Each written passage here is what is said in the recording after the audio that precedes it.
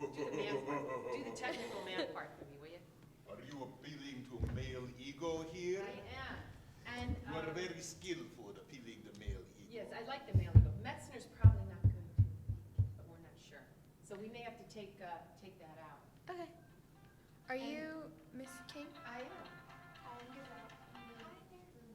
You're gonna be, so, because we're down to 3 speakers, most likely not even 4, I've invited, some of the other speakers to bring, any eye candy or things they wanna show on the screen. That's not a problem, right? If they bring some sort of, disc or something to play, they can do that from back there on the screen, right? I'm sure. Hello back there. Hi. In TV land. Oh, you too, over there. Hi.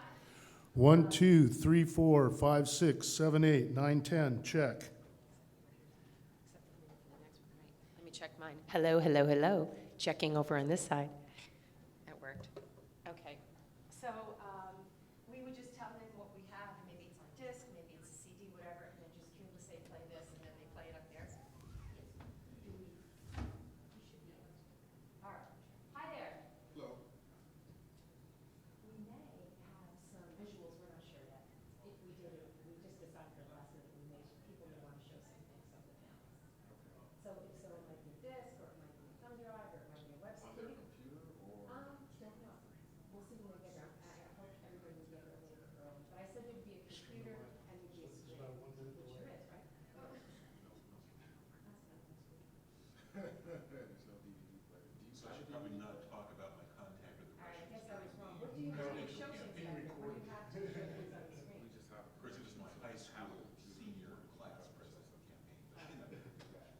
I had this Grammy as Russian. I probably shouldn't talk about it. Excuse me. So they would have it right up there with them, and then it would show on the screen? Okay, that's what it is then. All right. So you're doing sound mostly back there then. That gigantic Apple computer is not helping us at all. It's being live streamed. That's helping us, hopefully. All right, we'll make do with what we got. Because we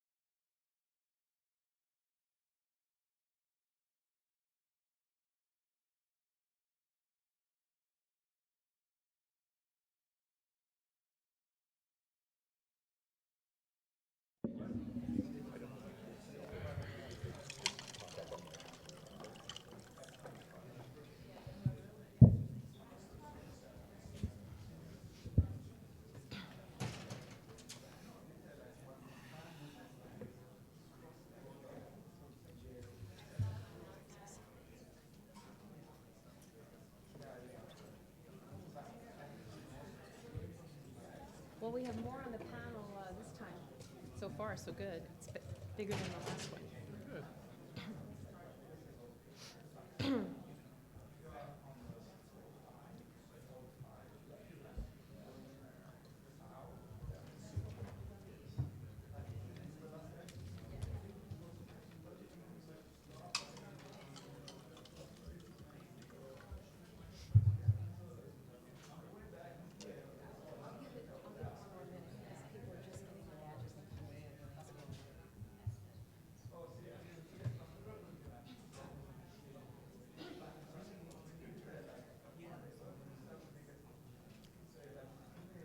Alexander, come up here.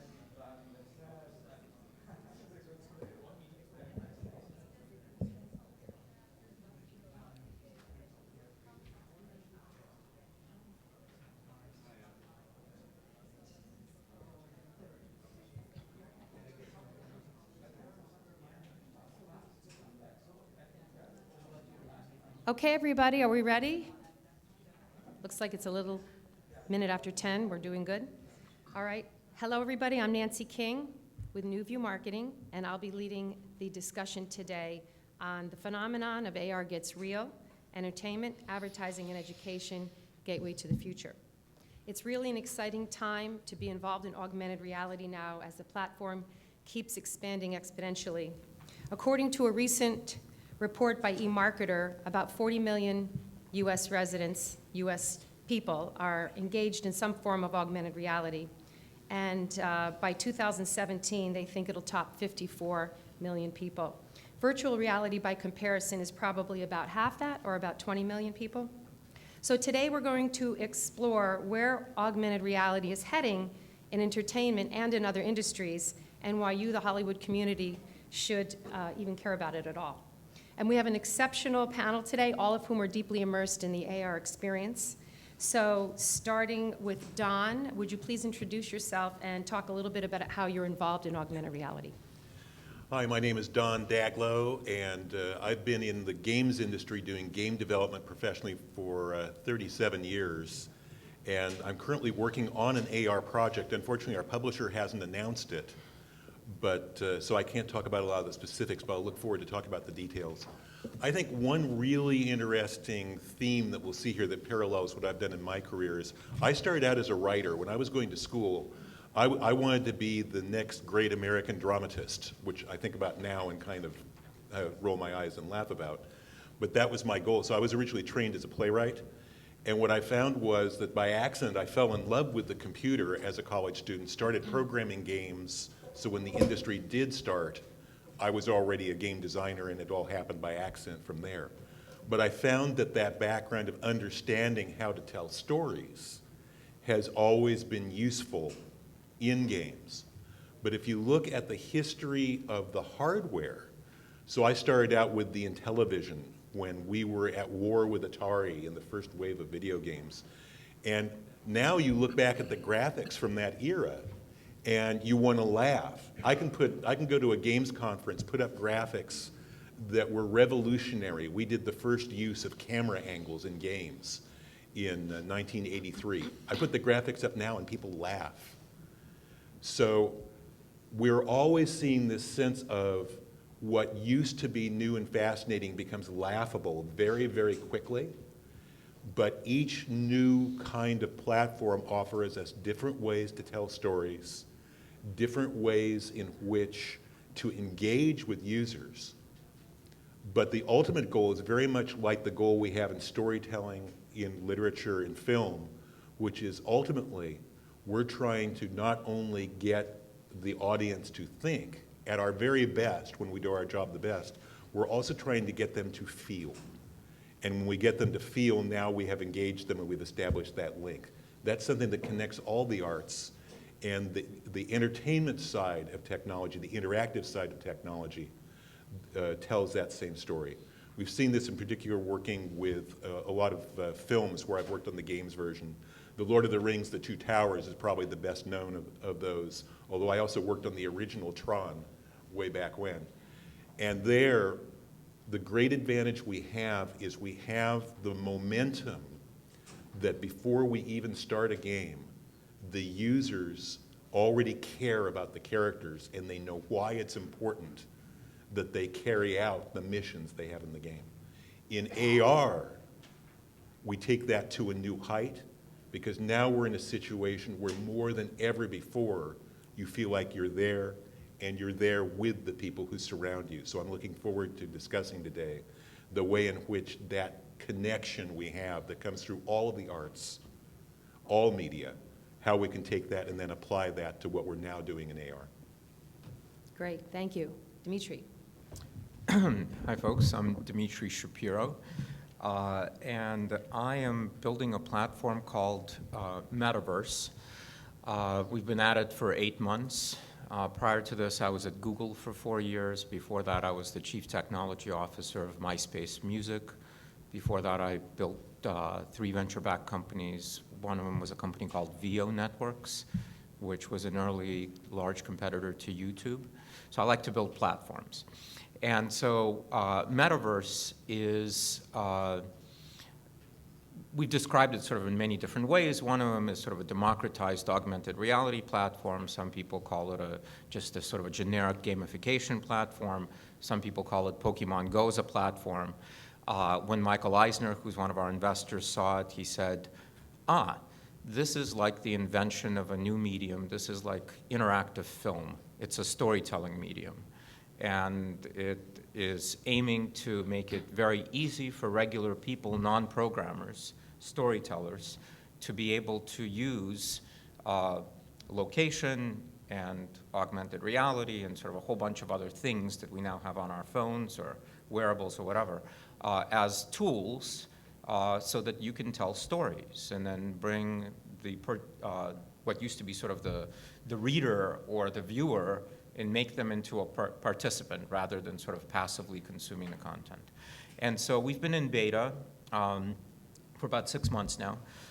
We've got over 10,000 people who've been using it. They've created many different kinds of things, everything from sort of parents creating fun things for their kids, little scavenger hunts around the neighborhood, or even getting kids to do things that they don't want to do, like go on hikes and make that enjoyable for them, or go to the mall because they don't want to go shopping, but the parents do, to teachers using it for education, to already working with larger studios about taking their intellectual property and sort of making it part of this new world. So, in fact, I've got a video. Can we play that now, or should we wait till Sure, no, that'd be great. Perfect. So, as you're setting it up here, so on September 15th, we created a Facebook event that took 5 minutes. Called Hidden Cash San Diego.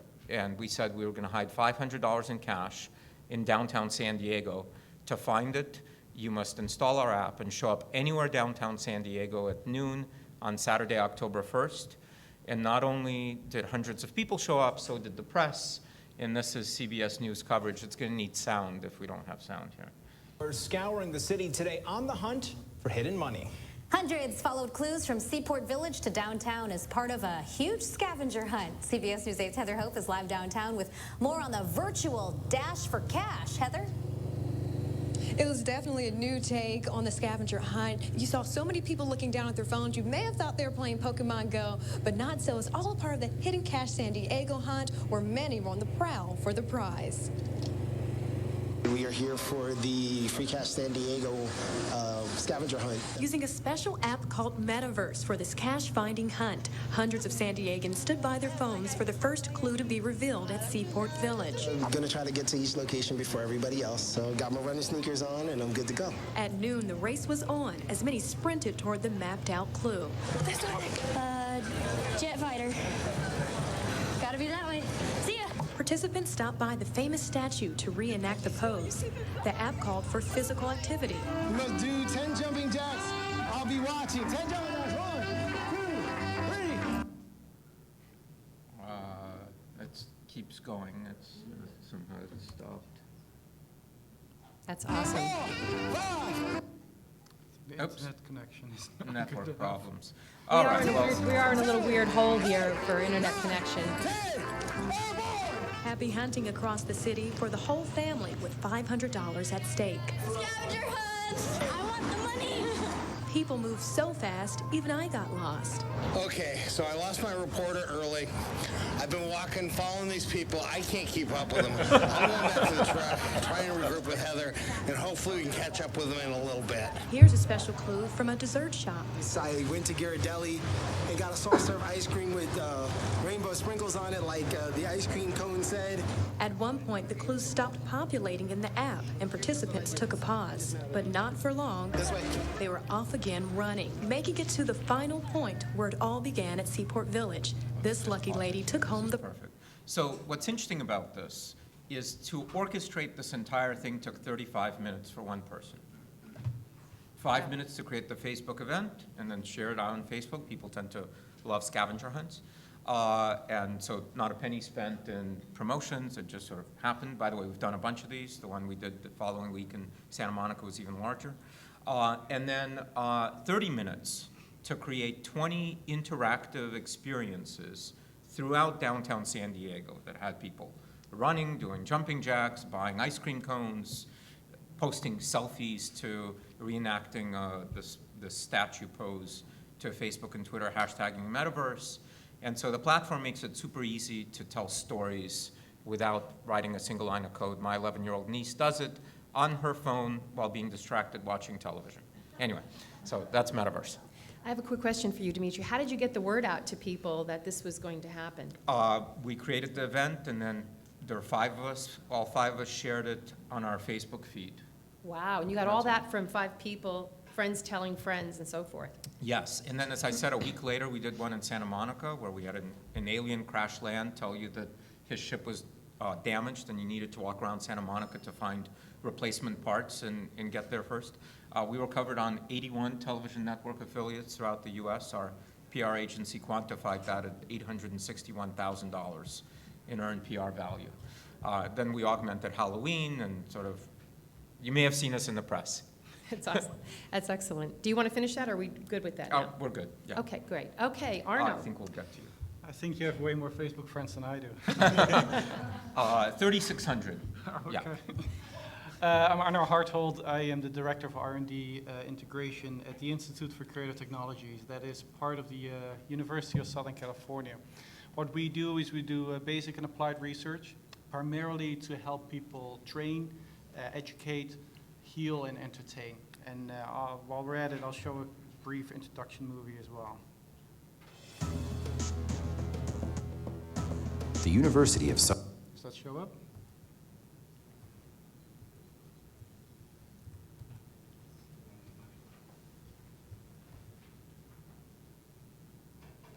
I will just keep talking. I'll show this in a little bit. So what we do is we combine artificial intelligence and we target that to a lot of different platforms that used to be just Windows, desktops, more and more mobile, the web, and now also augmented reality and virtual reality. The University of Southern California Institute for Creative Technologies is a university-affiliated research center working in collaboration with the Army Research Lab. The Institute for Creative Technologies, or ICT, was born out of the Army's desire to raise the bar in simulation. To tackle that challenge, we combined the magic of movies and the engagement of video games with world-class academic research to create immersive environments and experiences. But that was just the beginning. Today, ICT has established itself as a leading force in creating experiences that matter. Through research and development, ICT creates experiences that revolutionize how we teach, train, heal, and help. So, what would you like to talk about today? The future will be virtual, augmented, and wearable. Yet ICT researchers know that all this technology will only have value if it is accessible and meaningful to the people who need it most. Our scientists are part of USC's deep and wide-ranging research and development expertise, and are award-winning leaders in artificial intelligence, graphics, virtual reality, and narrative. Their mission is to create immersive technologies that make it out of the lab to solve real problems in the lives of soldiers and civilians. ICT's work with virtual humans creates digital characters that look, sound, and behave like real people. Hi. Hope you weren't waiting long. Welcome to SimCage. They act as tutors, coaches, and role-play partners to improve student performance.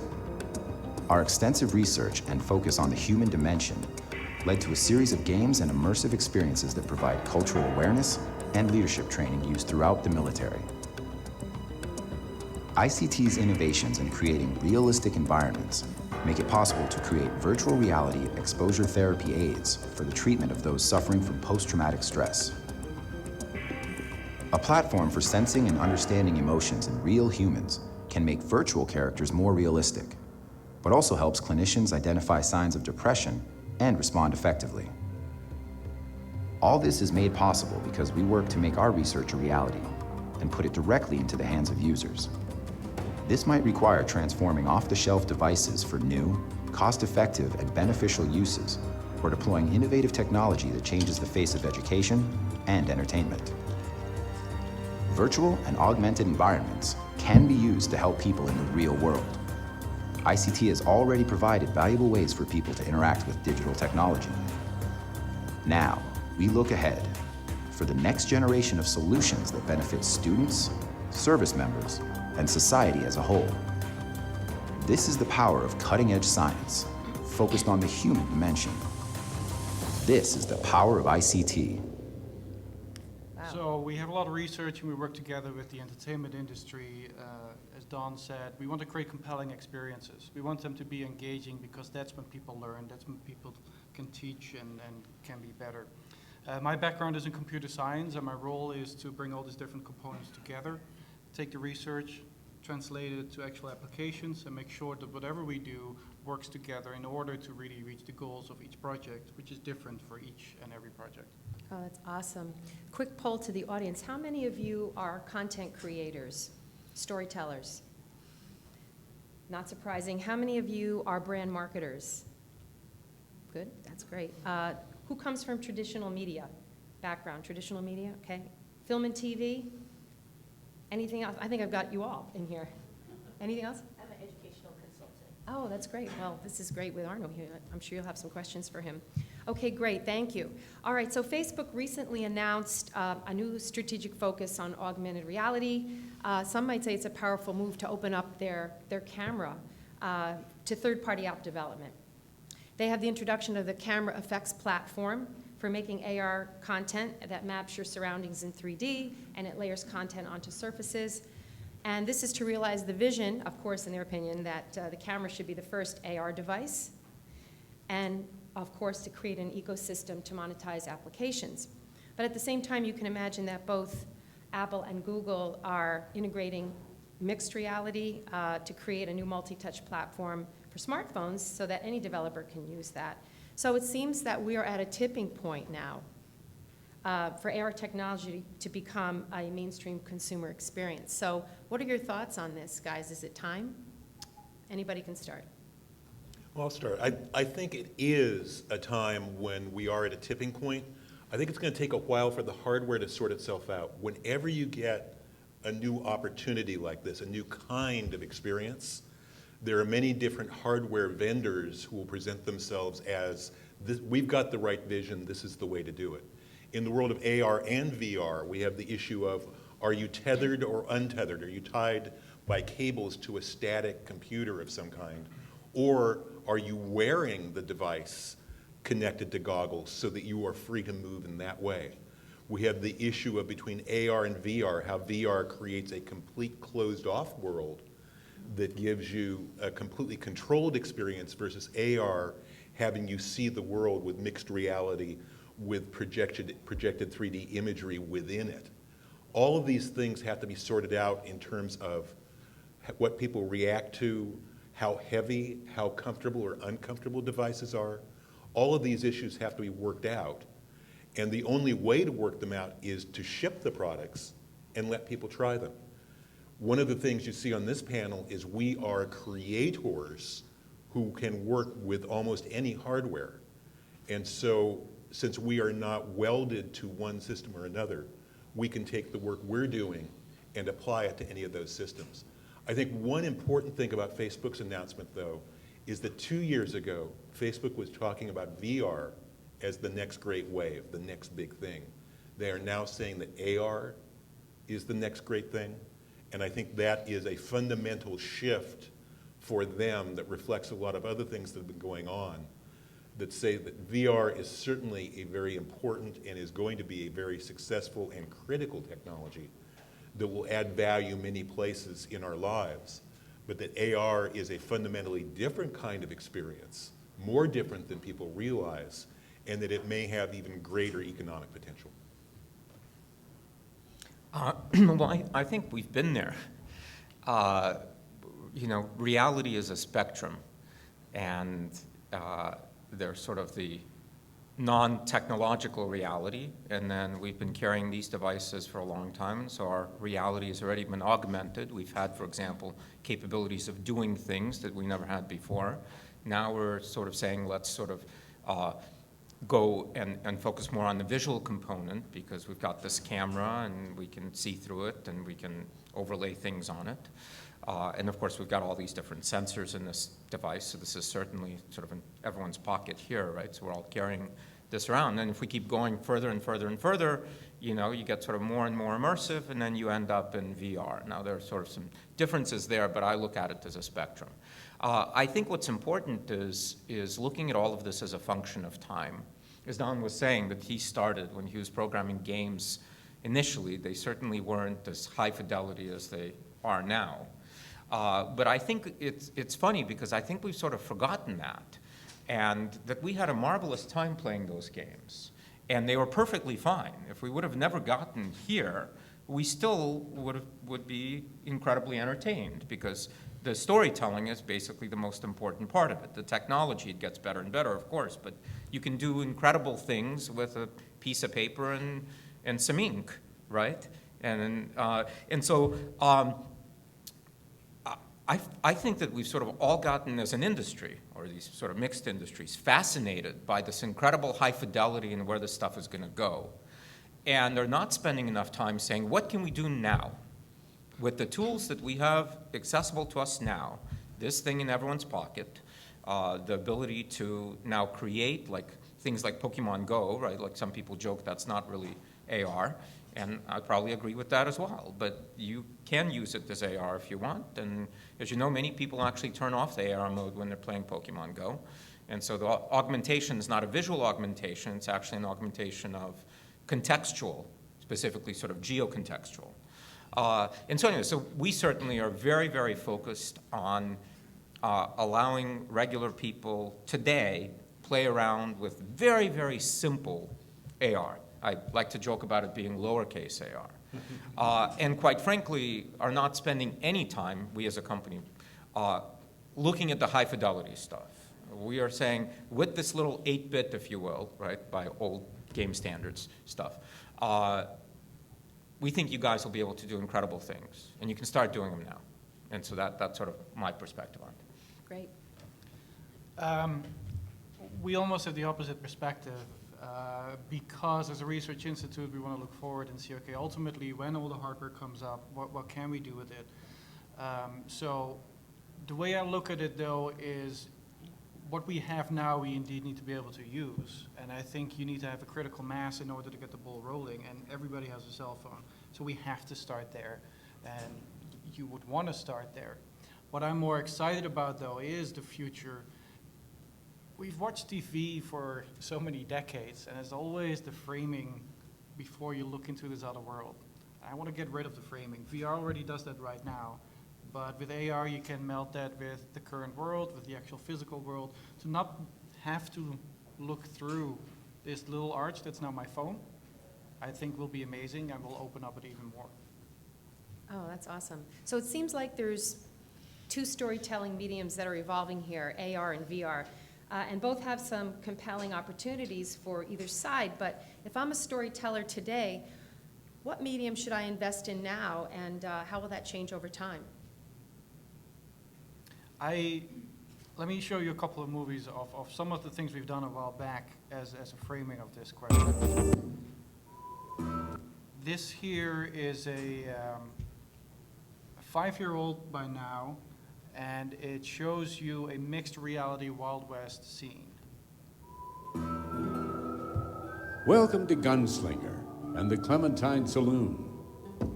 Step inside and be transported to another time and place. You're in Colima. Once it was a good place. Now it's a dying town. There's something familiar about the locals left here. I'm Utah. This here is my saloon. They're the time-honored residents of any good western watering hole, the bartender, the bar girl. My name is Harmony. Well, I'm in stress management. Help yourself to any drink you want. We'll settle up before you leave. But there's something different, too. These are virtual humans in a mixed reality demonstration that pushes character-driven immersive experiences to a whole new frontier. Are you ready? Hold on to your hat. This is going to get interesting. Meet Rio Lane, the virtual embodiment of evil. I told him to never play that song. Now he won't. He shoots off his mouth and his gun with equal speed. Confront him at your own risk. And who might you be? Here's our hero, a real-world ranger who's been roped in to rescue these virtual victims from Rio Lane. You know how many rangers I've killed? Well, Okay, well, this will go on for a while. The intent is that you see mixed reality. You're in a real set. You're obviously in the Wild West. You play a ranger. You can interact verbally and non-verbally with these digital characters, these virtual humans. But you know that they will never get further than the screen. When the bad guy comes in and he starts to scare you, you know he will never pass that invisible line. So we've done tests within virtual reality, and people just jump back, because all of a sudden he's right in your face. And now with all these new technologies, we can play around with it. So this is a very quick and dirty proof of concept we did with the HoloLens. Now we have a virtual human, somebody who can walk around, who can hear you, can listen, can understand, can talk Hello. back to you. Glad you're back. What's up? I would like to know how I can be more healthy. And she can actually follow your gaze. There's Protein helps presence build there. and There's repair other things muscle, there. skin. So now we have a range of opportunities to do storytelling. Imagine that you can have role plays with real actors, but you have digital actors surrounding them that support you. You can scale that over time once the AI gets better and better. I think in terms of storytelling, in terms of immersion, that's very compelling. The difference between AR and VR is that if you would do a role play or a story here, you obviously would need to come up with a story that's part of this conference center, for instance. While in VR, you can go fully to the Wild West. You can go to any place where you want to go. But as Dimitri was saying, ultimately it is a spectrum, and once the technology becomes more and more advanced, you will be able to choose where on the spectrum you want to be. I'm sorry. Oh, is I there think- any yeah. other thoughts? Yeah, I think what I would say is, as somebody who went from being a writer and then fell into the interactive and the game side, this is not, the idea of AR and VR, and in fact the idea of any kind of interactive is not just another delivery medium. This is not like just going to CD to going to DVD. It's not a means for taking the same content and delivering it in a new way. It's a fundamentally different audience experience. So I think question number one is, if you're considering working in this space, is this something that you're passionate about doing it, or is it something you want to explore? You may explore to reach that point of passion. Because I think to get involved, it isn't one of those things of you read a book and now you know what's going on. The people whom I've seen who are able to make that entry legitimately are going to every AR meetup or every VR meetup or whatever it is aligns with their interests in Southern California each week that they possibly can. They're coming early and staying late and talking to people. They're taking notes of what they're listening to there.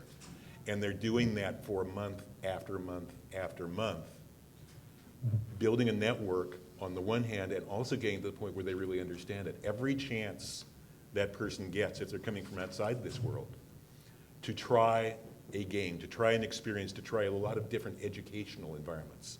At a lot of these meetups, if you just go to meetup.com and start looking for them, you'll see a lot of things.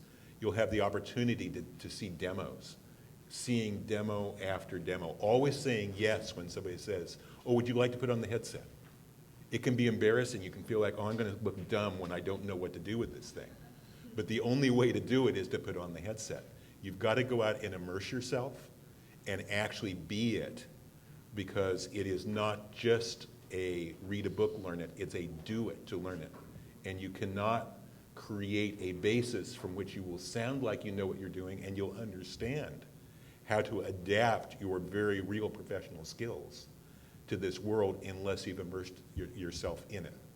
That's what I do continually in a variety of technologies. It's helped me a lot as a way of being able to get a top-level exposure to many, many things. So I think you have to decide, is it something I care about enough to do to go out once or twice a week for the next year or year and a half and go experience it? If you care that much, that's the path.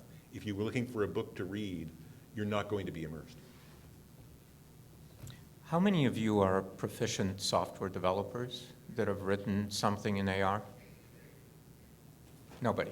How many of you have a production budget of over $1 million and folks ready to do your project?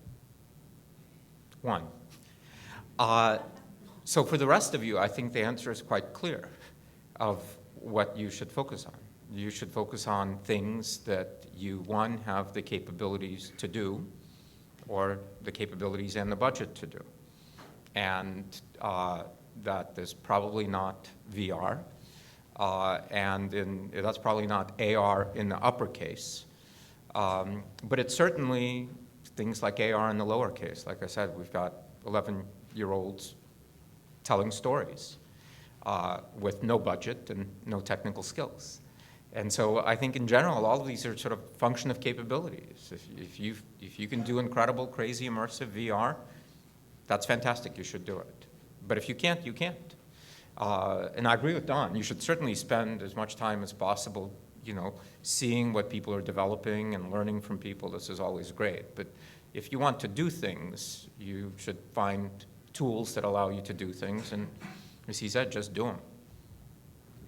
Don, when we talked in advance, you had mentioned a little bit about that people would have to kind of choose a focus from now and into the future on whether or not they were looking, whether they wanted to focus more on interactive type games or more creating an immersive experience. Can you speak a little bit more about that?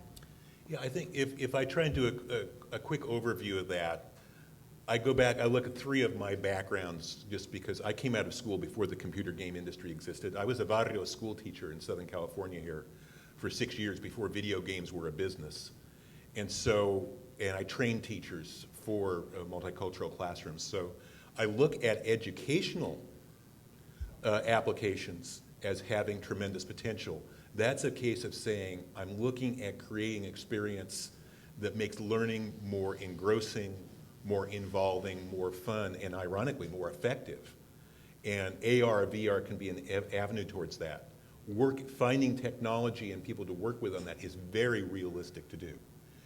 If you are looking at it as an interactive professional training medium, or like we see the cases with the Army, that likewise is very realistic. If you're looking at entertainment and interactivity of any kind, where it is that immersive, willing suspension of disbelief experience for creating a feeling in an audience, that is tougher, and that's why I talk about having to go and really commit and immerse yourself. But I think that taking what you start out being passionate about, that which makes you get up in the morning, why did you fight the traffic to come here? This is the first freaking session of this conference, and the traffic sucks for 20 miles in every direction, and yet you are all here. You must be passionate about something or you would not be in this room. So as much as we may say, hey, it takes commitment, there's things you have to learn, whatever, if you have enough passion to get through everything you had to get through in this room, there's probably a way to hitch that passion to something that involves AR and VR.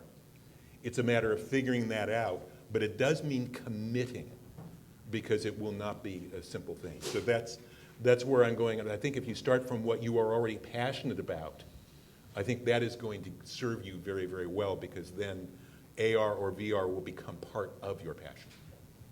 So where do the monetization opportunities exist today? In AR or VR or both? You guys all, in the end, of course, want to make some money out of it, right? I'm doing research. I'm not making any money. Oh. He operates at a higher level. So unfortunately, it sounds like Niantic was going to be here, but was unable to make it, so I'll speak for them. Niantic is the company that made Pokemon Go. Actually, it was inside of Google when I was in Google, and spent 4.5 years in Google before it spun out and became Niantic. Google didn't see any value in what they were building. And then, of course, in the first 6 months, Niantic generated $1 billion worth of revenue. So I would say that there is some money to be made in it. And again, in what we would probably consider a lowercase AR. And they made most of that money by selling these lures, getting businesses to pay to have Pokemon spawn around them so that consumers, potential customers, would be sort of hovering around their coffee shops or whatever. We too have had some success, although we're not making money at it yet, but we've been offering a service for free to businesses, and we now have over 400 businesses that are putting, we call them prizes, into the metaverse. So these are vouchers for free stuff. And so Starbucks is giving away free tall coffees, and 7-Eleven's giving away free large Slurpees, and KFC is giving away mac and cheese, and Chipotle, and over 400 businesses, many of them are big franchisees, that are giving away things, and to redeem them, you must walk into their door and show the screen basically to the merchant. I call it Google AdWords for brick and mortar. It's a way to use a loss leader product to get people to walk in your door. And so we're not making money at it yet because we've just been testing our service. But certainly people understand that this is a value and would pay for it once we start charging for it. There are certainly, I believe, lots of capabilities for storytellers to make money in AR or VR. Because if your stories are great or even good, there's a chance somebody's willing to pay for them. And so, again, we don't have it yet, but soon we will implement a paywall where you'll be able to say, hey, I built this thing, a scavenger hunt, a mystery, whatever, and if you want to use it, play it, well, you just hold your finger here and you just paid me $5, we'll take a piece of it. It's basically a new type of app store, but the app is not a technology that you're selling. The app is content, is the story. And now that you've got this platform that can do it, we think there's lots of, and certainly, in immersive VR, for the folks that have the big rigs at home, I mean, these things are incredible. Now, they're extremely expensive to produce, so I'm not sure there's a business model yet that is profitable, but certainly you can charge for it. Anyway, so I think the answer is yes. Okay, good. Don? So I think today, looking at it, it's very much like the App Store and Google Play Marketplace in that you have different opportunities to be able to make some money from consumers for things. And very often that money is augmented by licensing, by different kinds of using those eyeballs and selling them for promotional purposes. I think that that model is going to continue and be perfected. As we get into the case where we start to have consumer AR technology that is at a mass market price, I think we will then see a very traditional software publishing model evolve. And it'll be interesting to watch how that model evolves, I think, in a world in which traditional games business has been so impacted by the model of the App Store. I think it's going to be ruled more over time by that App Store model than by traditional software practices. The key thing to watch here is we've got phase one where we're operating through iPhones and through Android phones. And the next phase really will be triggered not by the offering of new technology and new hardware, but by the arrival of new technology and hardware that the average consumer believes they can afford. I did a study on my website. If it's called daglowslaws.com is the name of my website. And I went back and I looked at all the video game consoles that had been introduced over about the last 25 years, adjusted their prices for inflation, then said winner or loser in terms of being the leading console of their generation. There was a price window only about $165 wide that virtually every winner fit in, and virtually every system that was outside of that window failed to be the winner in its generation of video games. And this mirrored the bets we were having to make as we were picking which systems to support with video games in each era of our history. I think that same thing happens across all of consumer electronics. At the CES show, my first CES show was 1981, they were talking about what is the consumer mass market price at which different devices will be able to take off. That's an eternal truth. What I think people don't realize is certainly for AR, even beyond smartphone applications, we are within a very few years, I think, of reaching that consumer accessibility price that's going to create a lot of additional opportunities for us. So I think the Princess Leia moment for AR, when people feel like the promise of that scene in the movie where she is projected and you feel like you're in the room with her, that not only being something we can do, because we can already do it, in fact, we can do it at a level of quality that is higher than what's in the film. But that is not only going to be available, but it will be available as a 3D immersive experience at a consumer affordable mass market price. That moment is coming relatively soon. So you don't really think that VR is going to catch up to AR then? The price, the sharing the experience, the safety issues with VR. So are we saying here that it's AR all the way for you content providers and storytellers, or not?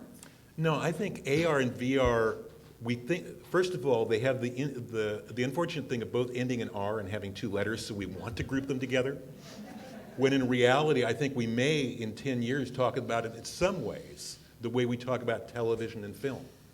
Because you understand, if you are doing film, you have one kind of an experience, and if you're doing television, you have another. There's a fundamental difference in how you feel watching Saving Private Ryan in a theater and how you feel watching it even in a great home theater system in your living room, let alone watching it on a tiny little TV in some kid's bedroom.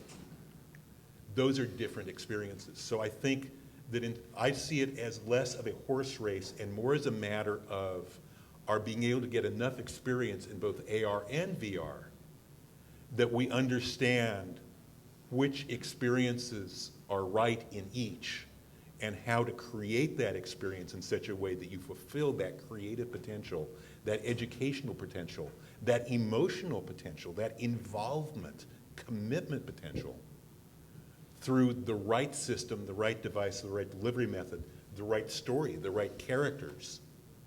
Those are all the factors I think we need to figure out. So I don't see it as a horse race. I see it as an evolution of understanding how two very powerful systems can each be used. Dimitri, you were going to say something in there. I agree. That's perfect. Yeah.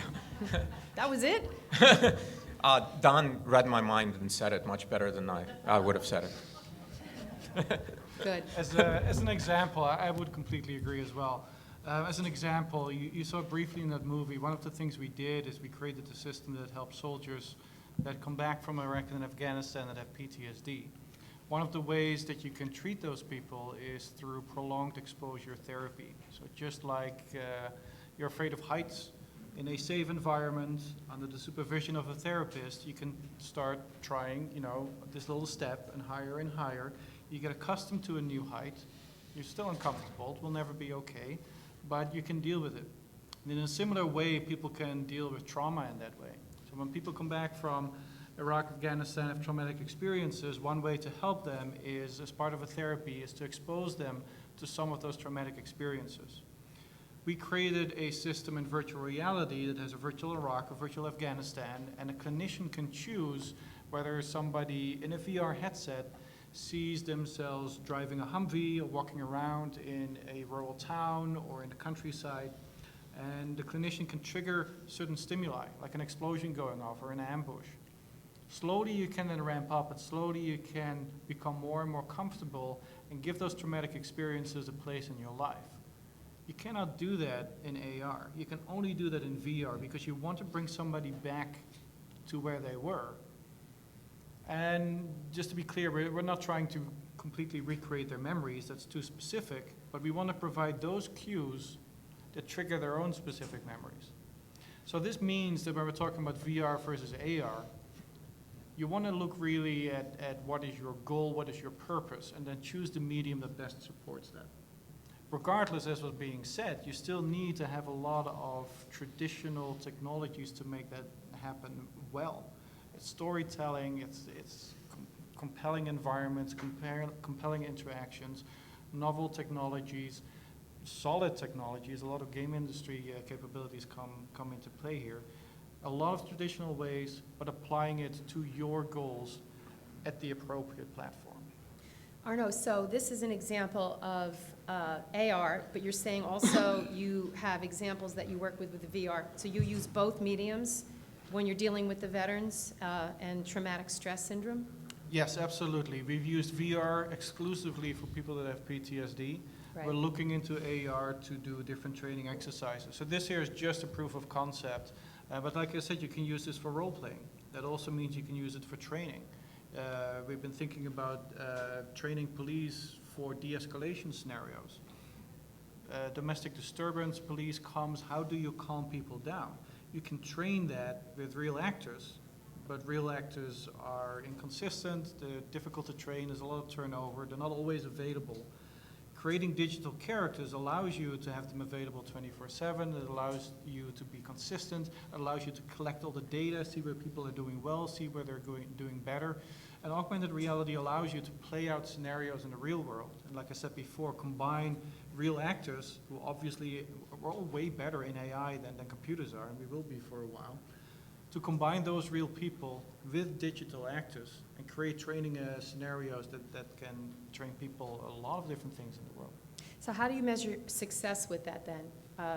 Is it the veterans saying, I feel much better? Are they finding a virtual human compelling? Is it turn them off? What does it allow them to do differently? It really depends on the application you're talking about. So treating people that have PTSD, for instance, there's a standardized scale that veterans can fill out about how do you feel, do you think about this, do you think about that, and those are all standardized in clinical psychology. That comes a score. So when we try out these things, we have, well, first of all, it's a regular therapist who's doing this, using that exposure methodology. We use VR as an additional tool. Some people don't like the traditional method, which is just closing your eyes and thinking back about it. One of the symptoms of PTSD is actively not wanting to think about all the bad things that happen to you. So VR, the sights, the sounds help you, it forces you in a way to confront your fears. It's a regular therapy session. It's about 3 months, 12 different sessions, and at the end they fill out a score and they do better or they do not. And in our pilot studies so far, most of them do better, and we're currently doing a randomized control trial. Oh, that sounds great. Okay, so how does our audience here, our creative content developers, let's talk a little bit specifically on how they could get into the augmented reality medium. It doesn't sound like a lot of you are already in it, but you're here because you want to learn a little bit more about maybe some of the nuts and bolts of how you do it. So maybe you guys could give some thoughts to these guys on how you get into an augmented reality medium. Well, with us, it's pretty simple. You go to our website. It's gometa.io. You're going to want to write this down, gometa.io. And on it is a button that says Request Creator Access. Click that button and fill out a short form. And then we already have a long list of people waiting, but because you guys are here, I'm going to prioritize you on the list if you put a referral code of Digital Hollywood as the optional referral code. And then you can get access to it, and you can start creating AR experiences tonight. But be Awesome. careful, you may not sleep. Because once you start doing it, your brain starts going, and then you say, I could do this, and I could do that. And that's a curse, so I warned you. Yes, it's gometa.io.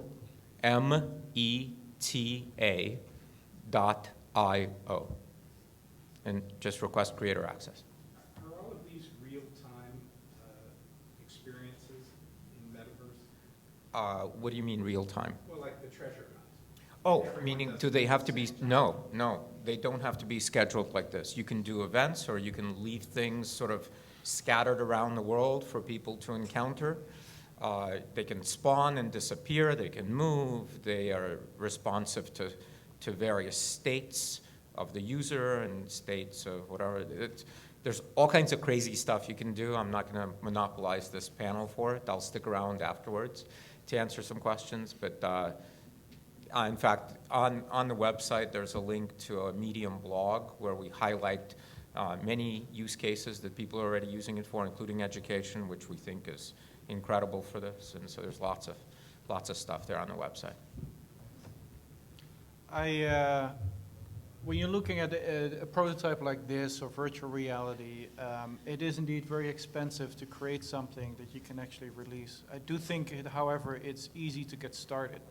When you look at the Vive, the Oculus, and a couple of other platforms, what we do is we use the Unity game engine, and there's a free version of that. And that allows you to really quickly start prototyping, designing experiences, and at least get familiar with it. And as Don was saying as well, when you're looking at these kind of new platforms, new opportunities, you all have your strength, your specialty. But learning about something that's outside of your core field makes you so much more valuable in general and is so much more interesting for everybody, for yourself and for everybody who you're interacting with. So even though you are a purely creative person and you've never made a computer game before, try it out. There's tutorials online, just install it, it's free, just dabble around with it and see what you learn, see what you like. What was the name of it again, Arno? It's called Unity. It's a game engine that you can use. There's a free version, a professional version. It's a commercial platform that a lot of companies use. Just try it out, use the tutorial, see what you like. It's, well, as you all know, it can be so empowering to create experiences. To do that in a different medium or in a different way or in a different specialty is really, really helpful. And I think those are two great examples because even to go back to my experience as a teacher, thinking about something and reading about it or something or one thing, trying it and doing it are another. If you're actually trying something, that's where the doors start to open. And I think these are two great examples of different ways. The Unity game engine is very, very highly used. And as these things go, it has a very low barrier to entry. The other message I want to put on top of that is that the first 2 hours you start with any of these systems may be frustrating, simply because if you're not used to that sort of thing, it may feel like, oh, I can't do this, or it may feel discouraging. What I would respectfully recommend is that little voice in your head that's telling you, I can't do this, tell it to take a hike. Because if you persist, if you look up things online, if you go to support, you can persist through and figure out how to do things. It starts to become clear, and then you get to the point where you can start to create something. I think that it is amazing what little kids have done with Minecraft. Minecraft, at first glance, looks like this really complicated, hard-to-use systems, and yet little kids are creating these wonderful worlds in it. And adults look at them and go, oh, I could never do that. How did you do that? That's because as adults, we talk ourselves out of trying because we think we can't. The kids don't know they can't, so they succeed. We may have difficulties to power through and problems that want to stop us that we have to overcome. But we have to think like a kid and want to do it enough to get past that because the systems are there. And you've got two examples you've just been given right here in this room that are great examples. The one cautionary note I want to put on that is to go into a new world like this, into a new medium, into playing with a new toy as an explorer who is discovering a new culture instead of somebody who is bringing a culture to it. Not every story, not every kind of story is going to adapt to games, to AR, to VR, to any presentation style. I wrote a novel called The Fog Cellar that's won some indie book awards. It's not a good video game. And so I'm not going to try and make a video game out of my own novel simply because it's not a good video game. I wrote the novel I wanted to write. I didn't try to write a game that would be a novel. So if I use that as one example, I'm a game designer, but I wrote a book that would be a lousy game. You have to go in saying, okay, what is this new world like? What can I find to eat here? What's it like to be in this new world? Rather than saying, well, I'm going to bring all my assumptions to this new world and figure out how to be my old self in a new world. That doesn't work well. You want to have a quick question? Just thinking about how one of the barriers to participants in a VR world might be putting them in that world and then eliciting emotion from them as opposed to what they're seeing, emotions coming toward them from the different characters. How do you go about evaluating how best, what modality is best? For example, someone who's in a video, let's just say, someone who's doing a video game and playing a video game might have those emotions in a much faster, you might get those emotions responding, elicited in a much faster way versus in VR. You said, for example, the PTSD patients need a licensed therapist to really know what needs to be presented to them to elicit those emotions. So thinking about, sorry, you said quick question. No, it's okay. Go ahead. So thinking about how to create this from mass market, how do you go about, since not everyone's going to have someone there knowing exactly what's in their mind and presenting those scenarios to them, how do you balance whether to make this, when you're mass marketing, to make it more like a video game experience versus a VR experience? Yeah. And I know that those kind of Yeah, no, I hear you. overlap. Well, the PTSD treatment, it's treatment. That's right, as a therapist. So you do it in order to help people in a safe way. That's very different than creating an immersive, interactive experience that's purely for entertainment. A couple of things come to mind that I have seen, and I think everybody who's seen somebody in VR in the first time has seen. We had a visitor a while back, and he was a nice guy, but somewhat stiff. You could call him a suit. He was wearing a suit, and he was very proper for hours in our visit, until I put him in VR and I showed him a Star Wars themed interactive experience where you have a lightsaber. ILM made that. And all of a sudden he was rolling around the floor and giggling, and it just opened up. And I see that in other experiences as well, even more subtly. I mean, we put this character in a similar character in VR, and she's just talking to you. You're sitting across from each other, but she's looking at you. And when you just look around or you get up, she keeps looking at you. And there's an immediate connection. And I think that alone is very, very powerful. The immersive factor is very powerful. Now, what elements you want to harness of that, traditionally focus groups and all that kind of stuff you can do. More and more now, capabilities are coming online to do a lot of perception on the user, audiovisual sensing. Perceive the prosody of the voice. There's going to be virtual reality headsets with eye tracking in it. They're looking now also at cameras that can pick up the mouth, so you can feel or you can see and perceive how people react to your content. You can collect the data, you can analyze the data, and see how that works for different kinds of people. Okay, hang on. We'll get to the other questions in a little bit. Let's get through the other things we wanted to talk about here. One thing I want to do is address the brand people in the room and ask you guys, if a brand wanted to start investing money in AR or VR and not mess it up, what would be your advice to them? How to be successful, how to get it right? Experiment as inexpensively and frequently as you can. And don't worry about trying to get it right. We're all should be learning right now. And maybe you'll get a hit.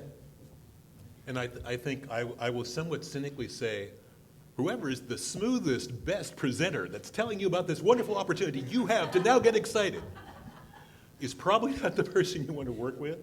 If you see, ironically, I think the best partners for brands are smaller groups that have done something really effective already in a non-brand situation, simply because they were experimenting with the box and doing something interesting. And you can then partner with them. You know how to project your brand. They know how to deliver it. They may never even, you may have groups which never even thought of working with the brand and have to get their head around that.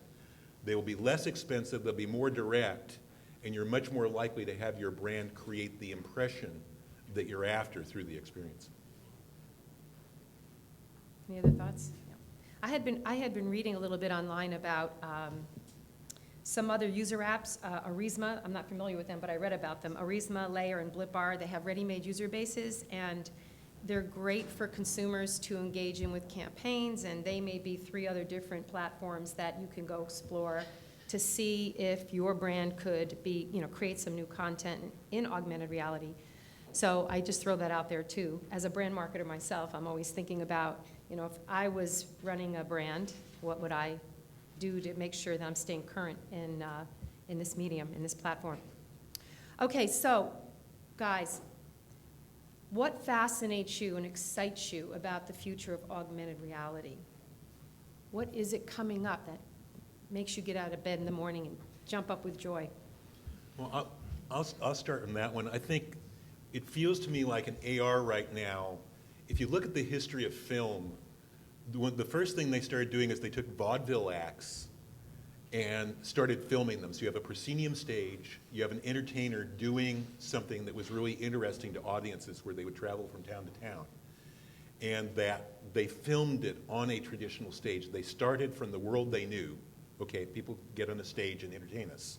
And then they added film to record that, and then they sent the films to the towns, which had the unintended side effect that the performers could no longer go there because they'd already been seen. I think we're in those same days now in many forms of interactive media, but particularly with AR and VR, in that we're just figuring out how to use it. And as excited as I am having the chance to see a lot of prototypes that have not been released or shown yet, and seeing how more and more inexpensive hardware is creating better and better experiences that will be public soon. I think that we really are in those early days, and I think the ignition of imagination that happened in film as people started to think about, well, wait, what if we start doing camera angles, and what if we escape that model of the proscenium stage? All those moments, I think, are coming for us, and that's what has me so excited, is to be part of that. Exclamation. He's a writer. I mean, how do you compete with that? Awesome. The 2 things I'm excited about, what they said as well, but then 2 other things. First of all, that while it is expensive now, costs are coming down. And as I mentioned with the examples, and we both mentioned with examples right now, it's easier and easier for people to create content. Minecraft is a good example where everybody can create content in a given sandbox. But with the tools that are becoming available, hardware and software, being able to create experiences from scratch by yourself is becoming ever more easier. It's really the democratization of content creation on so many different platforms, and that is really, really exciting, because then every technology is about removing friction. And that friction gets reduced to such a point that as a creative person, you can create the experiences that you want or you need without needing an army of programmers or artists. That's exciting, and that's going to be ever more a capability. On the research side, I've shown some of these characters, these digital actors, virtual humans. To me, that's the holy grail, independent of the platform. Being able to have these digital actors where you can interact with for storytelling, for interactive experiences, for training, for education, for healing. I think that capability alone is so powerful that's really what gets me out of bed each morning. I love it. All right, let's open it up for questions. This gentleman right here. Yeah, so I'm just going to bring up Pokemon Go as an example because that's what everybody's most familiar with. It being one of the largest applications to introduce AR to a mass number of people and have a lot of people jump onto it, it also saw one of the largest declines of people using it because of whatever reasons. I think the main reason was that there wasn't enough to do in the actual game. So my question to you guys is, as we start creating this content, how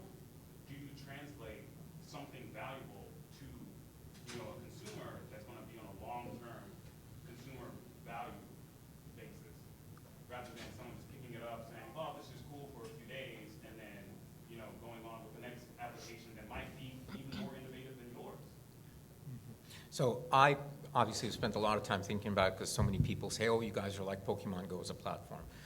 And the last year that I was at Google, I sat next to the original inventor of Niantic, a guy named Brandon Badger, who's basically my cellmate.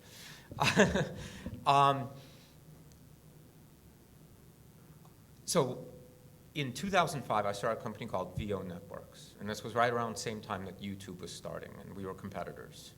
And at that time, we were democratizing video publishing, right? And you had sort of professionals publishing video, and there was Spectrum, broadcast Spectrum, cable Spectrum, and some people could broadcast, but the average person couldn't. And when we'd go out and talk to investors, initially they'd be like, well, who wants to watch video, like leaning forward, and they're like grainy, and then it's a bunch of amateur stuff. Who's going to want to watch that? And we kept saying, well, it's just going to get better, you see? And in fact, I was once sitting with Barry Diller, who looked at me and said, Dimitri, the problem has never been that there's a limited number of distribution, or limited distribution. The problem is there's a limited number of talented people in the world. And I looked at him and I said, Barry, you may be right, but there seems to be an unlimited number of talented cats. and we both sort of laughed at that, right? And the thing is, we were both right. There seemed to be an unlimited number of talented cats, and while the number of talented people is limited, it is significantly larger than what was at once thought. And so now we have things like unboxing videos. That even then, if you would have told me, well, how about unboxing videos? I would probably said, well, we probably have to draw the line somewhere. I don't think anybody's going to want to watch that. Or my 3-year-old likes to watch people opening up these surprise egg videos. Have over 1 billion views. They're bigger than Taylor Swift, right? So I think the Pokemon Go is YouTube full of cat videos. And over time, about 6 months, we all got tired of watching cat videos. Duh. But it does not mean that we got tired of walking around the world and exploring and being surprised and spending time with our families and getting more fit because we're no longer sitting on our butts passively consuming content. And so I believe that the problem with Pokemon Go was simply that it was just sort of one thing. It was the first episode. It's like when we're creating content for television. If you create one episode, then it's over. But if you keep creating new episodes and your show evolves and you tell new stories and you glue them together, then all of a sudden people stay engaged. And so I think, as they say, variety is the spice of life. And Pokemon sort of lacked that variety. All you had when you walked outside, at best, was a Pokemon. And I think we want more than that. And I'll take it a step deeper, because I think at the micro level, and we both have ties into the Pokemon Go team, you had a team doing their first published game of that type. They had one prior game that they built on that was a very different kind of game. Mm-hmm. And they hit the jackpot right out the gap. They were less than 50 people. And they had no tradition of how to build the metrics, the reaction, the experiment and react. With most games, you do a soft launch, you're going to get a lot of that testing while you're not in the public eye. You go live in New Zealand, and you run that marketplace. You get the game to where it's feeling strong and responsive, and you've got more of a lasting experience. And then you go to your larger markets. This thing just exploded in their face. So it's kind of like having the outline for your season of a show. You filmed your pilot, and you have the outline for the show, and now everybody wants the whole season 2 weeks from now so they can put out the box set. You're not going to be able to shoot that season in the way that they want for the box set. The meta issue, so that's the micro issue just of how we make games. It takes time to create the longer lasting experiences and tune them. Nobody does it right out of the box. I will tell you, my most famous game designs, my alphas, my early first versions, most of them sucked. It's what you do after it sucks that marks out skill and talent, not what you do to get to that first point. And they suddenly were rushed to where all of a sudden it was exploding around them. But there's the big view, which is that whole idea that we have time for things is gone. As creatives, that era is dead. Write the epitaph. We are fighting for attention in a world which there are hundreds of thousands and millions of experiences competing with us. We have to create a connection with people. It isn't like the old days where 5 or 6 companies in our industry, in the games industry, we made all the sales. If you were in that inner loop, you knew you were going to be seen. If you created something good, you knew it would succeed. We knew how it would succeed.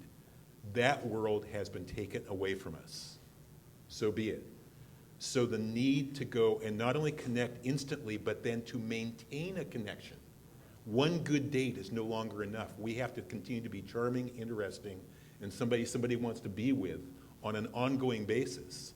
And we'd better work at it, which means we have to be listeners, just like good first dates, in our building a relationship with the audience instead of just going out and showing them something and collecting money. Any other thoughts on it? Okay. This gentleman right here. You in the front. Oh, okay. I own a lifestyle brand, and we've got that connection. One of the largest brands that sell grooming products to men, specifically beards, facial hair, etc. And they have that connection. How can I enrich that connection by creating community around the lifestyle brand, those connections using AR? And Mr. Shapiro, your platform seems particularly interesting because it enables quests or adventures together. So I'm curious, as you get a group of guys together who aren't really interested in sitting knee to knee and talking about, how cool each other's facial hair looks, but getting them together perhaps at, pubs or other events or that sort of thing, and getting them moving and getting them active seemed of some interest. Yeah, in fact, we call them quests, and so there's one metaverse. Can you repeat the question?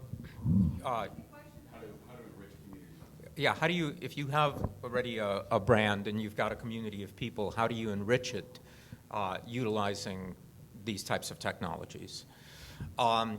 So the cool thing about AR is that you're typically, even though there is AR where you just sort of sit around your house by yourself looking at stuff and sort of interacting with it, but certainly the stuff we do is actually less AR and more sort of geo-gamification. So these days I describe our platform, even though our website says we're a democratized AR platform, more and more I describe it as basically a geo-gamification platform.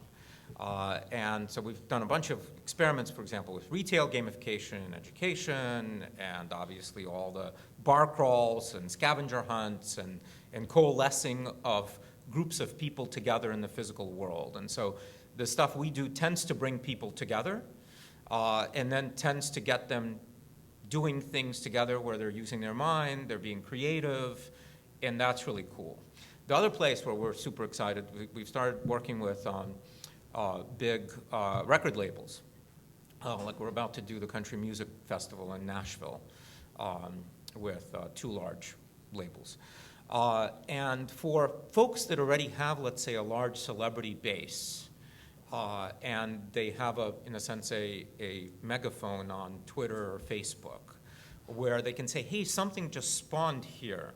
The virtual me just spawned in Central Park. Let's say you're a musician.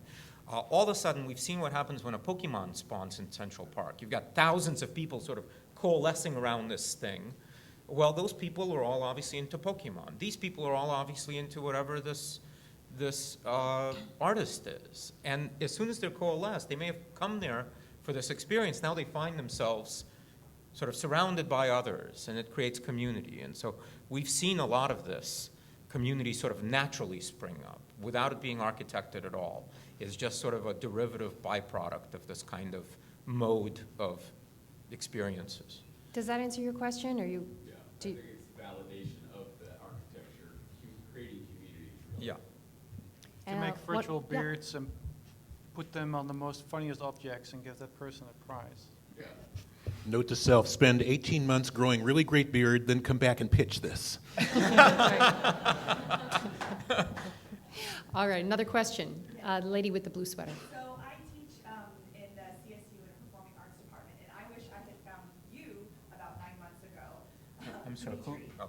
Yes, you specifically.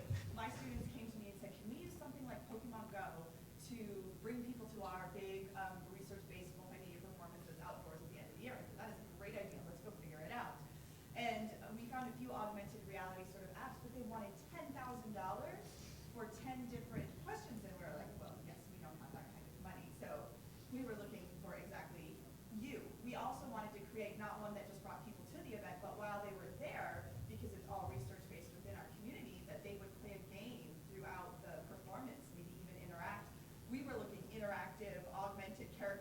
your phone that we would be then dancing our performance with, you know, all of this great stuff. And so I had a student write code, not as sophisticated as yours, but we did end up having a scavenger game, and it was incredibly popular. Like the students, I mean, and we're a very small institution.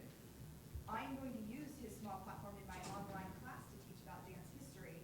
Are you interested in partnering with ed tech? Because I think that it would explode with college students looking for ways to teach and create a deeper community within that. I just see lots of partnerships. We're already starting to try and figure it out. Yeah, absolutely. Look, I have 2 young kids, and you know, whenever we have kids, obviously we start getting fascinated on trying to make their lives better, and so that's been my focus. I think education is a huge set of applications for it. In fact, Chapman University Film School is going to be teaching a class in the fall on metaverse and using it as a medium to tell interactive stories. And yeah, we certainly would love to partner with EdTech. That'd be huge. All right, I think that's it for questions. We're out of time, but I'm sure the panelists will hang around and you can come up and talk to them. And thank you so much for coming. I thought it was a great panel. Always a pleasure. Congratulations.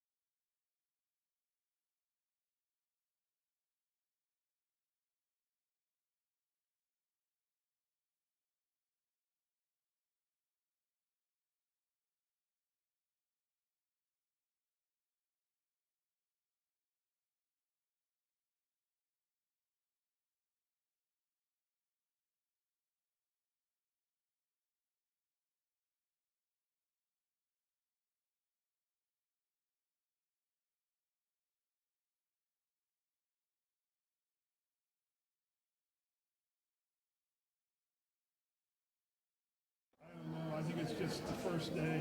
Everybody shows up to see what's going What, on. close to the restaurant? Is that what you were going to say? But I have been doing this for a long time.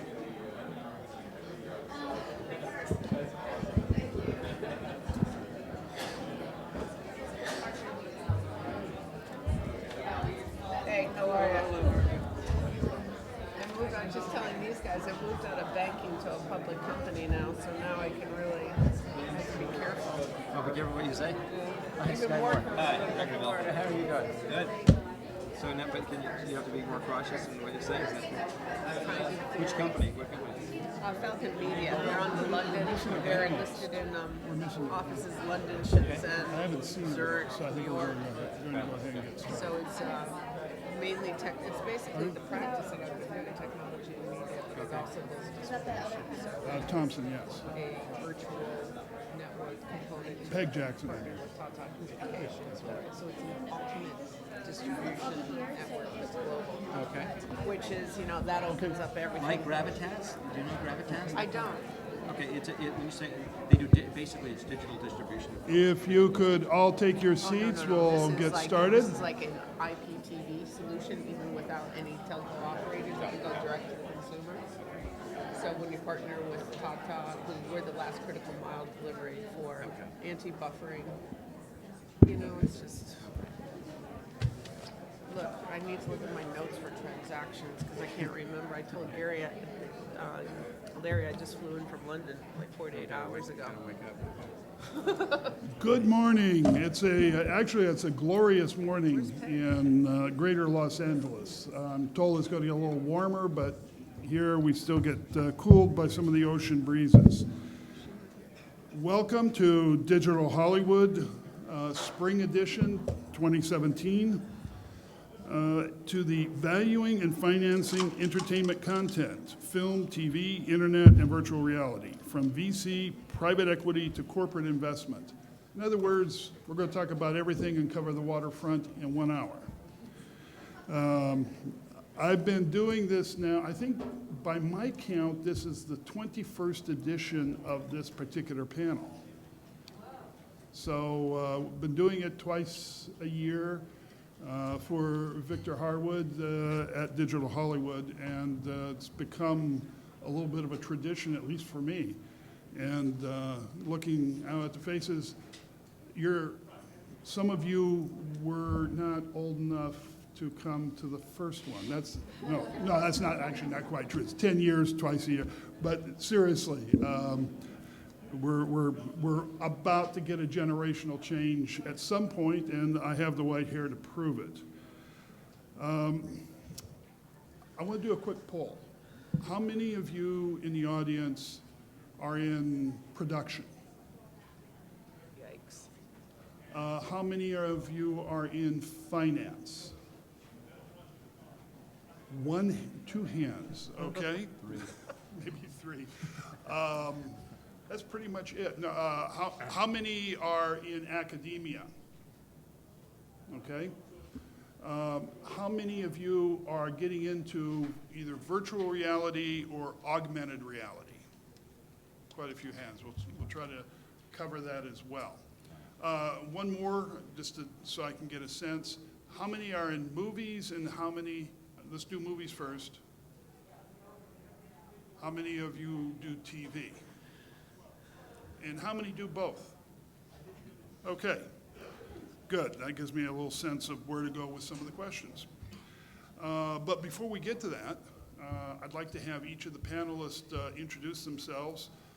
We are streaming this live, and the one request is that each of you speak directly into the mic so that we have a good, clean recording. So. Start off with Greg. Just introduce yourself, what your company does, and your primary focus. Hi, I'm Gregory Melkin. I'm with March Capital Partners. We do venture and growth investing into technology companies, but I focus on digital media for the firm. So a lot of my focus is on entertainment content, but specifically I'm very interested in video games. I've been a gamer my whole life, so I look at competitive video games and technology around that, and we've invested in a few game developers from that side. And then my background also, I've had experience in that I've worked at companies like Fox and Warner Brothers in the business development for television side. Very good. Sky? Good morning. I'm Sky Moore. I'm head of the entertainment department at a law firm called Strzok, Strick & Levan. I'm the author of a book called The Biz, which is an overview of the financing for the film industry, and it's on Amazon as part of the product placement portion of the program. You can also get a free version of the book effectively on YouTube. If you search my name, Sky Moore, on YouTube, you'll have an entire course that I teach, and it's free. It's what I used to teach at UCLA for years, and I just put it online so I don't have to do it every year. So you'll get a good education on the film finance side. Is that Anne-Marie Gillen I see out there? Good. How are you? Who's a wonderful client, knows everything about film financing. I also have a Forbes blog that covers the new trends in the industry, and so if you're interested, you can track my Forbes blog. And I have a newsletter, and if you'd like to join it, just email to me and just say, please add, and my email is smoore, M-O-O-R-E, @strook, STROOCK.com, and all you just have to do is please add me, and you'll get a newsletter every now and then of new topics like what's hot in virtual reality, China, what's happening in the world.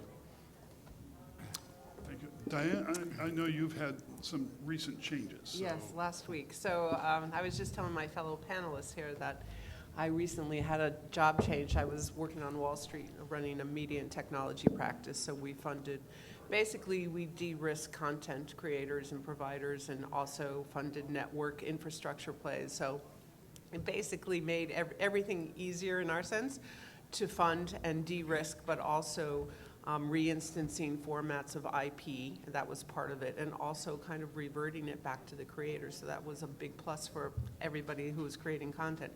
But last week, after working with a client of mine that I thought was so wonderful, I left the bank and went to work for the client. The client is a publicly traded company called Falcon Media House. They're in London, Zurich, Shenzhen, New York. What they do is they're an M&A company that has pillars of business that integrates technology that supports content, the distribution, the ownership of IP, and it looks like a virtual network. We're partnered with Tata Communications. That's a fiber network that goes around the world 17 times. So we are a new distribution network that allows for content creators to go direct to fans, which is pretty revolutionary, and pretty much the reason why I made the jump. Thank you.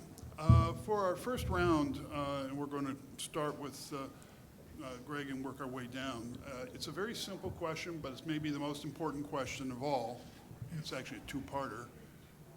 What's hot, who's buying, and what are they buying? I guess that's three.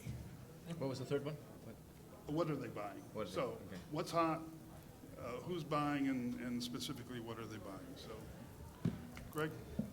Well, I guess I come at this from a venture capital perspective. So I guess what's hot for me is content that engages millennials. That's why I'm very interested in the gaming space. So definitely looking at the success of companies like Riot and League of Legends, and what's going on Twitch in terms of content that people are consuming as game content. So for me, it's very interesting to see, what young audiences are engaging with, whether it's mostly short-form content or watching other people play games. That's interesting to me. So I'm looking at game developers, people who are looking at extending as a brand or even a platform.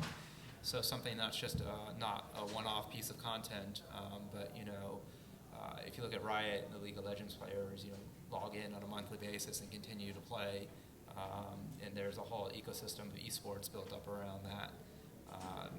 So that's very interesting to me. On the March Capital side, we've funded 2 game developers that we feel will create games that people engage with on a daily basis and create a passionate fan base.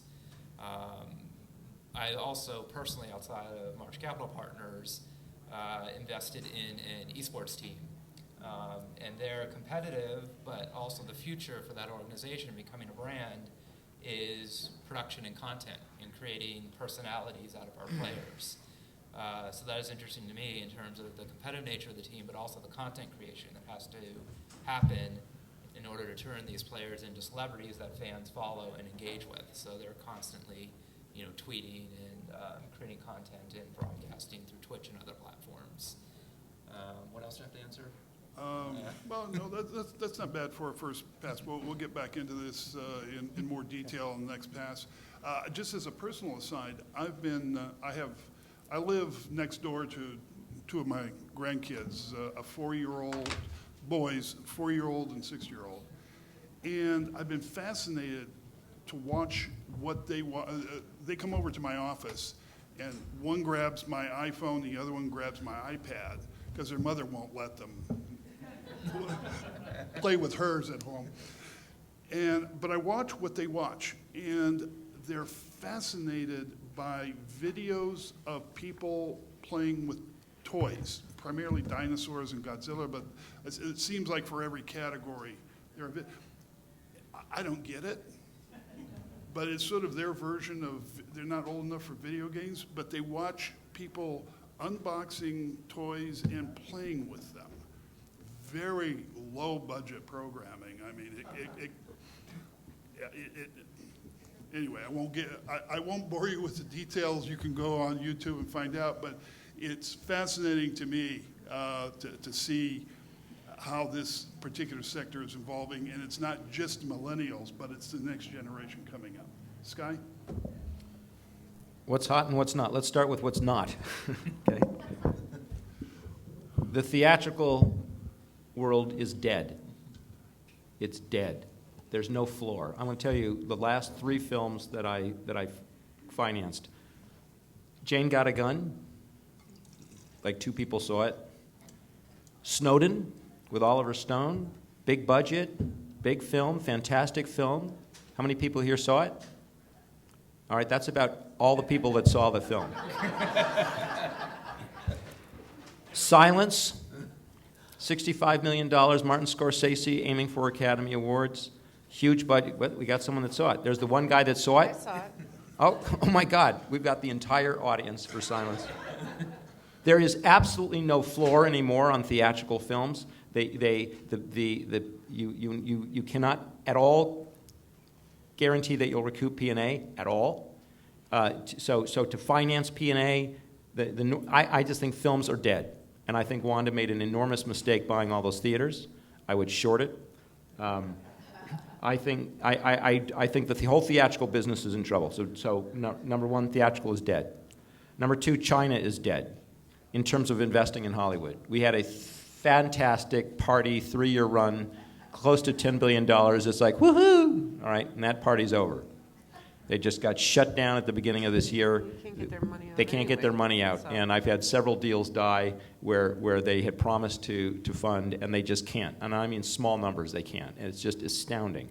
They can buy content for China. They can still do that, but they cannot invest outside of China. As long as if you want to sell them Chinese rights, good luck getting through the quota and censorship, and you're going to get a non-revenue share deal in most cases, and it's just going to be a flat fee for a few bucks. They can do that, all right, but beyond that, that party is over. All right, so what's hot? Where's it? And mind you, you're in the film finance business, right? I'm in the anything business. Okay. I'll do. I did a good spot for you. You can jump like I did. I'll do Windows. I'll do whatever. Okay. So what's hot? So exactly. The digital is just absolutely on fire. And my favorite story on this, I wrote a Forbes blog. It's now been 3 years, and the title was subtle. It was Netflix will rip the heart out of presale financing, and I wrote it in February of 3 years ago. And the next week, they swooped in and bought the very first film that was aiming for theatrical. I was doing it, Crouching Tiger, Hidden Dragon 2. And sure enough, they swept in and bought it for worldwide rights. Could care less about any theatrical or whatever. And since then, I had 3 films heading toward theatrical that Netflix swept in and bought. And most recently, The Irishman, Martin Scorsese, I can't tell you the full budget, but I will tell you it's publicly reported as north of $100 million. And I will tell you it's far north of $100 million.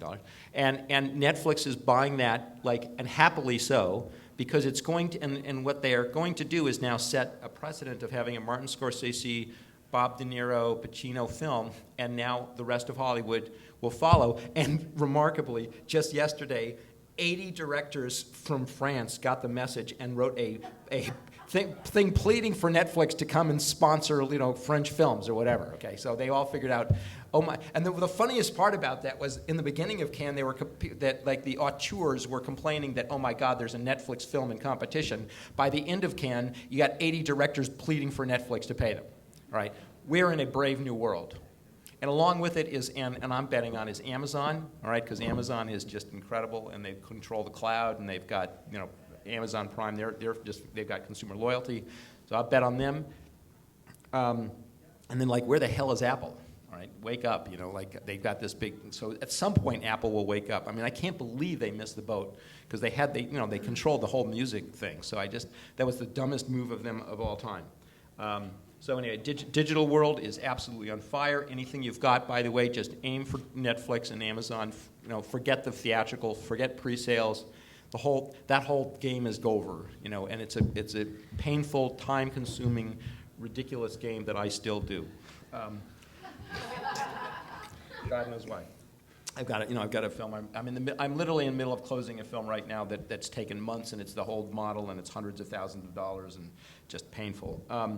And then I've got one going to Netflix, and it's just, where do we sign? The next thing that's on fire, obviously, is mobile. No one gives a hoot. Kids don't care about watching on a big screen or a theater or anything else. They're just more than happy to watch on mobile. So any content you can target for mobile, man, that's absolutely on fire, and it goes with the digital world, of course. And then the next big thing that's on fire, and I'm surprised how many people here raise their hand on it, because you're clearly on it, is virtual reality. Virtual reality is going to swamp this industry, and it is going to replace the theaters. And as the theaters die, what's going to happen is the theaters are going to convert to a virtual reality experience. And the best experience of all is location-based VR, not at home. At home doesn't work for a lot of reasons. 1, you get sick. 2, you fall over. 3, if you're not falling over, you better be sitting down, all right? And so you can't move around. In location-based, it is unbelievably immersive and experiential, and you are transported to a new world, and it's just off the chart. I've done every imaginable one. I've done every possible one, because I've really been into this space. And the ones to check out that's ahead of the curve is a thing called The Void. The Void is location-based.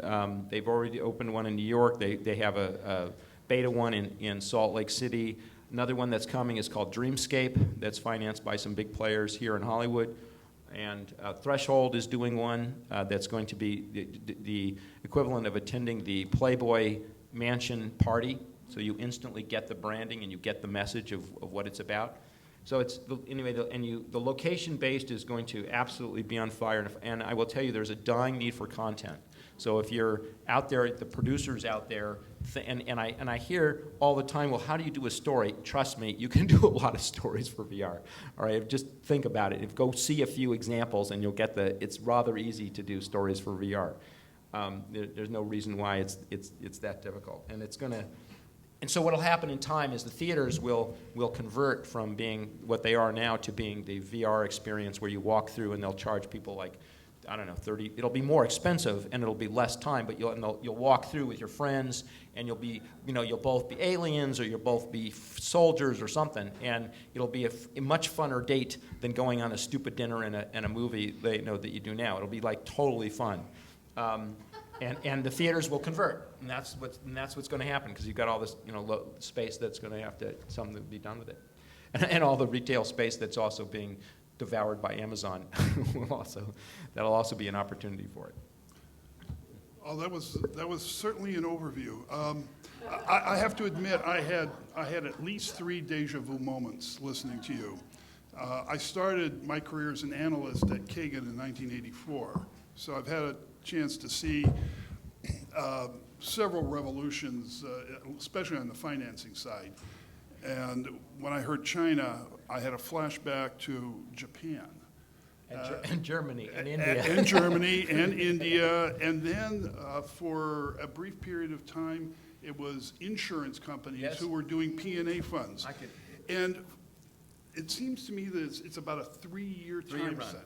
It's always a 3-year run before they go home and lick their wounds. So, Yeah. just before we get, dump everything into the SVOD pot of gold, that goose, I'm going to mix some metaphors here, that goose may only lay golden eggs for about 3 years. So, and I think part of that is that there is a finite number of subscriptions that they can sell. And when they're not selling new subscriptions, that's when they're going to start looking at their bottom line a lot more carefully in what they're spending on content. So enjoy it while it lasts. Just realize that it doesn't last forever, and you have to look at what's coming over the next hill. So that's 3 metaphors. Diane. Okay, I kind of agree with you for most points for a change. Good. I listened to you last year. Good. But I think that it's interesting times. I think that everyone sees what's happening on the macro level at DOJ and FCC. Interesting times for M&A activity. We see it with Time Warner, AT&T. There's definitely a consolidation, an attempted consolidation happening in the industry. Whether it goes through or not on multiple levels, we just saw with Sinclair and Tribune, and the price points are always north of $3 billion, $18 billion, $20 billion, whatever the numbers are. The point is this, so that delivery systems have become commoditized, like telcos, and so the hardware piece is now, all the wireless revenue on all the telcos is dragging and now dragging down, so everybody's going into the content business. So that's interesting play because, again, that starts opening up more of the typical windows of distribution. To your point about theater being dead, he's a little bit more coarse than I would be, but I do agree with you on that sense. And when I look at numbers around the globe for how people are watching entertainment, it's always on the small screen. Interestingly enough, I agree with you on China too, but the penetration in the markets that become interesting are those like India and obviously continents like Africa, who have a mobile penetration of something like 25%, respectively 25 and 28, with growth factors of something like 300 and 400% a year going forward. They all pay for subscription entertainment. That's the behavior. So as we look at, I think we need to take a step back and look at what's actually happening on a global scale and what's happening on the infrastructure play, and who's actually becoming the new distribution channels. Because you're right, everything has changed now. So if you're a content creator and you're owning your IP and hopefully you can hang on to it, there's now a whole new world of where you can go and how you can get there.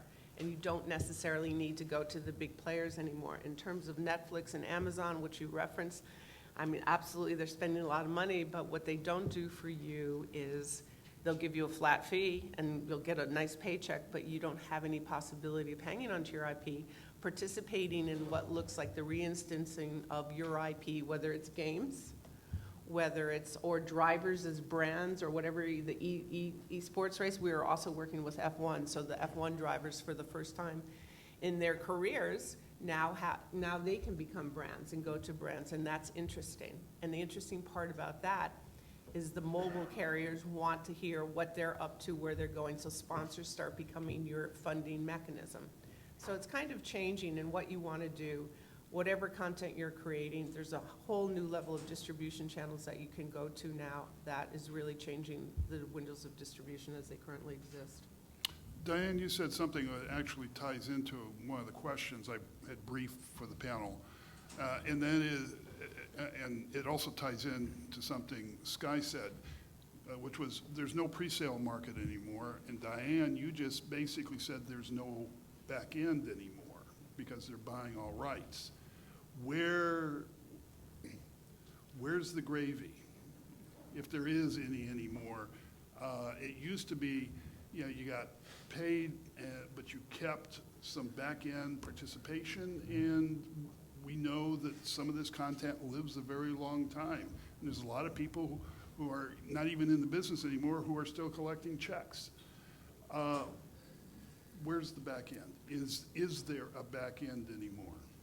I think absolutely yes. And in the instance of IPTV, which is generally the telcos, you get in front of them, and that's a whole nother conversation, what that looks like. But you're funded by exterior properties, and they generally will put you, or depending on the deal that you cut, get on their handset for X amounts of months, so they market this. But so in those instances, you can cut yourself your IP deals for territories, for different instances of the IP that you're own, so it keeps on going. That's what I see is currently happening.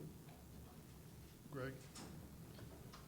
Yeah, well, I guess I'm interested in extending, so, I mean, beyond just the sale of the content, I think the back end is also, how that lives beyond in terms of extending it into other media, or merchandising it. So, to me, back end is building a brand and a franchise and being able to do that over and over again, sequels. So it's not just the original piece of content that you're producing, it's the audience and fan engagement around it. But the other thing that's happening too, when we keep talking about mobile, is for the first time, if you're an IP creator, content creator, and you get a telco to support and deliver your content, you can generally cut a deal for the first time that you can participate in seeing the analytics in the database that's created on your behalf. And that's an instant sell-through mechanism for follow-on content. And that's something that's worth anything else. And that content is, any acquisition that's done is based on users and the database that supports. So for the very first time, and even studios, they don't have the ability to go direct to the consumer anymore. There is no pipes for them. They use social networking, they use YouTube, or they use the typical outlets. But mobile carriers or IPTV allows you to go directly to the fan, so you start participating in the databases built. Sky? I vote to sell out and get some money up front. In my experience, most films lose money, and when you have a participation, and most of the time you're sitting around waiting for an accounting statement that has a bunch of zeros on it. And I will tell you, in my experience, 90% of the time when you sell on some participation for a back end, you never get it, and you end up with zero. And I would much rather sell out to Netflix and make a 50% profit on my thing and just be gone and be done and move on. I mean, that's like for the film in an industry where most films lose money and you can walk away with a guaranteed profit. Happy day. Like, forget the back end. I'm just happy to have a front end. I'm talking about TV more than film. I'm talking much more about TV. But even TV, right? You can sell out, fixed. You can sell the episodes to Netflix at a profit, man. The things you can do with mobile carriers, and I'm going to keep going back to this, is because then you can identify those territories. This is something you can do yourself because they're out there. So they become your foreign distribution network, which actually you can borrow against, so that you can, and that's how the funding starts to work. I met with a private equity investor yesterday on another project, and he mentioned that yes, Amazon and Netflix are buying all rights, but where there's some wiggle room is the term. The content isn't necessarily valuable to them for perpetuity, and if anything, Netflix, if at least if I can believe what I've read, they used to have about 100,000 titles in their catalog. They've actually trimmed it back to about 10,000. So that's a lot of library content that isn't getting, they may cycle it in and out, but it's not just sitting there tied up. So you know what I'm going to do? We've got about a half hour left on the panel, and it goes fast. I'm going to open up to the audience for Q&A because I want to make sure that we get your questions answered. I've got a few more I can go to, but in the past, right down here in front. For Sky, among the things that you didn't say were hot was crowd investing, which is a topic. I wonder what your thoughts are on that. I have not seen that work on any significant scale. I've seen it work when someone has a trademark, trade name. You want me to repeat the question? His question was crowdfunding. Crowd investing, called crowdfunding. There's a number of sites that have there's indiecrowdfunder.com, there's Slated, there's a number of online sites now that have crowdfunding for films. it is typically been lower budget and typically requires some kind of trademark marquee value, either a well-known producer, director, star that somebody attached. One of the benefits that I've seen one of the benefits that's there that has not yet been exploited is that you can now do advertising for a private offering.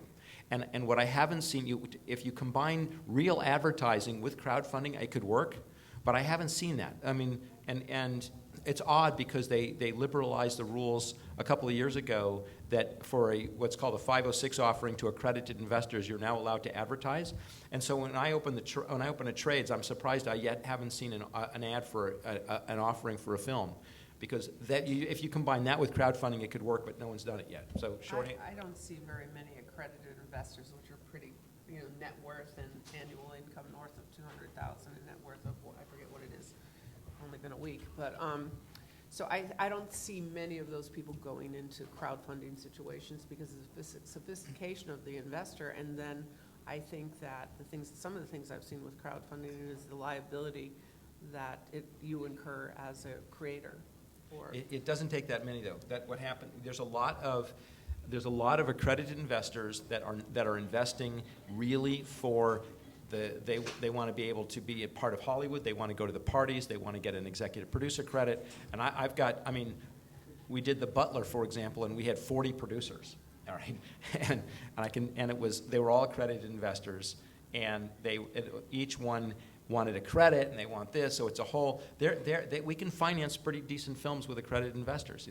You can do it. Oh, I'm saying they're fine. I just don't think I see that they're participating in crowdfunding situations, 506Cs. Yeah, but I think the danger also there is expectations. So you have to give them a good experience, so they're not going to want to return for a second project. And I think that's the real key there. So it's very difficult, I think, to fulfill someone's expectations.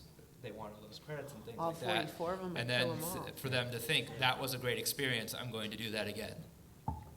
It's like Legion M raised $1.1 million on a Reg CF, which allows you to have 500 non-accredited investors and 2,000 investors.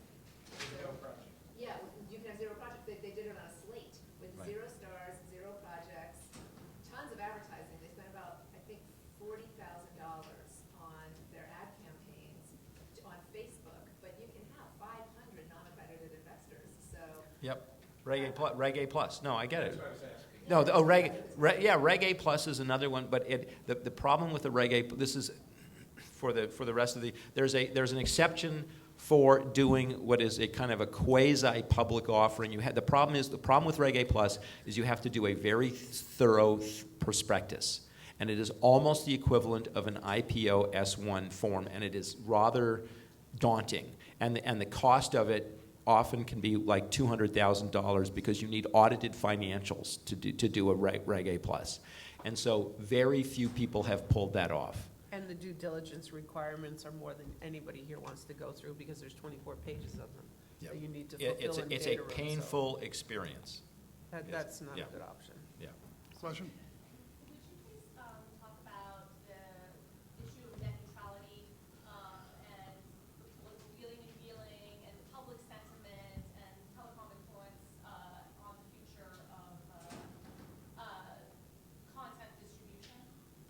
There are probably other panels that are more focused on net neutrality, but if anybody has a comment. The only 2 cents I would add is that customer bills for Netflix are going to go up. And the reason is that the MVPDs and those who are providing high-speed access will start charging very heavy bandwidth users like Netflix surcharges to be able to get a high-speed, a good quality stream all the way to the home. There you go. There's where the opportunity is the delivery mechanism and the quality of the stream and the reduction of buffering. So whoever does that is going to win major. I mean, when all the talk about skinny bundles, it doesn't matter what the price of the skinny bundle is if you're constantly waiting for buffering. So you're probably going to wind up paying a little bit more for the high-speed access, and when it nets out, I'm not sure how much of a bargain it's going to be, because there's a lot of content that you won't be able to access. Well, the CDNs make it virtually impossible to have any profits from that because of how much they charge in streaming. So it's taking 30 to 40% of the budget. So the CDNs are making a killing on this on the delivery, but the net profit is eroding because of that. So there's another opportunity that needs to happen. Getting back to the financing side of the business, usually by now we would have talked about tax credits, state tax credits. Are there any left? Yes, And, yes. and how, what's hot? Where is it hot? I do a lot. Tax credits, what's hot? Louisiana is not. Georgia is hot. Australia at 45 is very hot. Australia is hot if you can make it an Australian content, film. UK has a tax subsidy program that is still working. Ingenious is monopolized that more or less. But what's happened right now is that Louisiana realized how stupid their program was, because they were the truth is Hollywood's a bunch of carpetbaggers that come and steal all their money. And now Georgia has not yet woken up to the fact that they're the next sucker. All right, and they're giving. I mean, it's so unbelievable to watch what rolls through there as to get a credit. I mean, stuff gets charged to Georgia that has no connection with Georgia at all, and it creates no economic benefit for Georgia at all. And it's just to watch it. It just as as a policy perspective, it's so beyond stupid. If they and of all things to subsidize like films, like really, like that's like. Not hospitals or schools or something. I mean, like, really? But anyway, but Georgia's hot, and they're just giving it away, and it'll last until they wake up and realize how stupid it was. So the plus of tax credits is that we can cash flow them. So they act almost as a loan, and you can get cash towards them. So that's why we use them. And a state to go look at. Oddly, when I was doing this, looking for this search a couple months ago, Massachusetts, of all states, is now high. I think it's 35%, but they're also granting tax credits on games that support your content. So you can get, that was something I just learned about and went, holy crap, they're really getting very progressive on that. So by all means, go look at Massachusetts, start thinking about that too, but I like tax credits. From the game side, Canada is a very popular place to set up. You get free employees, like sometimes in Montreal, I think if you hire like your 6th employee is free, basically, if you've got 5 developers on the game side there. So a lot of companies set up there. Question down front. What about tax credits for VR and AR? Does that exist? I haven't seen those. I haven't seen that. Can I answer that? Right now, the Georgia legislature, I found out 2 weeks ago, making its way through the assembly, that they are giving up 45% tax credits on post-production, VR, that whole thing is coming down the pipeline right now. Go Georgia. I saw a hand go up here. Yeah, go ahead. Talking about VR, AR, and games, how do you see current climate of investing into the VR gaming content? Short form, as an ancillary revenue stream until it becomes more defined revenue model. And like Skylar said, you get sick and all that kind of stuff. I've tried a bunch of different headgear and everything else. I still vomit, but the point is that I think it's absolutely valid. I think that studios or networks or whoever's owning the content needs to step up and support this and treat it as a marketing expense. I think I said that in a dinner last time, nearly got thrown out by all those guys. Because I said, you have the balance sheet to support this as a marketing expense. It's your duty to be absolutely innovative and incorporate VR into your projects, even as a marketing expense, so it gets proliferation, improves the model. That's when they asked me to leave. Yeah, I also go back to what Skylar said, in terms of location-based is what's most interesting. From a VC perspective, I find it very difficult to support something that people are going to say is going to have mass adoption in-home.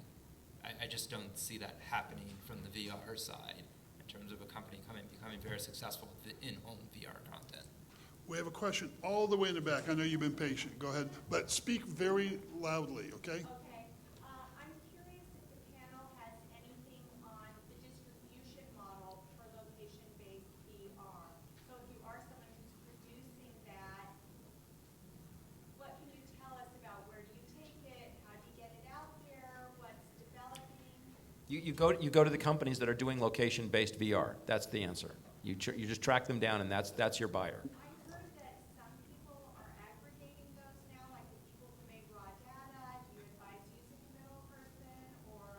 I know of aggregators for at-home VR. I'm not aware of aggregators for location-based VR, but maybe I. IMAX has opened a new location-based store on Fairfax Right. by the Grove, where they're actually, you can go in and have like consumers. But I wouldn't call them an aggregator of content to go to other location-based VR. You know, they're not a distributor of location-based VR. I'm not aware of one. Okay, we have a question there. We'll get to you. Go ahead. So you talked about location-based or at home. What about enterprise use for VR? You see that going? What is it? Business applications for VR. You mean like enterprise. Okay, endless. I mean, if you're talking, where it's going to be for military, hospitals, surgery, awesome, unbelievable. You know, where you can shooting, anything that is too dangerous to do in real time, absolutely huge, absolutely huge. And actually, there's probably a half dozen DARPA projects. But military is all over this, all over it. Okay. I'd like to re-examine the idea of telcos as potential points of finance, other than they're right there in the pipe. What other value do they add to deal making or helping deliver, scoping a project that will be delivered as a one-off or episodic, delivering IP to the consumer? They have an existing customer base, so there's your audience. Well, I'm saying they have the audience, they have a pipe to the audience, and they have a billing mechanism. But when it comes to framing, the financing of a film, they're studio side, they're looking at a lot of these, the actors, the writers, they're looking at the intangibles to say, let's pull this together, and because those things make sense to finance, and this place over here has already audience, but doesn't mean they're going to get content that will make them stay on that pipe. They have a finite subscriber base as opposed to a theater, which is random attendance. So and there's industry metrics that say, look, we think we're going to get X penetration of this market based on this. It's largely based on the content, it's based on the locale, based on the territory. And so there's so much historical data that proves that, so you have a better indication of predicting revenue in a certain market. I'd like to let me say it this way differently. Will telcos necessarily finance better content? Telcos are acquiring content. They're Well- buying, there's mergers, M&A, so what's the question again? Will they finance better? The word, the keyword is Will they better. finance better content? Better, yeah. I'm asking a qualifier. Something that's like, it's an evergreen. I think that they're going to be more open to more types of content, because what do they have to lose? They're already a delivery system that's already been commoditized, so they need to, like I said, their wireless revenue streams now a drag on their overall net. They have no choice. So based on locale, and that's what's happening, based on locale and where you're going in a certain territory. So again, just don't think American market. Conceptually, at least, they will finance better content because they need to differentiate themselves. I know DirecTV now, which is owned by AT&T, is acquiring original content for its subscription skinny bundle service that is exclusive to them. So whether it's better content, I don't know, but it's definitely unique content to them. And it's less risky because they already have a sub base and it's debt. So if you already have a sub base, you can borrow against that, and that's what's happening. Question down front? One of the other super hot, easy to get investment areas right now is AI and deep machine learning. Do you see any way that's being integrated into the creation of content or the financing of these types of solutions, and how? The question, just for those in the back, is about AI and machine learning content. Anybody have a perspective on that? Not yet. I would say from the marketing side, yes. I mean, if you can analyze what messages and images resonate with people, yes, that's valuable in terms of then what you serve up to people. I don't know in terms of narrative storytelling and exactly how that would work these days. Do you really, I still have trouble with the notion that a machine can be more creative than a human, which is. It will be. It will be in time. I'm not quite ready. They're making music. They're creating music. But have they created a hit yet? I don't It's know. not but about they're- that, Larry. It's about like you just said, it's about the collection of data, and everybody knows data is valuable. The thing is the interpretation of data, which is where it all falls apart. I still think we provide soul, and I'm not sure I'm ready. You know, there's the machines to me are still soulless, but that would be an interesting topic for a future panel, which will hang around at least a couple more years to do. Question in the back? Yeah, hi. Can you talk about live streaming from a digital content perspective, like your thoughts, hot or not? Hugely hot.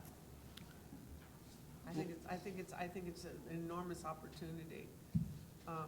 Just because, in particular, if you look at music, ask Live Nation about that, and the delivery systems for that. I was at a certain record company in New York a few weeks ago, about 3 or 4 times. Oddly enough, they mentioned, we want to become a media company. Wait a second, you are a media company. But how do we go direct to the fans? How do we own the channel? We're not doing it on YouTube, but nobody goes to our site anyway. But how do we become the pipes around the world for like a small concert from, somebody's living room or a small venue, and that gets into a whole other thing with labor unions, so I won't go there. But the point is, it's enormous. And then the bands that are off-label, where I'm watching it happen now. And I'm watching the sponsors come in behind that are covering the entire cost to do this. And again, it goes back to the data collection. And so once you create a channel, guess what you get to do? You get to go back to that channel. So you already have a dedicated audience. You push back once, you push in a second and a third time. Keep feeding the audience, you own the data, you own the delivery. So hugely hot. Take a look at EDM TV. It's Electric Dance Music TV. They're doing live streaming, 360 VR. It's really cool, and so it combines live streaming with VR and the music experience. I'd really fall over on that. It's pretty cool. It's pretty cool.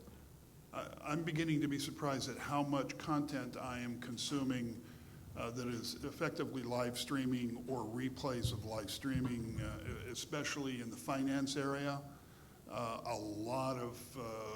a lot of businesses that are now based around live streaming, and I think that as the appointment viewing declines, that we're going to see more live streaming that is ad supported. One of the things that Netflix and Amazon Prime, Hulu and YouTube Red don't really do is provide a premium place for a 30-second TV commercial. Certainly Netflix and Amazon Prime do not. Here's something And there is still a huge demand for aggregating audiences for the good old 30-second commercial. And that's not going away. And I don't think enough people are actually looking at that and tapping it. But go ahead.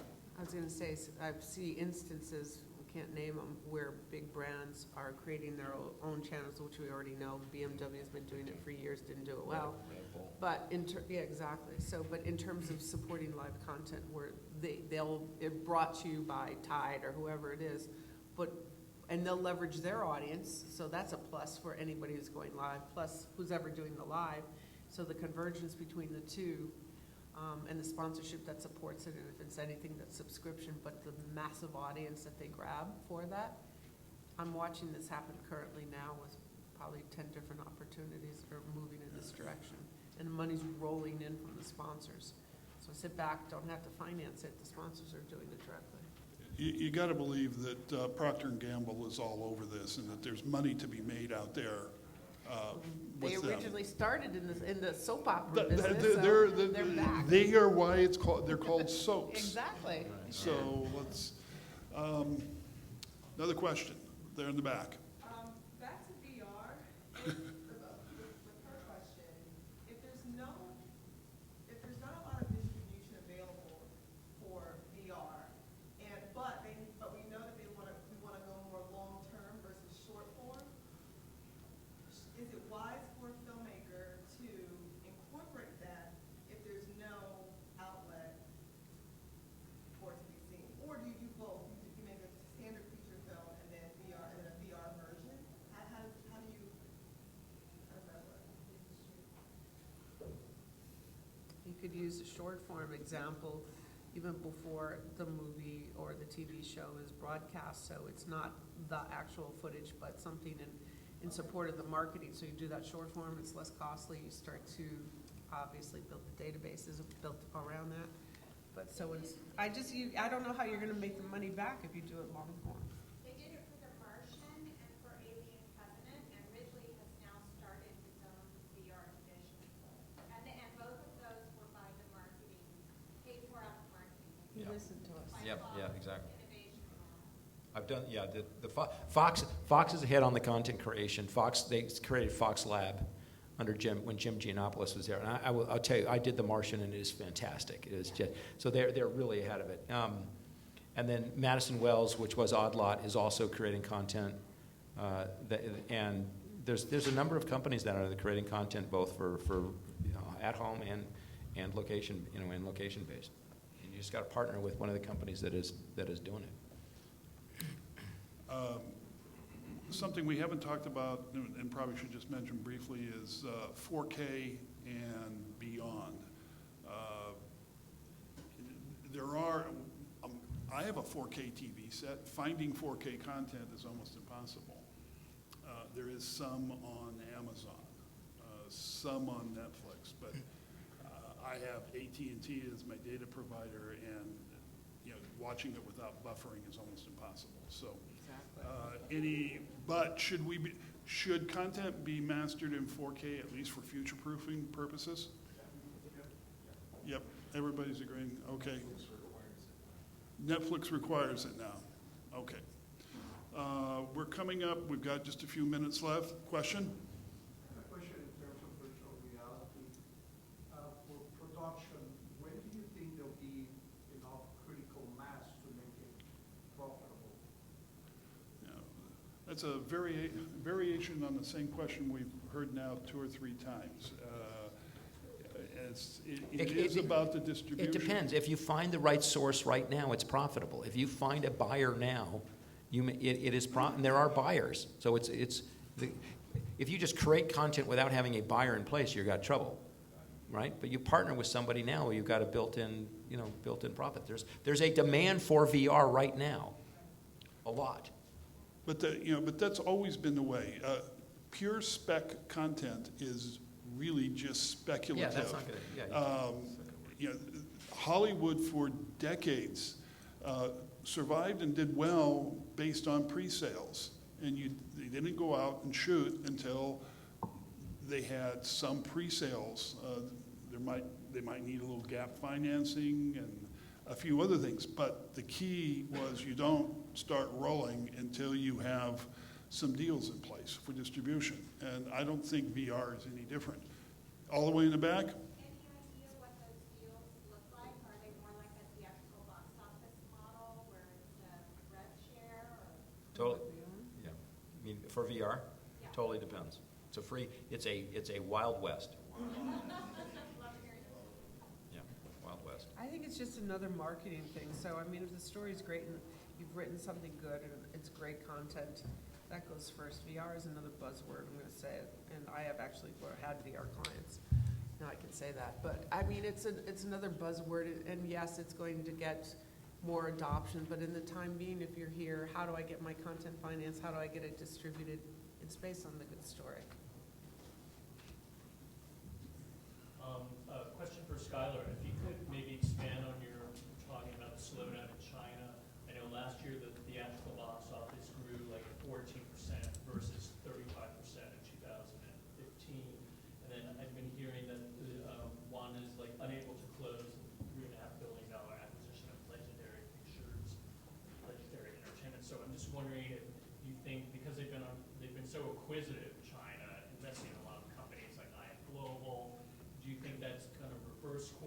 It has reversed, got it. China market is vibrant and great. And I would say to everybody, if you want to get paid, go to China and go do what Rennie Harlan did, which is now, become a director in China and make China films. I've got another client, Stephen Hamill, partners with Keanu Reeves. He's in China.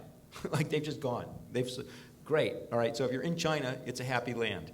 If you're in Hollywood looking for China money, you're in trouble because they just shut it down at the beginning of the year. The China government said, enough. You guys, you stop throwing your money away in Hollywood, throw it away here. And so China just shut it down. And so they just can't get currency out of China. And they also can't, China stopped the listing of, it was always this mousetrap game where it was always, I'll find somebody who finds somebody, and we're going to go public in China because the market is insane on the Shenzhen exchange and in the Shanghai exchange. It was insane, the multiple. So that got shut. China said, enough of this lunacy, this irrational exuberance. We're shutting that down. So they stopped the outflow of currency and they stopped the listing of a bunch of companies, and it just stopped. So the whole, $3 billion a year for the last 3 years just stopped. So what do you think of, when they acquired IM Global, that was for $200 million, and then recently they bought 50% of Millennium Entertainment. It's They just got under the wire. That was last year. That was last year. That was before they shut it down. So the party ended. Yeah, party's over. They got in under the wire. Yeah. Question? Sure. Especially with regard to the new latest announcement that Facebook did regarding augmented reality, do you see more future in augmented reality or virtual reality, and how's the investment in each of those areas? Again, I vote for location-based VR. That's where I think it's ultimate. The augmented was fantastic. Pokemon, right? Go to prove that augmented worked well. I'm just a better on the location-based VR. The experience of being inside, there's nothing remotely comparable to be able to walk on Mars and really be there. I mean, and you can't do that with augmented. So it is mind-blowing. You can be anywhere you want, and you're there, and you believe it. You could walk a tightrope over the Twin Towers. You can be on Mars, whatever. And it's so beyond where we are now that everybody will want that, is what I think. I think augmented reality works very well in an advertising context. And it's something that similar to Pokemon, but in which an advertiser really goes viral. Yeah. One more question, all the way in the back. So valuations for back end, are you getting just more and more expensive for proven content? Do you have a view on if that's ever going to change? Say it again. Valuations. For back ends. What do you, define your back, how you're defining back? To value it as expensive, or I didn't understand what you're saying. So Mark Gordon, he sold his business and it was incredibly expensive. And from what I see, when I look at new back end deals, the discount rate or the cost of capital that people are applying to that is just ridiculous. I guess, do you see that changing at all? Oh, that party ended. The whole reality TV thing just crashed. I mean, that's over. Outside of reality TV, like syndicated shows that are on TV Well, but now. yeah, there's always some new whatever that never lasts that long. I mean, the reality TV thing was a classic example, and Mark Gordon sold at the absolute height of the market, and now there's that party's over. I think people got a lot smarter in the past year or so. So that Smarter on that, but then there's always something else stupid that people are doing. So. And the valuations that actually Wall Street puts on things is just insane because I can't figure it out, what they're doing, and I'm not sure they know either. Kind of. Yeah, they do. I'm here to tell you. Well, they at least make up reasons to justify what they want. But it's getting harder and harder because technology has made everything that much more transparent. So when you push on that, and any analyst or anything, what they're doing, when you need the actual facts, it's just based on historical stuff, which isn't flying anymore. The fact is, Netflix at some point is going to have to be valued like a real company. Even Amazon at some point is going to be valued like a real company. So It's funny, I had to do, very quickly, I had to do something to reference a company that was looking like it was Netflix, and I went through the entire valuation from 1997, which was hard to find when Netflix started. And then I found that it took 20 years for them to actually get to, it only started in 2014 when they really started, and they abandoned the physical DVDs and all that nonsense and got into streaming when things started making sense for them on the valuation, because up to then, I think it was, I looked at 2000 and they were worth like, I forget, 780 million in 2000. They were still in physical, but so it was already insane, and nobody poked them hard enough to make it realistic. And what was happening, it just kept doubling and tripling and became an X factor in the subsequent years up until 2014. So there's another instance of just do the math because it's going like that, and here's the valuation. We could say the same thing about AOL, and we know how that story ended. Speaking of ending, we're at that point with this panel. Thank you all for staying with us. Good fun. Larry, thanks so much for it. Larry, thanks, I gotta run. So do I.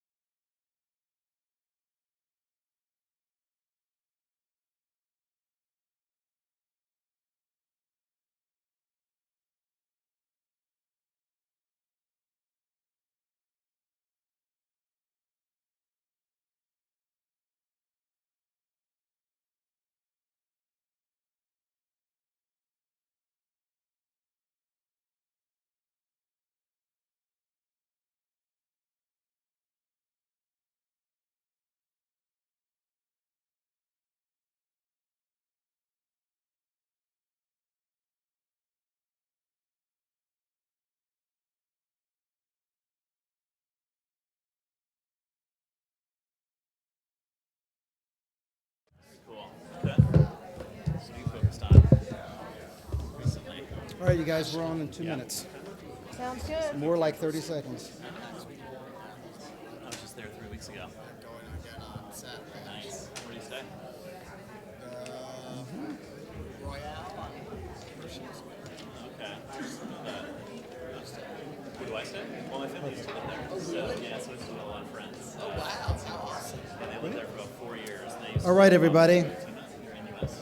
It's love it. Out there. The food's amazing. Yeah. Thank you for your patience with us. We actually were waiting for this illustrious panel in another room, so we are delighted to be here. Let's get going. I think we're going to have a really engaging panel on the power of YouTube and monetization and all the other ecosystem opportunities that YouTube has represented from a digital platform point of view. My name is Jeffrey Thompson. I'll be today's moderator. My hope is that we have a nice, thorough debate on some of the opportunities and challenges that the digital platforms like YouTube provide. I am delighted to be here with an illustrious panel of what I would consider something that is reflective of what's happening in television, film, and digital media. And that is the combination of technology tied to content creation. And I think that we have software leaders on this panel that are developing softwares that help you fund your business and help you track analytics of your audiences, all the way through Univision, which would be considered one of the largest networks in the United States. So without further ado, let me just tell you top line. We're going to have what we think is an interesting conversation. I'll leave about 10 minutes at the end for questions. Feel free to put those down. If there's any burning questions that just you have to answer, I'm happy to answer them, but we have some questions that we really want to get to. So bear with me as we get going here. Just to give you a brief introduction, my name is Jeffrey Thompson again. I am with IBM. I am in the global services platform business, which means that we do consulting for the entertainment business. We own companies like Aspera, Clearleap for OTT streaming, the Weather Channel for analytics anywhere in the world, and a number of other companies, Clearleap, et cetera. Why am I saying that? Because I started my career in the entertainment at Disney, at the Walt Disney Company for 11 years. Had one television show on ABC Family, so I've been a content creator, but I've also been a bit on the business side of entertainment. And television as we know it is shifting very rapidly, and every time a shift like this occurs, it gives you the opportunity to monetize, and I think that's what this panel represents. I'm delighted to have StyleHaul on the panel because when I went to Condé Nast to launch Condé Nast Entertainment, companies like StyleHaul were just getting started and have been important contributors in advancing fashion and the affinity for different groups across fashion and entertainment. So now you've heard enough from me. This is the most I hope I'll be talking. What I'd like to do is introduce what I think is a really great panel. Let's keep this free flowing, and I'm talking fast for a reason because I think that we want to show some excitement and some eagerness as we get going. So Josh Kreitzman, I would like you to introduce yourself, tell us a little bit about your company, and then any other tidbit about the industry that is interesting for you. And we'll go down the row so you guys can get ready here. Sure. I'm Josh with Jukin Media. Jukin Media is a global media company, and we believe that the future of entertainment and storytelling are user-generated. We make user-generated video content commercially available for media networks, advertising agencies, content creators and television productions to use in their own work. We also have a small handful of brands that we own and operate that do about 1.5 billion views a month with 60 million fans. Those brands are Fail Army, Jukin Video, People Are Awesome, and The Pet Collective, and a couple of others. Those are on a bunch of platforms. YouTube is where they were all born, which is part of why this is especially relevant to us. We've built formats for those brands that now live on television, OTT, and social platforms. And I specifically work on the brand side of the business, the owned and operated portfolio brands. Great, thank you. And you're producing TV shows. Yep. All right, Rebecca. Give us a top line. I am the head of digital, and I also do some long-form development for Vindabona Productions. We make America's Funniest Home Videos, so it's pretty much everything he said, but sub America's Funniest Home Videos in there. We do pretty much a very similar thing. We have a lot of O&Os on YouTube, Cute When Fail, Cute Kids, America's Funniest Home Videos, Best of AFE, Funny Clips Daily, Fail Clips Daily, etc. So we've been doing home videos since the beginning, and we're still doing it and creating other television shows out of that. Wait a minute, and you're missing the fact that you're the longest running primetime television show? That's right. 25 years, us and The Simpsons, I believe. There you go. Yeah, You were around when video was video. that's There we right. I wasn't exactly. go. None of us were, we get it. Jennifer, go right ahead. Hi, I'm Jen Perry from Univision. Univision is the leading network for Hispanic America. Although we do compete very well in general market, when you look at our ratings on television, we compete with Fox, CBS, NBC. I head up the Univision Creator Network, which is the influencer program at Univision.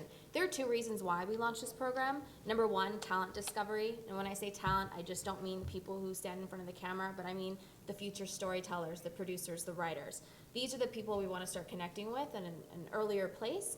And we're not just finding those people anymore through agents or through casting calls. It's really through this amazing platform that we have, like YouTube and Instagram and Snapchat. The other piece of it is for sales opportunities. Univision has one of the biggest sales forces when it comes to Hispanic America. So we don't just want to sell television and radio, which we're able to sell really well. It's also pretty easy to add another line and sell DFP and a pre-roll for a lot of our influencers. So a lot of our influencers who join get this amazing opportunity to be on multi-platforms, television, radio, but they also get to see a really nice bump in their earnings. So Univision, I knew it as Univision until I met Jennifer. So, but I want to be clear. You know, you've always had the big networks: ABC, NBC, Fox, and CBS, right? Univision, we got this, you know, through her PR people, but it's really important you realize the power of the multicultural market. They're reaching 108 million unduplicated people now, in 91% of the United States. I want to say it's 3 or 4 weeks, I'm messing this up, but it's like 3 or 4 weeks a year, they're the #1 network in the United States, beating all of the other networks. So it's very, you know, in American, non-Spanish speaking, we tend to not know some of these things, and it's a very powerful opportunity. So thank you for being here. We'll dig into the Influencer Network soon. Rena, let's go. Hi, my name is Rena Liebling. I'm the VP of Partner Strategy at King Community, meaning I basically manage all things talent related. So we are a digital media and entertainment company that aims to inspire women around the world through high-end video content and our community of creators. We also have an in-house studio that we use to create custom content for brands and for our own O&O properties. So we have our own accounts on YouTube, Facebook, Instagram, etc. So we sort of originated as an MCN, which is kind of a dirty word now, so I'll try not to use it. And we've evolved into sort of a larger scale digital media company, which means that we create our own IP and content that we can distribute. But we certainly haven't abandoned our network. It's still the core of our business. It still basically fuels most of our branded content and our relationships with large brands. And we work with everyone from large CPG brands to auto, to beauty, really, you name it. They sort of work with us on larger brand opportunities that are also multi-platform. That's Kim. That's great. And all created by YouTube, because of YouTube? So we definitely started out on YouTube, and I would say as the market has shifted and as the platform has shifted, we've been looking to alternative platforms. So we've made a large investment in Facebook content and have sort of encouraged the creators in our network to do the same. Fantastic. How many content creators are in the audience? So we got some creators. How many content producers or monetizers, content distributors? So we got a lot of creators. This is good. This panel will be good for you because we're going to be talking about, just how content creation is shifting because of digital platforms. Thank you. All right, go ahead, Sean. Hi, hello, is this working? Yeah, I guess it is. I'm Sean Horvath, I'm the Chief Innovation Officer for Style Hall. I'm responsible for creating innovative ad products for brands as well as creating innovative solutions for our creators. And the other 70% of my job is ad sales, running our international and US ad sales teams. So similar to Kin, Style Hall in its infancy was a multi-channel network focused on the style-obsessed female 18 to 34. Probably about 2 years ago, the company, after Bertelsmann bought them, started to pivot their focus and start to look more towards being a marketing services solution for clients. So really, I think as we look into this rest of this year and the coming year, our focus has been partnering with clients, working with them on the creation of their own influencer networks and supporting that, as well as the creation of data products that enables them to look at the sphere of influence that an influencer has, as well as that their audience has, and then really helping them build the building blocks of how you talk to content creators and how you work with them stronger. So really changing that business model. Now, that's not to say we've shifted away from the creator model. It's still the bread and butter of the company.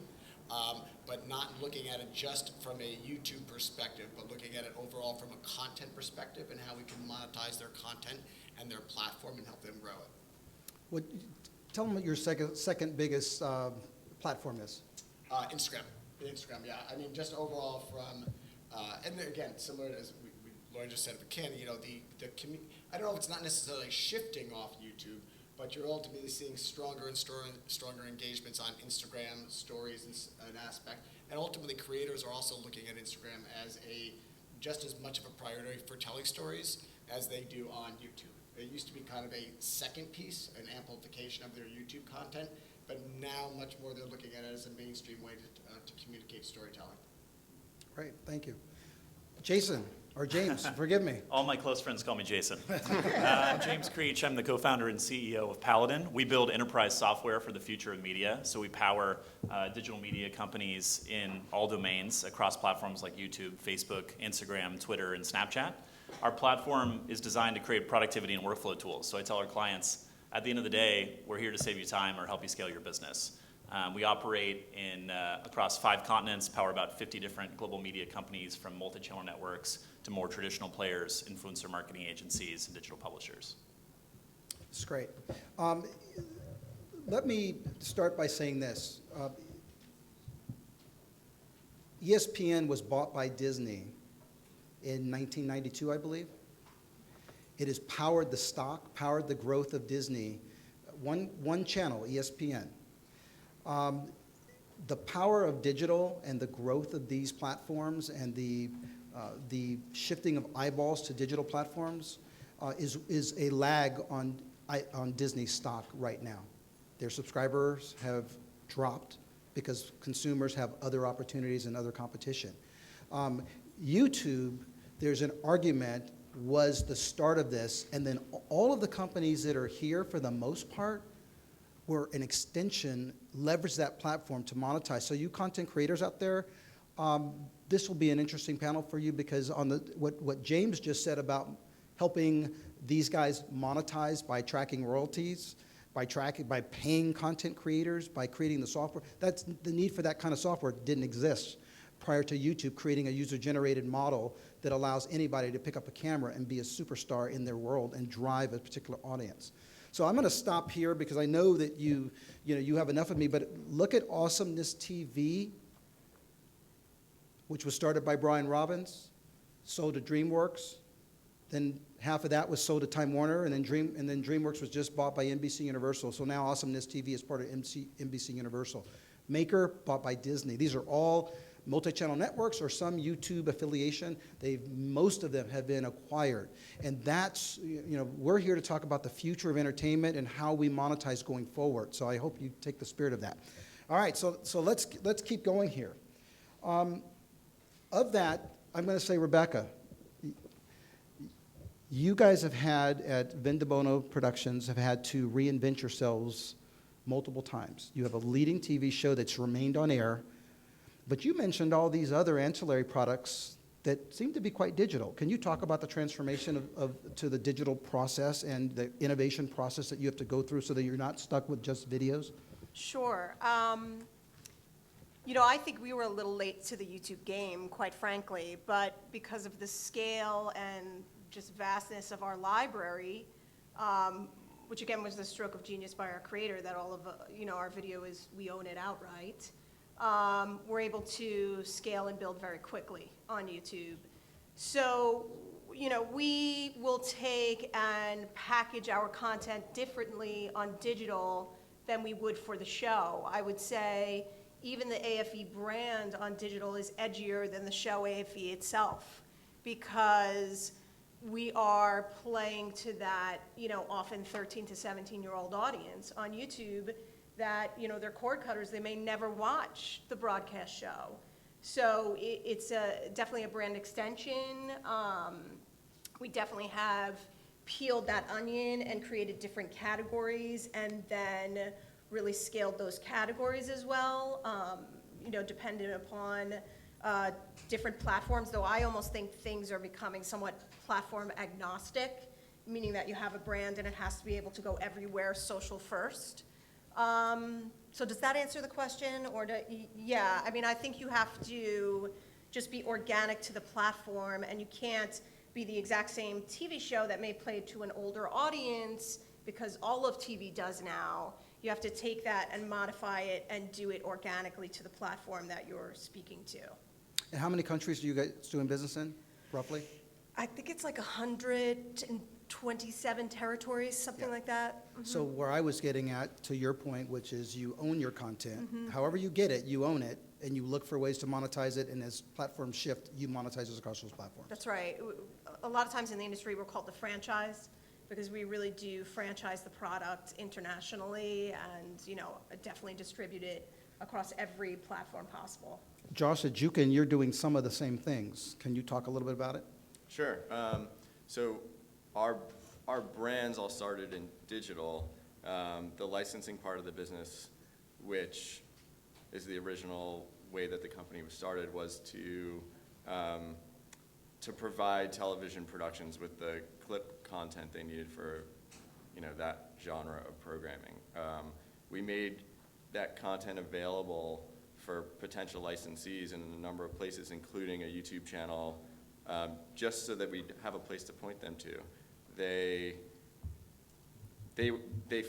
found the content they were looking for, as did a whole bunch of people that were not potential licensees, and a bunch of YouTube channels came out of that. So the two parts of the business, work together,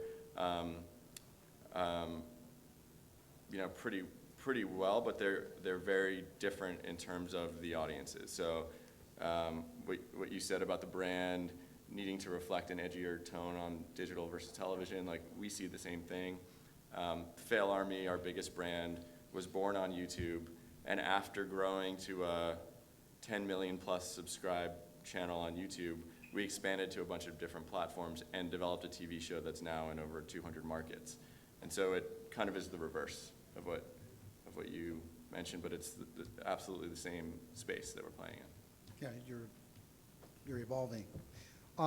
Jennifer, so Univision, you guys have made a lot of bets. You do a ton of the traditional telenovos, but you also do a lot of sports. You're responsible for the influencer network.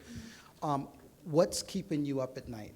What are the challenges that are going on in creating a digital network and an influencer network, and then expanding that? And then how does that apply to what these guys might be thinking about? Yeah, I mean, I think, Rena, you touched on it. I think when I first came on to launch the network, I came on as a consultant, and Univision was considering, should we buy a network? Should we launch a network? What does that look like? And I told them, give me a fraction of what you would use to acquire something, and I will buy you value. Because the real value is finding those partnerships and those voices that really fit and align with who Univision is and who Univision is becoming. And you don't need 50,000 channels to do that. We actually only have 200. And by the end of the year, I think we're actually going to go down to 150. Just because as we've sort of been able to make a name for ourselves in the space, we've had creators who have grown over time. And we also have had creators approach us who want to join. So we've been in a really great position because when we first did go out, the MCN word was a dirty word. And there has been this sort of sense of, well, what does an MCN do for me? And I said, well, as Univision, we could put you on TV tomorrow. Like tomorrow, it's gonna knock on a door. So I think for all of us, it's really figuring out what is this next phase, because the whole MCN thing is not cool anymore. And we need to do more than that. I think right now we're seeing a lot of content development. I sort of compare it to 5 or 6 years ago when YouTube gave out that $100 million for original content, and everyone got in the game. I think that's sort of, it's like a new version of that with all the premium series. You have Go 90, you have YouTube Red, you have Full Screen. So I think for everyone who's focused on the influencer side and on the digital content side, that is sort of like the next big thing that you want to attach yourself to. So do you, like, to go back to the creative side of it, your content producers, since you have a network and then you're tied to a broadcast network and a distribution network, do you actively, or your teams actively recommend or push them to move to other parts of the business? Definitely, and you see the integrations actually across what we already do. So for example, we have a show called Premios Juventud, which is essentially the Teen Choice Awards for Hispanic America. And what we did is we took most of our influencers and tried to find a way to incorporate them, whether that meant having a viewing party here in LA or flying some of them out to walk the red carpet, and have some of them present on air. So really finding ways that they can evolve their career and their reach. Also with our branded content opportunities, we really try to do truly multi-platform campaigns. So for example, last year we did something with Universal with the Huntsman, and what we did is we took 2 of our influencers, we had them create original content on their YouTube channels. Then they went to one of our most popular reality shows and were backstage with the girls, got a moment on air. So you really got native content on each platform, and I think Universal was really happy with what they were able to get from that. So partnerships are really important. Yes. We'll dig into that in a minute, because I'd like to. Rena, the content community networks, you guys are good at helping your communities, your creative communities monetize content, develop content. Can you talk a little bit about how different that is from what Jennifer's doing at Univision? I don't think it's that different. I think it sounds like we have pretty similar jobs. And the things that are keeping her up at night keep me up at night. You know, in order to maintain our network and the strength of our network, we need to continue to bring value to our community. And I need to make sure that we're constantly thinking of ways to do that. And obviously helping them monetize their content is one of those ways. So, you know, we can't do that without a strong sales team, which is something that we've spent a really long time building. So we've strategically placed sellers in the markets with the brands that have the most desire to have content online. So that's Chicago, where you have sort of CPG brands and auto and big box stores. New York, where you have lots of the beauty and fashion brands. And then LA, where all the studios and big agencies are based. And so creating year-long or months-long partnerships for the creators in our network so that they can have a steady paycheck is a really sort of obvious value add. And then as a network, you know, one of the things that you get when you become an MCN is you can either co-sell with Google, or you can create your own custom pre-roll, which I know you mentioned you do, and you can run ads, whether it's display ads or pre-roll across your network at a much higher premium than the ads that are sold at auction on the AdSense market. And the monthly earnings of the creators in your network get a very, very high bump when that happens. So those are the 2 real sort of financial ways we help the creators in our network. That's great, thank you. Sean, you're the Chief Innovation Officer at Style Hall. Style Hall's been around. You've 75% of sales go through you. You're looking for innovation and distribution. Can you talk about some of the gaps in the market that are challenging right now and limiting growth, or opportunities that you see that people are not, you know, companies like yours are just haven't been able to capture? Yeah. Well, I think just overall the marketplace for influencer marketing has been challenged, right? As a lot of people on the panel have already said, How a advertiser or a client sources those influencers varies greatly. Now, it used to be they would automatically come to the MCN, right? That model is kind of broken apart, so the clients are looking towards social agencies, towards almost programmatic types of buying of influencers, looking at it that way, to trying to do it themselves, right? With that, and all of them, to some extent, are doing it, I think, somewhat successfully, right? But a lot of it is without knowledge or without data. So they're kind of archaic in the thinking of exactly what the MCNs did 5 years ago to build their model. I think a lot of people are doing that now versus them building a model that should be built at this time, right? And that model is really using the analytics. If you're on YouTube, the CMS, right? That back-end analytic is a highly valuable data tool for any of us that have access to it. So if you're a creator and you're not signed with, let's say, a partner that helps you manage that, how are you really going to grow your business? Unless you have the analytical tool, or if you've got someone like Lauren or someone else that's really going to be smart to guide you in that, you're kidding yourself to think that you're really going to, or that your manager in Hollywood be able to guide that, because their job is not analytics. Their job is not to build your audience. Their job is to get you a quick paycheck, and they'll typically move on quickly after that, right? So I think the value that we all provide is great, still, probably even more so than it was 5 years ago, but the value that we have to provide to the creators is the data, and how you use that data to help grow their audiences, how you use that data to look at content threads and trends that are happening, and then ultimately from the sales perspective is how you work with the client to use that data to help them build their influence, right? To start to analyze a campaign on Instagram or YouTube and know where it fell off. Yes, it's fine to have an average engagement of 3% and to have a whole bunch of likes, but if that conversation has stopped right there and not actually carried a full, kind of circle of spheres almost, think about it as like a rock in a puddle. You drop a rock in a puddle, and it's going to break apart really fast the larger the rock. You've got to have a lot of different layers of conversation carry out. Data can enable you to do that. So building the tools has been really kind of, I think, our success.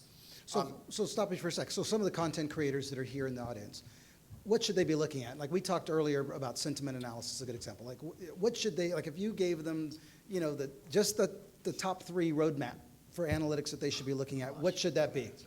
And by the way, I'm going to get to James, you the moneymaker in a minute. I think you might say something differently coming from a talent perspective. From a sales perspective, right?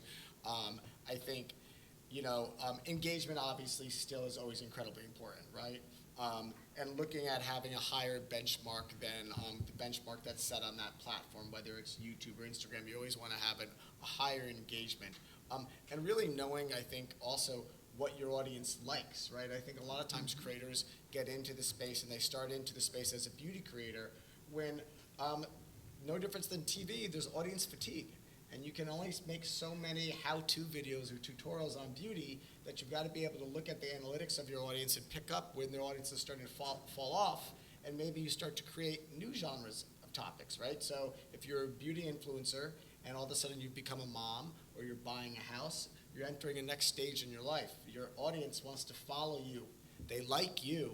They may love your beauty, but they also watch because of you, right? So giving them the tools to help them monitor that and show them how they can grow their audience and content verticals is something that's a great value that, whether it's Style Hall or Univision or Kin, it's all a value that we can provide to creators. That's great. James, what would you add? Because you're the secret sauce, because you're talking BI, business intelligence, and a whole bunch of other things. What would you add to that? Yeah, Sean made some phenomenal points, and there's a lot there. So first thought I had was, one, you're absolutely right that the influencer marketing space has become fragmented. And that's actually created, in many cases, a negative experience on both ends of the value chain, right? It's tougher for brands to realize, how do I need to do a buy, right? Do I want to leverage a trusted partner like an MCN or a digital media company, an agency? Do I want to try and go directly to the creators or take advantage of a platform? And then you have influencers on the other end saying, well, there's hundreds of these influencer marketing platforms now. Which ones do I need to be on? What type of information do I share? How do I, transact these type of relationships? And I think in most cases, they often do create these negative experiences because the expectations are not managed on both sides, right? It's very tough for a large-scale talent to do a successful influencer campaign on a programmatic platform, right? That's why you need trusted partners with the data and the expertise to make sure that the fit is the right match between an influencer and the brand, and to shepherd the whole process to make sure it's successful. The second thing that we look at Paladin is how do you leverage the data? What's the right information to measure success for a campaign? And again, as everyone has touched on, it differs based on the platform, right? Success on YouTube is not going to give you the same formula for success on Facebook or Instagram. So you have to take a very unique and measured approach to creating content and promoting it on different platforms. That said, I think some of the commonalities we see across platforms, number one is the importance of looking at the audience information. And that's where the difference between publicly available data, top-line measurements like views, subscribers, or follower count on a platform, is very different than private data, right? The authenticated data that a platform can expose to you and that a creator or brand can see if they're logged in behind their dashboard. And so with private data like audience information, who's watching the content, how old are they, where are they based, that's the first thing you need to make sure is a fit for the brand. It doesn't matter if you have great views and engagement if a bunch of people are watching your content in Russia and it's not a match for what the brand is trying to sell, right? So audience is first. Number two is certainly engagement. I think that's incredibly important. But how do you measure that, right? Is it likes, dislikes, comments, sharing? That varies based on the brand and the category. Then the third thing is probably unique viewership, right, or unique reach, because that's still the way advertising is bought and sold. If you go and try and buy TV inventory, try and buy out of home, traditional digital, if we can call it that now, it's all bought on a unique reach or viewership metric. So keeping in mind audience, engagement, and uniques is critical. That's great. Thank you for that. I want to go back to Rena for a minute because to his point, actually to the last 2 points, at Kin, you guys spend a lot of time with Affinity, and you spend a lot of time in the space. And earlier you were talking about doing branded or campaigns that monetize a lot better because you bring the partnership in. Can you talk a little bit about that and the importance of that? And the reason I'm dovetailing here is because there was something else that you said earlier, and it was about the fact that now people come in, they shouldn't just have their content, but they should have their marketing plan. Was that you or Jennifer? It was one of you two. So can you talk, but it's shifting how we produce content, how we monetize it, how we get it greenlit. Can you talk a little about that? And Jennifer, you can clean up if you want on this as well. Yeah, so I think Sean mentioned the value of the CMS. I mean, that's the most valuable thing we have at Kin. And just as like a very cursory explanation, Kin is a network. We have 150 plus channels in our network. They're the top women's lifestyle channels, other than those on Style Hall.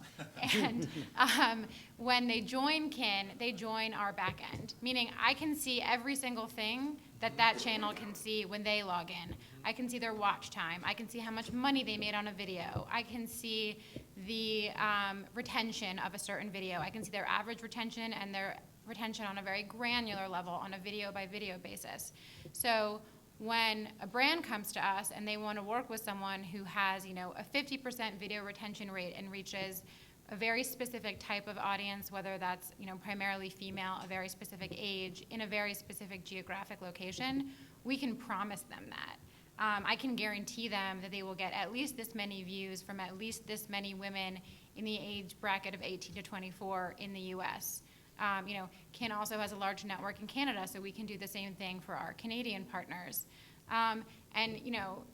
James also has mentioned that, this fractured marketplace where these influencer agencies are coming and they're offering, sort of the same services, but they're not, because they just don't have the same access to data as we do.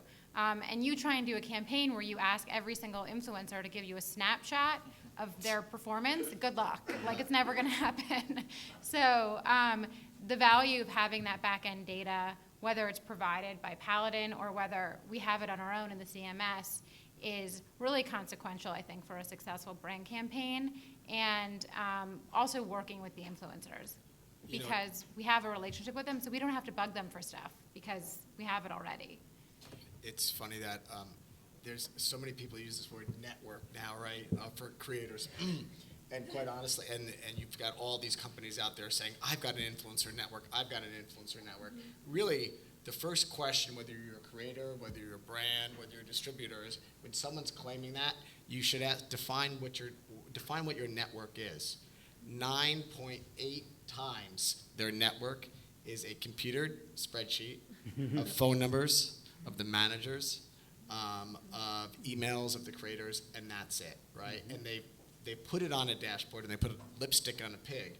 But ultimately, the question you should be asking is, how is it a network? So what is the back-end data? What is the back-end legal connection do you have to these creators? And the CMS is the number one answer, right? So unless you're out there and you're truly, when you're questioning and you're digging into whether you're going to sign up with a said partner or you're a brand, that's the first question you could ask, because that data from that CMS is a critical value. CMS has come up 5 times. Just what's CMS real quick? Content management system.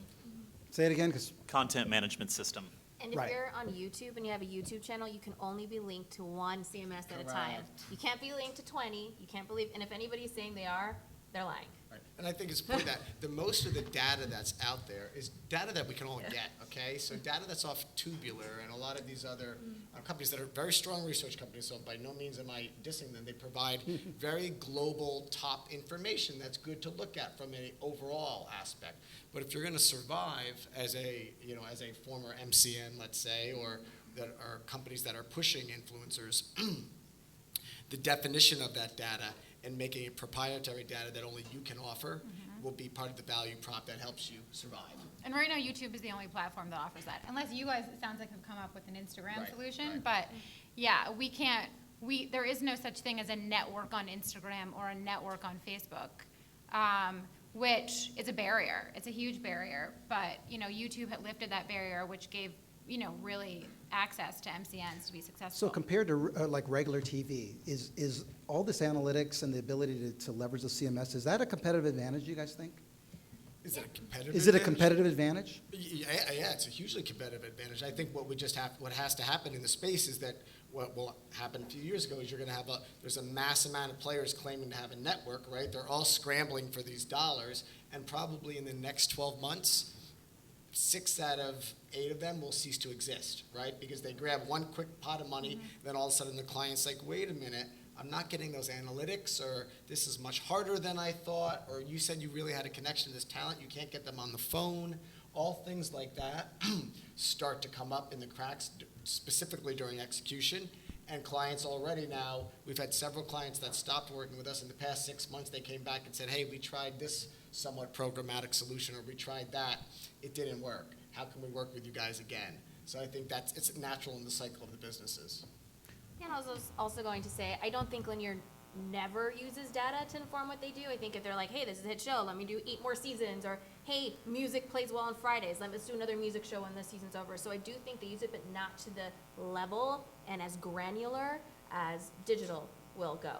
And I think what I was talking about earlier was when you're thinking about content development for digital, as Univision, for example, I will share a story. I got an email, an angry email one day from a producer saying, I saw that you produced this Luchador series. How dare you? I sent it to you. I was like, dude, do you know how many Luchador pitches I get a day? A day. If I get another Luchador pitch or the new novella pitch, I'm not joking, every week. So now, why pick one Luchador series over another? If someone can come in and say, hey, I guarantee you're going to get 20 million views in the first month, that is interesting. That sets it apart from like the 50 other Luchador series. So I think that's why it's really important to use data to inform your decisions.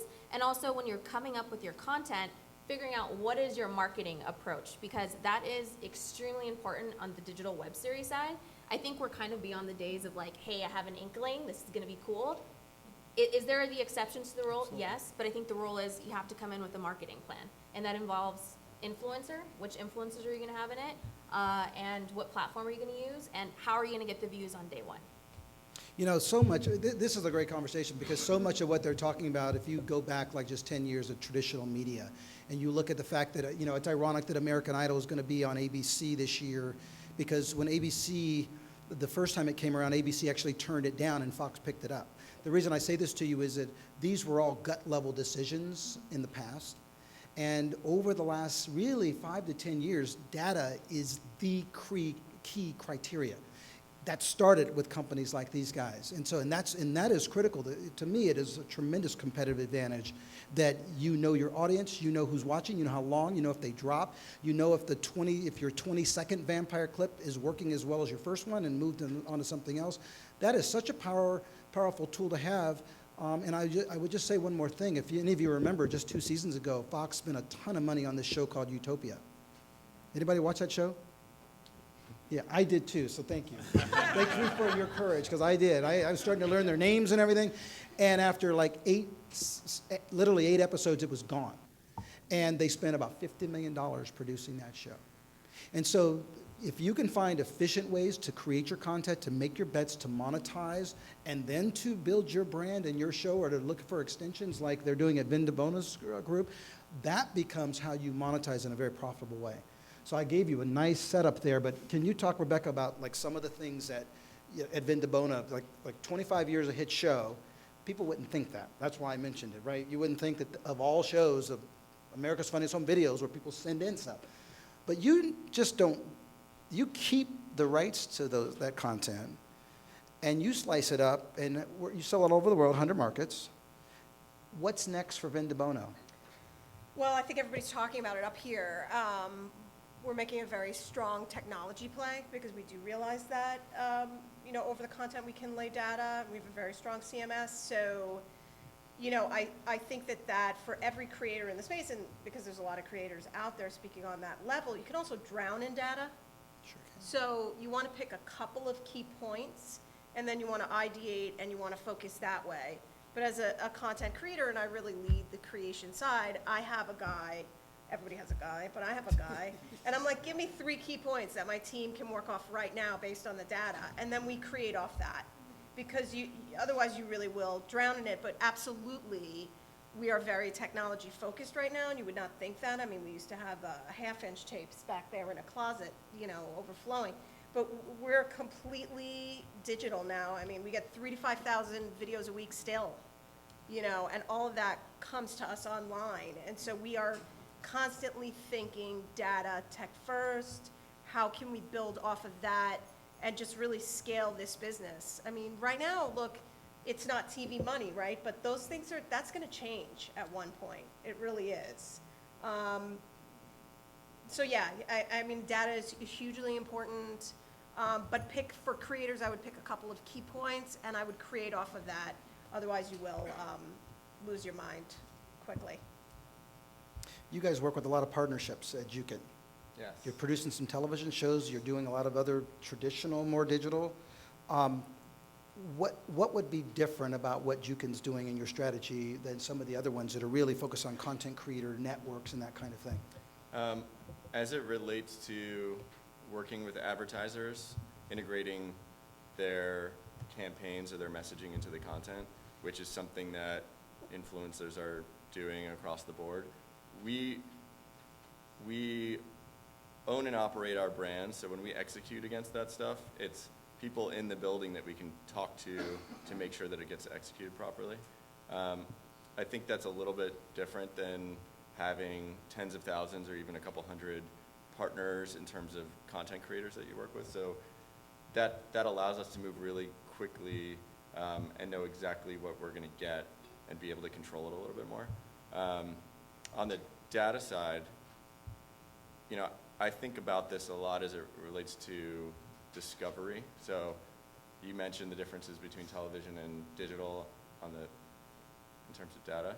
So you're going to go through on television, you're going to go through your channel guide and see what's playing, and your content is always going to be in the same spot on the same channel for ages, right? Like on the digital side, the platforms are determining how the content is getting discovered, and they're changing their mind about that, like on a daily basis, right? So in addition to using data to grow the brands and see what people are interested in, grow the channels, identify which platforms make the most sense for which types of content and how the audiences differ.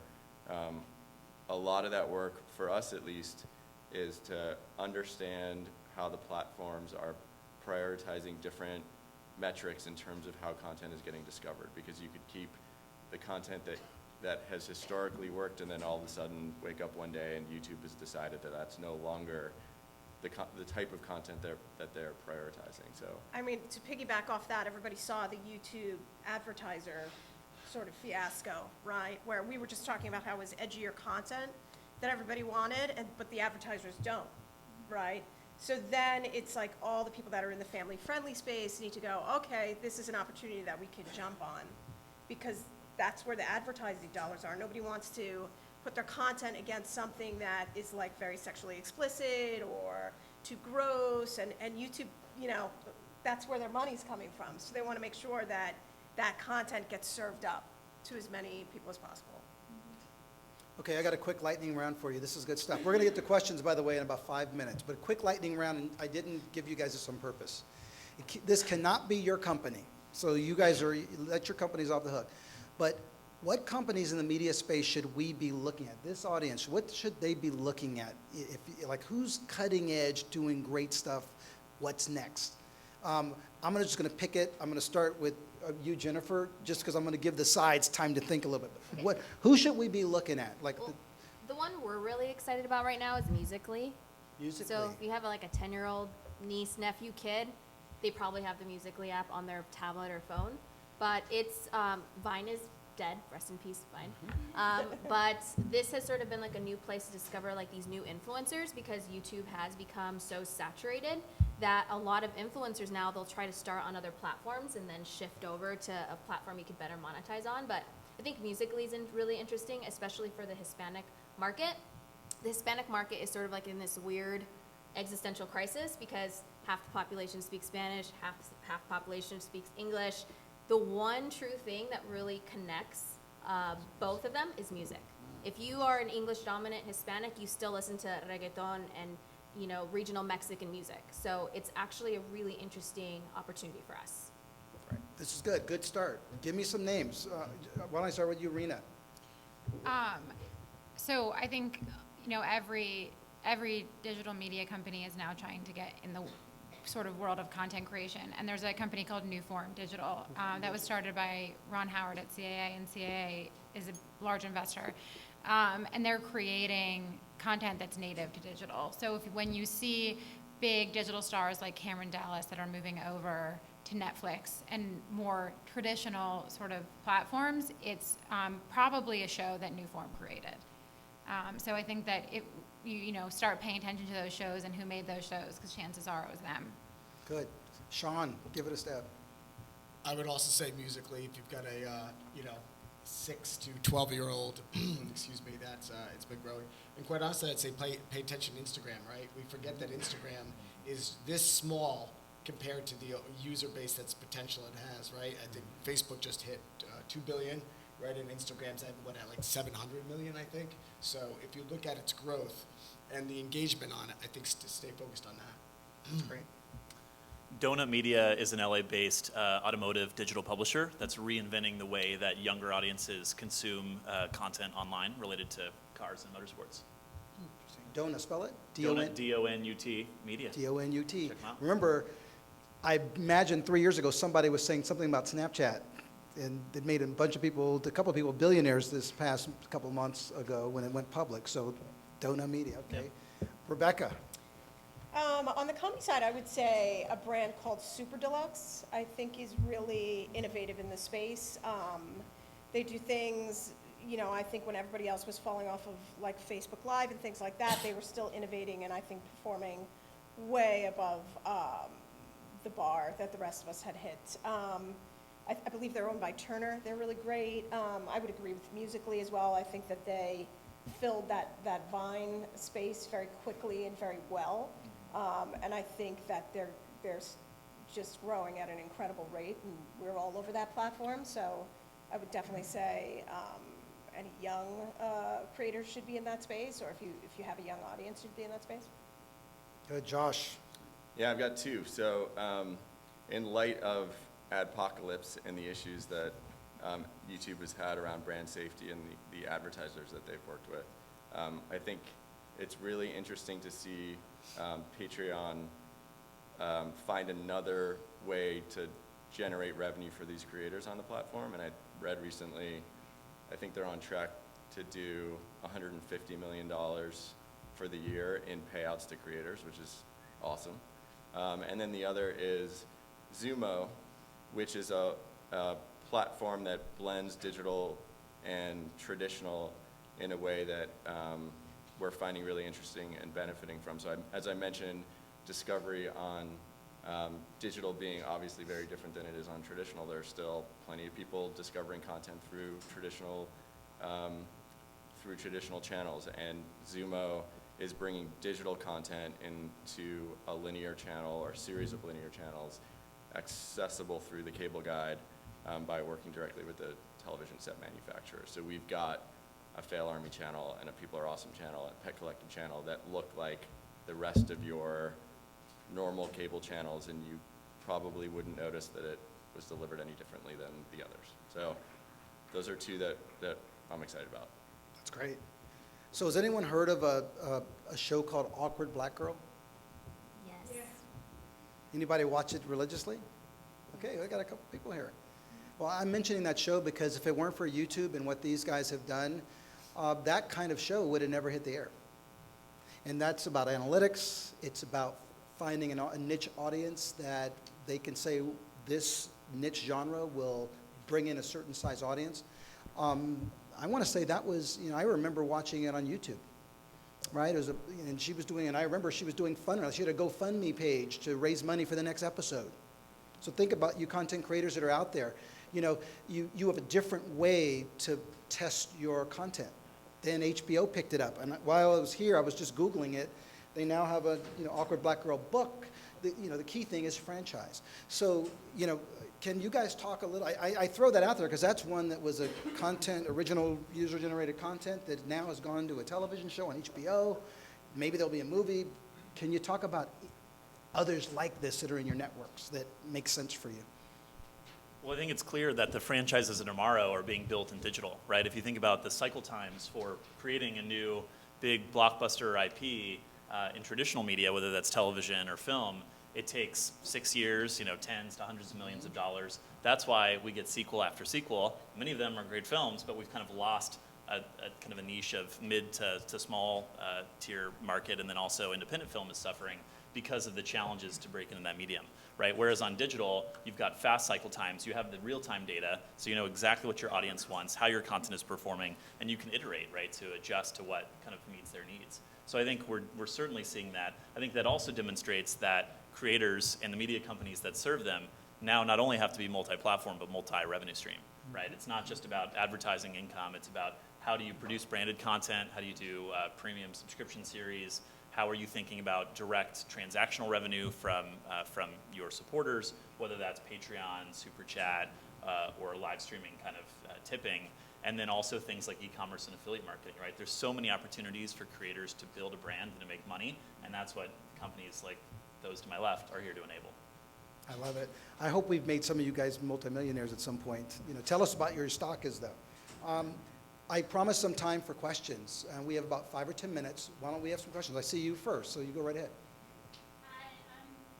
We talked about marketing and the different platforms and being a part of the network, and so I guess my question is, in you guys' opinion, is as an influencer and a creator, is Twitter still a viable platform if you don't already have an audience there? And then also with Instagram and Snapchat, I know there's been a back and forth, which is Snapchat still going to be a good platform, so if you don't have an audience there either, would it make more sense to focus on YouTube and Instagram and some of the other platforms that you guys just mentioned? Well, I think you have to ultimately focus on where your audience already is, right? So you're going to look at where's your most engaged audience is and look at how you can grow it from there. Just generally speaking, and I think some of the ladies here can comment, overall from the creator aspect, we find that our creators are typically focused on their YouTube and Instagram as the first telling story experience. That's where they're going to curate content longer. That's where they're going to think about content longer. That's where they're going to act as an executive producer, editor, all of that. Versus on Twitter, it seems to be it's more like a mass communication, amplifying promotion of their other storytelling that's on YouTube or Instagram. With Snapchat, it seems to be that it's more just constant communication with their diehard fans, that the storytelling experience there isn't as curated. I can't say if Snapchat or Instagram is better. I think your audience demo particularly will help you decide upon that. But long term, I think Instagram probably will succeed, given that it's part of Facebook, and you've got overall all those analytics and storytelling there, and the ease of going back and forth between the two platforms. Yeah, I also think it depends on what your goals are. If you're looking to make a lot of money and have a brand sponsor your content, you should probably stick to Instagram or YouTube. Brands aren't sponsoring content on Twitter. They are not really sponsoring content on Snapchat because the analytics just aren't there. It's very opaque. You can't see anything. You can't see how a campaign performs. There is a value in and of itself to just having an audience. So I wouldn't just abandon them if you have audience there. But if you're really looking to grow strategically for brand purposes, I would also say invest your time in Instagram and YouTube because the payout will be bigger. Yeah, and I think because I think part of it sometimes becomes like, oh my God, another platform. How am I going to manage another platform? Yeah. My biggest bone to pick with Snapchat compared to, let's say, Instagram stories now is there's no discoverability. Right. So, if I'm on Instagram and I'm like, hey, I want to learn what's the hottest lipstick right now. I mean, there's ways to search like for hashtags. Snapchat, you're like literally in a black hole. So, I mean, if you already have an audience there, sure, but I personally, if I had limited time in the day and I could only maybe do 2 or 3 platforms, Instagram for sure, YouTube, Facebook. Because Facebook video, I think it's something we didn't really touch on a lot. That's going to come back, I think, really big. It's funny because in another genre, if you look at, I saw a study that says how people are getting their news. There's a huge shift going on in people getting their news on Facebook, as a great example. Huge. I mean, Google that offline, but it's important. Go ahead, I got your question.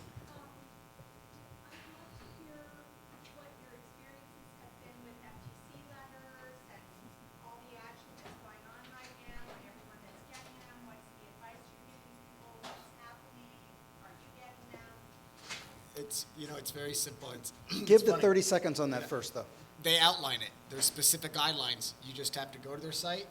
If you're a brand, read them. If you're a creator, read them. They're very specific. There's always seems to be this air about it. It's very cut and dry, right there. Read it and know them. That's really what, and most brands don't actually do it. Yeah, we don't do brand campaigns unless you're in compliance. Right. We have a hard line rule.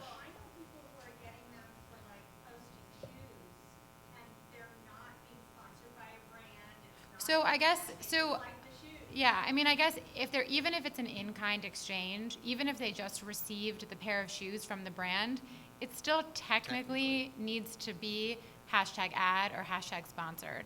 So anytime you get a benefit from the brand, you have to comply. And, read the guidelines. They're not suggestions. They are the law. So that's something to keep in mind. Yeah. Go ahead. I'm going to get in the back and I'll come to you guys. I see you in the glasses in the back. My name is Valerian Bennett. I'm working on a startup called Top Chest, and we're working on technology that allows direct monetization through micropayments. So the idea, kind of continuing with what James said, to allow content creators to get paid directly from viewers. And I'm curious, looking at the other kinds of business models that you guys have been talking about, a lot of it is brand deals, a lot of it's obviously direct advertising, you got subscription, you have micropayments or direct monetization. I'm curious what your balance is in terms of what you guys are doing. How much of it is brand versus stuff going out to subscription sites, and where do you see that trend go? Yeah, I think when it comes to the Univision Creator Network, I would say good 50% of our time is sales related. So we're really focused on partnering with brands and executing campaigns that have been sold. Then maybe like 25 to 30% is spent on just talent development. Like, can this person be on TV? Can they host a show? So we'll try to test people out, pilot different shows. And then the other 30% is literally, why has ads been turned off of this thing, or why didn't I get my check, and stuff I don't want to deal with, but it's part of having a CMS. But I think I would still say a big portion of our time with the influencers is trying to sell them and executing those campaigns. What you're doing might just be enhanced. Are you using blockchain by chance? Yeah. people, I know that, probably James on the software side, technology companies are spending a lot of time on the technology called blockchain. It's not to get boring, but it's a digital ledger. All these micropayments, quarter cent for royalties, quarter cent for publisher, quarter cent for artists, whatever that is, when you have, it's been so hard to track those things. Blockchain is something that the banking industry has recently approved, and it's a digital ledger that takes a lot of those micropayments and really efficiently changes them. And that will probably create additional business opportunities like the one that you just said you're starting. Congratulations, by the way. We have 3 minutes left. Only good questions now. If it's not a good question, okay, I got you, and then you're the last question. Hat.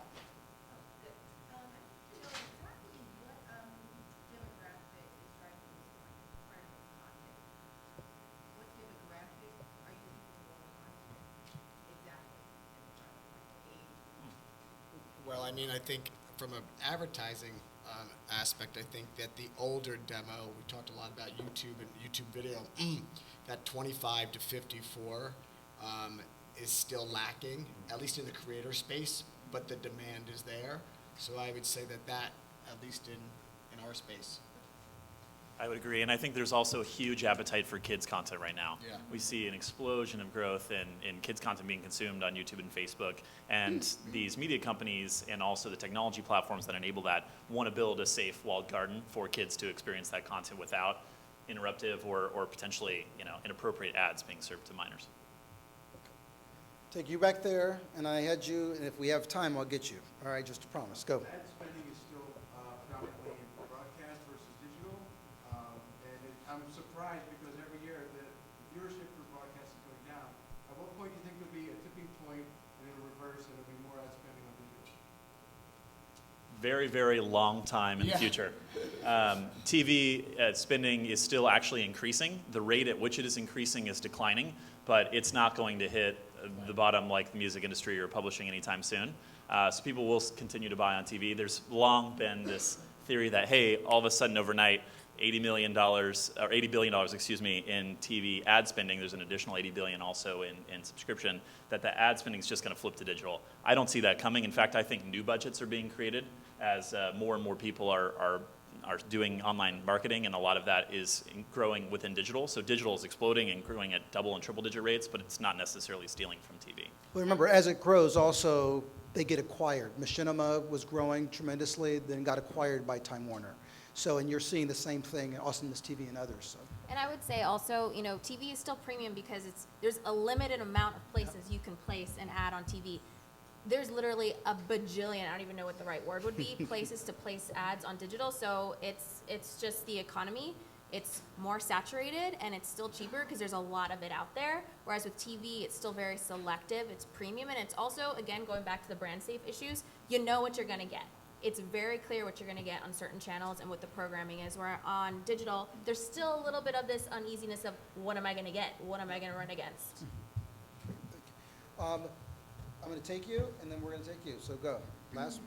So with Facebook, you can directly pick, people in your demographic that you want to market to. But like with YouTube and Instagram, it's not as easy to do those things. So how, with the data that you get maybe from YouTube and analytics that you get, how can you determine when your content is truly, engaging, and how do you capitalize and focus on those things that you should be paying attention to in your analytics in order to increase your growth on a more consistent basis rather than having like a fluke or like a viral video?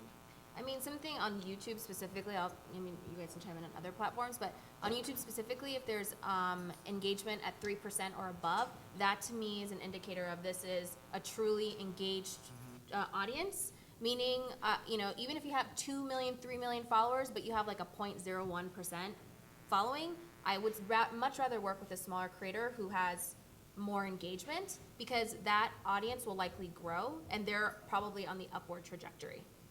So I would say for YouTube specifically, if you're seeing trends on certain videos that are like 3% engagement, so look at likes, look at comments, that's an indicator of like, okay, this video is working. The other leading indicator for YouTube is watch time. Number one, because that's the primary consideration in the search algorithm. So if you want to get discovered, make content that people are going to stay engaged with and watch to completion if possible. The other selfish motivation for YouTube behind that is the longer a viewer is spending time watching content, the more ads they can serve, right? So that leads to ad session starts and therefore more monetization potential for you as well. I'm going to take a risk. We're 1 minute over, so it's a quick question and we're quick answer.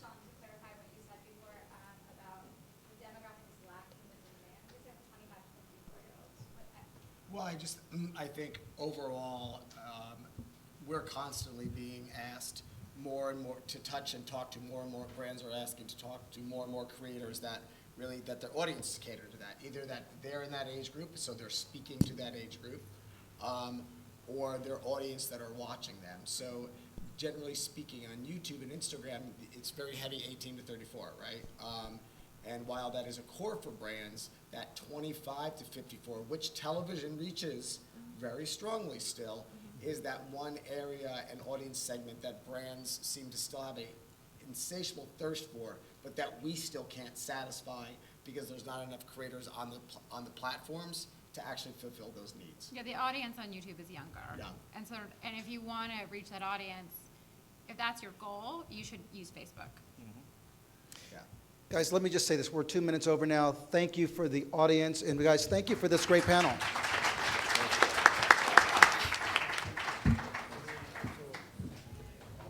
It was fun listening to you all.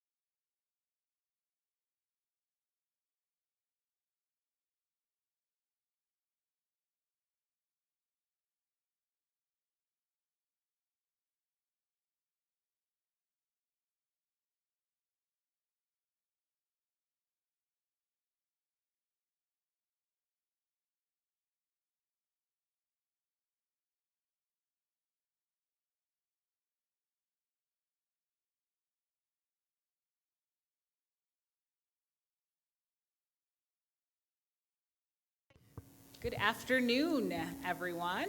Welcome. Thank you for coming out to our Space in Hollywood panel about space habitats and living environments versus Hollywood fiction, the designs for the future.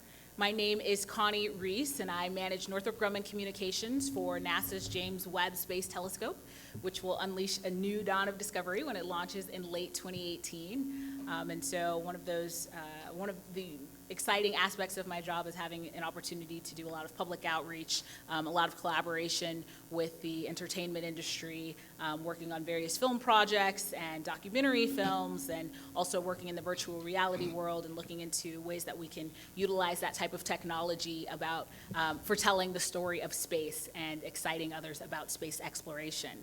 So welcome, we're glad to have you, and I have the pleasure of introducing some of our esteemed panelists here today. We will start with Dr. John Ehrenberg, Chief Engineer of the James Webb Space Telescope for Northrop Grumman. In this role, Dr. Ehrenberg leads engineering and development of space science missions at the Space Park Center of Excellence at Northrop Grumman Aerospace Systems, a premier provider of manned and unmanned aircraft, space systems, and advanced technologies critical to our nation's security and advancement of the science. In his current role, Ehrenberg leads engineering for Northrop Grumman Aerospace Systems Space Systems science missions, developing, planning, and conducting strategic analysis for various NASA astrophysics missions, including the James Webb Space Telescope. He is responsible for directing Northrop Grumman studies of potential successor missions to the Webb Telescope. And in his previous role, Ehrenberg led the development of optical, space, and laser systems as the lead engineer. With 28 years of experience working on astronomical programs such as the Chandra X-ray Observatory, development of the Starshade, and NASA's James Webb Space Telescope. So welcome, John. We also have Dr. Jacqueline Ford Maury, founder and chief scientist with an MS, MFA, PhD with degrees in both art and computer science. Dr. Maury has 25 years of experience in developing innovative techniques for rich, emotionally evocative virtual reality environments. As part of this pioneering work, she invented a scent collar to bring the emotional power of smell to immersive experiences. And she developed new types of functions for VR, such as connections to multiple sensors and feedback systems to make VR more effective. Dr. Maury spent 13 years as a senior research scientist at USC's Institute for Creative Technologies, which she helped found. While there, she created novel VR telehealth care activities using her deep understanding of art, computer animation, and human behavior to enhance patient engagement with these programs. In the mid-1990s, she started comprehensive computer animation training programs at Walt Disney, feature animation combining art and technology topics, which she later expanded to the special effects industries at studios such as Rhythm and Hughes. Welcome, Dr. Maury. We also have Mr. Pete Blumel, co-founder and CEO and creative director for the Rogue Initiative. He's a producer, creator, and designer of real-time, story-driven, immersive entertainment with 21 years of experience in feature film, animation, and blockbuster AAA interactive production. Prior, he served in a key producer role for 8 years as Activision's Infinity Ward game development studio, where he became intimately involved as the co-creator of Call of Duty Modern Warfare series and Ghost video games, utilizing his filmmaking background to bring more high-end cinematic production values and immersive real-time storytelling to the Call of Duty franchise, which has since come to characterize the long-running series, earning a combined near $4 billion in worldwide grosses and winning countless awards, including 3 BAFTAs. Before joining Call of Duty, founders Bloomer spent 10 years at DreamWorks SKG, first as DreamWorks for feature animation technology and later at Amblin Entertainment. And last but not least, we have Dr. Pascal Lee, who is the chairman of the Mars Institute, a planetary scientist at the SETI Institute, and the director of NASA Houghton Mars Project at NASA Ames Research Center. He holds an ME in geology and geophysics from the University of Paris and a PhD in astronomy and space sciences from Cornell University. Lee's research focuses on Mars, in particular, the history of water on Mars and the origin of Mars's moons.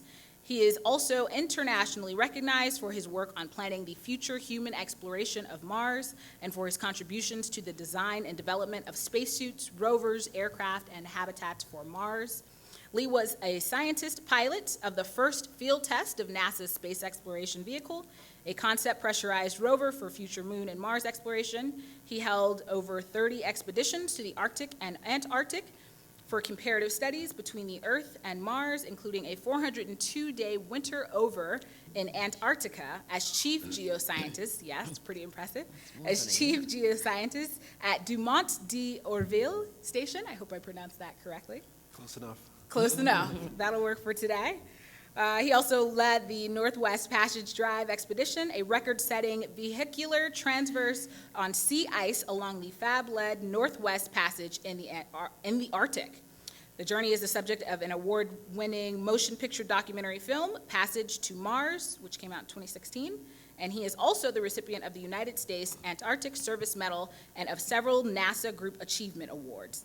He's an advisor to NASA and an artist member of the International Association of Astronomical Artists and the author of Mission Mars Scholastic, a children's book on the human exploration of Mars. So, welcome our esteemed panelists. Thank you all for being here. And I think to get things started, we'll start off with a little background from Dr. Ehrenberg. So let me click to your presentation. So at first look, what I'll call Hollywood in space would appear to have little in common. And hopefully when I'm done with my very brief prepared comments, I'll change. Excuse me? I think Siri didn't get that. Oh, Siri didn't get that. Siri wasn't comprehending yet. Went Awesome. over her head. I stumped the machine right out of the That's how it box. starts, Okay, I'm exactly. done. I can go home now. You can go home now, pack your bags. And I hope to show that both of these endeavors share a great deal of commonality, being founded on collaboration, highly innovative endeavors. So basically my job is to invent the future, at least insofar as space science missions at Northrop are concerned. No matter what the scale of the problem, be it an entire mission or series of missions or a very detailed, subtle engineering problem, all those solutions start with imagination and rely heavily on communication, whether I'm competing for funds or I'm trying to convince managers and colleagues to sign on to a particular solution. And so engineering at its heart is very practical art, but has strong roots in creativity, communication, and collaboration. Over the last dozen years, I've been assigned to work NASA's James Webb Space Telescope, where we at Northrop are very proud to lead the industrial team implementing this amazing machine. It's intended to see the first luminous objects, understand the formation of galaxies, take data to understand the birth of stars and planets, and examine bodies in the solar system and around other stars for indications of habitability and other scientific advances. Amazingly enough, it's due to launch late next year. As chief engineer, one of my jobs is to communicate this amazing machine. And I get to communicate everywhere from preschoolers to Nobel laureates and everything in between. And to tell this story, I have to rely on my knowledge, to curate the discussion for the appropriate audience, and then explain it in a manner appropriate to that audience. I completely agree with Albert Einstein, who said, if you can't explain it to a 6-year-old, you don't understand it. So on the second slide, you'll see the first 4 images of a sextet of images showing the evolution of the design. It also indicates another commonality between storytelling in engineering and storytelling in Hollywood, the need to take a bit of artistic license. You can easily see the telescope, but I assure you when it operates 1 million miles away from Earth, it will be in Stygian darkness. Otherwise, it won't be able to detect the very faint signals from the beginning of time. And so we have to take a little bit of license in order to tell a compelling story. When we move on to the next slide, we get to another area of commonality. which is storytelling with moving pictures. It was my job to discuss not only the evolution of the design, which is shown in the last two images on the top, but you see the credits from a 12-minute movie that evolved from a silent feature to a talkie, and I had to become director and screenwriter and recruiter, and I recruited in a very LA story my brother, who's in front of the camera talent. You've seen him on Once Upon a Time and Pirates of the Caribbean. Not only did I get an appreciation for how hard my colleagues in Hollywood have to work to produce a product, but I did get my brother to work for below scale. So I am, in addition to a storyteller, ultimately an engineer. As we go on to the last slide, you know, this is the ultimate product. This is the James Webb Space Telescope. This picture was taken very recently. This is the hardware that will fly 1 million miles away from Earth. The culmination of this effort is truly epic. It represents the completion of over 100 million person-hours of effort spread over about 30 years to bring this to fruition and launch in 2018. So in this case, I've shown you the circle of life, if you will, of a project from imagination, early design, evolution, increase in aesthetic, to finally realization. So I hope I've given you a little bit to chew on and seeded the conversation for my colleagues, and I look forward to our discussion.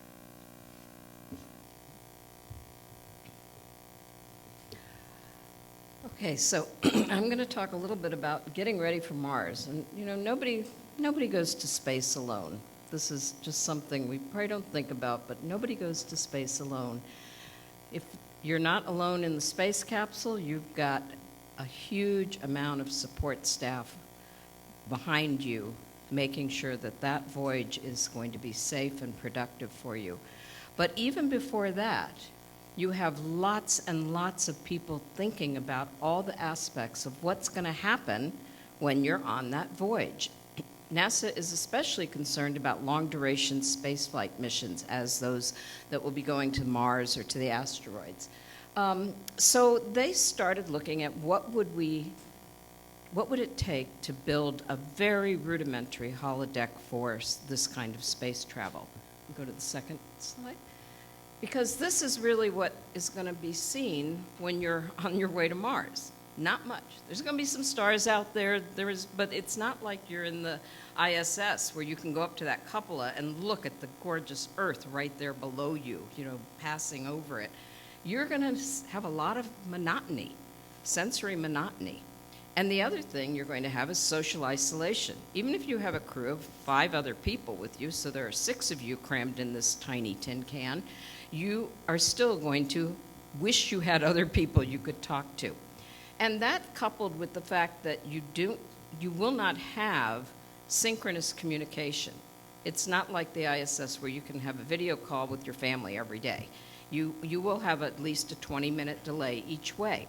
So what are we going to do about this? Let's see the next slide. We came up with this idea for NASA to create something called Ansible, which is actually an acronym about thing for bilateral life enhancement, but we really like the sci-fi connection. And the idea would be that we provide, using virtual reality, provide aspects that can help people going to Mars deal with the issues of sensory monotony and social isolation that they will undoubtedly have to deal with. So we wanted to test this in something that was reminiscent of the kind of habitat that they would have on someplace like Mars. So we were able to put it in the high seas habitat, next slide, on Mauna Loa in the Big Island of Hawaii. Now, this is what they call a Mars analog, and it runs totally on solar power, composting toilets. There's not a lot of space in there. It's about 1,000 square foot geodesic dome with a few boxcars around it. They do have a washing machine in there, and they have a kitchen. But this is a place where 6 volunteer scientists were sequestered for a full year with no real-time communication with anybody back on Earth.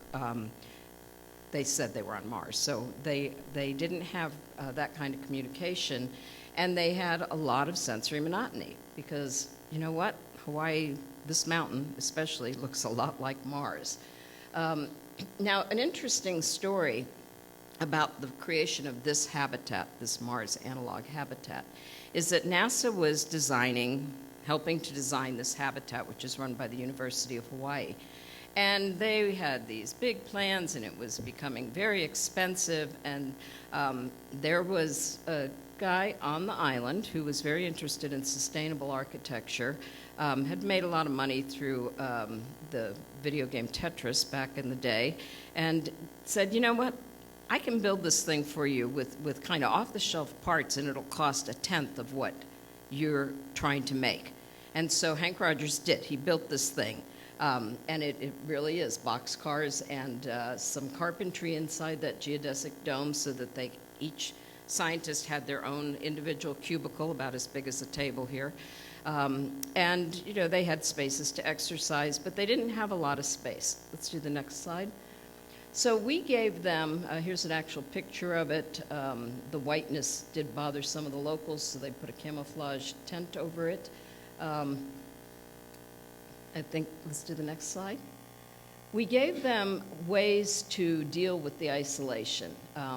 We gave them things like using virtual reality to go on nature walks, for meditation. We brought in AI agents to add variety to some of the areas. We gave them places where they could build things. And we gave them an interesting technique which allowed them to record their avatars doing something and leaving a message that their friends and family back on Earth could access on the days when the friends and family could go in there. So this was a totally asynchronous system. There was a server in the habitat that the scientists could log into on Tuesday, Thursday, Saturday, and there was a server in California where family from all over the world and friends could log in on Monday, Wednesday, Friday. So never in at the same time. But they could leave these recordings of their avatars. This was the picture on the lower left was a Thanksgiving table that we set up. So they could leave recordings of their avatars saying what they were thankful for. And then when the other side came in, they could play all those things. We thought they'd use that for singing happy birthday too, but they didn't do that one. So go ahead to the next slide. So this project ran for a year. We had a control group in a previous high seas isolation study that was only in for 8 months, and that was our control group. And compared to them, this group actually was better psychologically than the previous group. We think this had a little bit to do with it, the fact that they were able to escape the confines of this very confined space, and that they could do things outside the context of those 6 individuals. An interesting thing about putting scientists into a habitat like that is it's a good way to test out, just like the Antarctica habitats and things like that, it's a good way to test out what works. And one of the scientists who was sequestered for that year was actually a student getting his PhD at the University of Hawaii in Mars habitat designs. And so I dare say he learned a lot. We were hoping he would be here today, but he just finished up that PhD, but I think we'll be hearing a lot more from him because he has a lot of practical advice on how to build these things in a way that can add not only to sort of the benefits of designing that space to take into account the psychological issues, but also for practical knowledge that says maybe we can make it better a little bit if we just change this. Great. Okay, so now we're going to take a few questions from the audience, and then during that time I'll get Pete's presentation set up and moving from there. But if you have questions right now for Dr. Ehrenberg or Dr. Maury, we welcome those, and then we'll hear from Dr. Pascal and Pete. Do you want us to acknowledge Yes, Connie can while you- you're busy? yes, Okay, please. Phil? Is any of what you're working on trickling out into the private space industry? Are they looking to you for lessons or processes, or are they just doing all this on their own? Most of what I know in the private space industry they're not designing sort of the habitats. They're designing the space of the actual spacecraft and trying to make that as ergonomically beneficial as possible. But NASA has a big group designing the habitats, and then there are other individuals. I'm not aware of any space industry that's actually looking at design of the habitats for Mars. Sorry? The trip to Mars that people were talking about, the one-way trip. Oh, I think there's a bunch of stuff they're going to send up there and then have to put together. I'm not sure how far along in the design concepts that is. I'm hoping there's somebody working on that. Sorry? Home IKEA. Yeah, I think it'll be IKEA on Mars. Yes.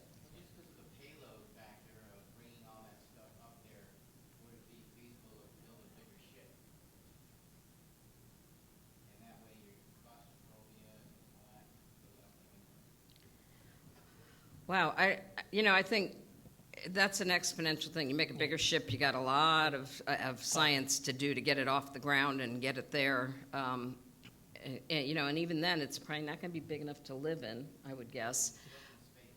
You could build it in space. I mean, that's what we did with the ISS, right? There's a lot of good cubby holes and little nooks and crannies in the ISS.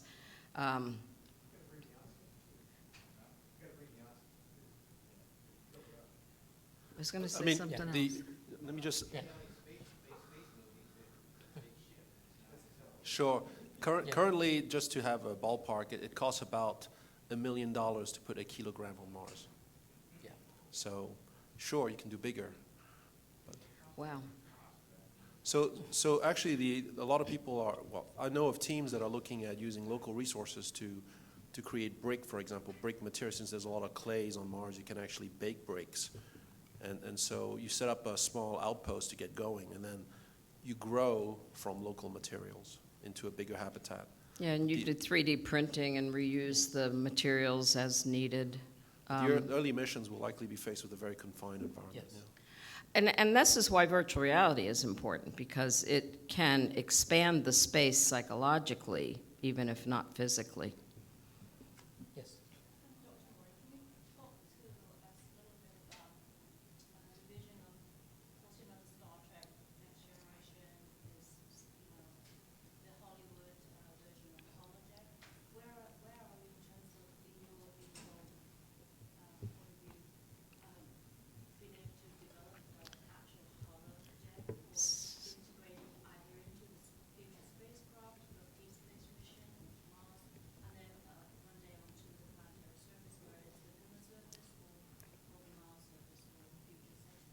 Well, I think I have to fault Star Trek for one thing. They set a damn high bar for that holodeck. We don't have anything near that technology right now, especially in terms of the haptics where you could actually sit on a chair.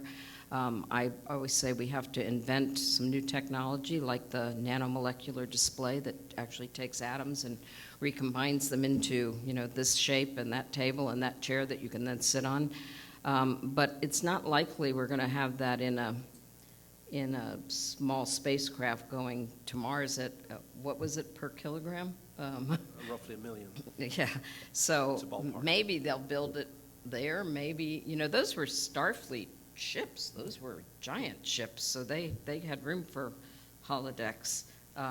Right now, I think we're going to have a little headset, and that's going to be pretty much it. Not to mention the energy to matter conversion and the price for that.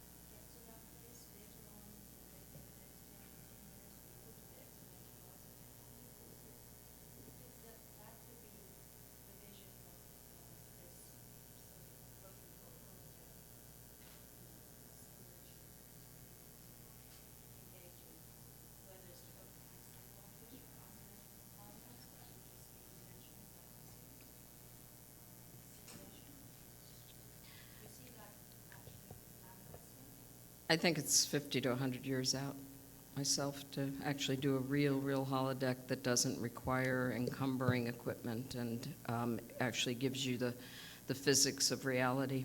I think we're getting there. We have things that do partial stuff, but we don't have the haptics figured out. We don't have a lot of other senses figured out, and energy matter transfer and all that good stuff. I think we're pretty far away from a real holodeck. That's why I said Star Trek set the bar a little high. Thank you, Hollywood. Okay, so we're going to go back to Pete now, and then we'll go back to the audience questions. So, Pete, we've got your slides ready to go. Yeah, so my story is a little, at the Rogue Initiative, we are definitely in the place where we're marrying Hollywood storytelling with technology. We're all geeks, we're all designers, we're all engineers. We come from that background of technology, but we also have some Hollywood chops. So we partner with some filmmakers, and we're really looking at everything we can to augment storytelling, whether it's AR, VR, mixed reality, Litro camera, you name it, anything that can make storytelling more compelling and mitigate production costs and so forth. Along those lines, though, we also happen to be partnered with some amazing filmmakers, Michael Valandos and some others, and they come with their own set of brands and their own sensibilities that are very much in line with what we love and enjoy and are passionate about in the sci-fi and technology worlds. So it goes very much in line with kind of my experience. I was on the Call of Duty franchise for many years, back when it kind of went from World War II to Modern Warfare. We kind of gave it a reboot. But a lot of that took us to a place where we had to start envisioning what life would be like in orbit and what could we fight over, right? So unfortunately in video games and in entertainment, you have to add a little bit of drama. So for us, it meant creating giant structures like this, and we can jump to another slide. I think it's out of order. One more. And so, weapons in space, and how do we control them? How do we fight over them? How do we protect them? And the next one, you can jump through these, and then finding reasons why we have to have, unfortunately, soldiers in space, these kinds of things, like we see here. And then the last slide. So a lot of how we design things like this to work in a game or in a film, of course, kind of go against the things that we learn from scientists, such as people in this panel.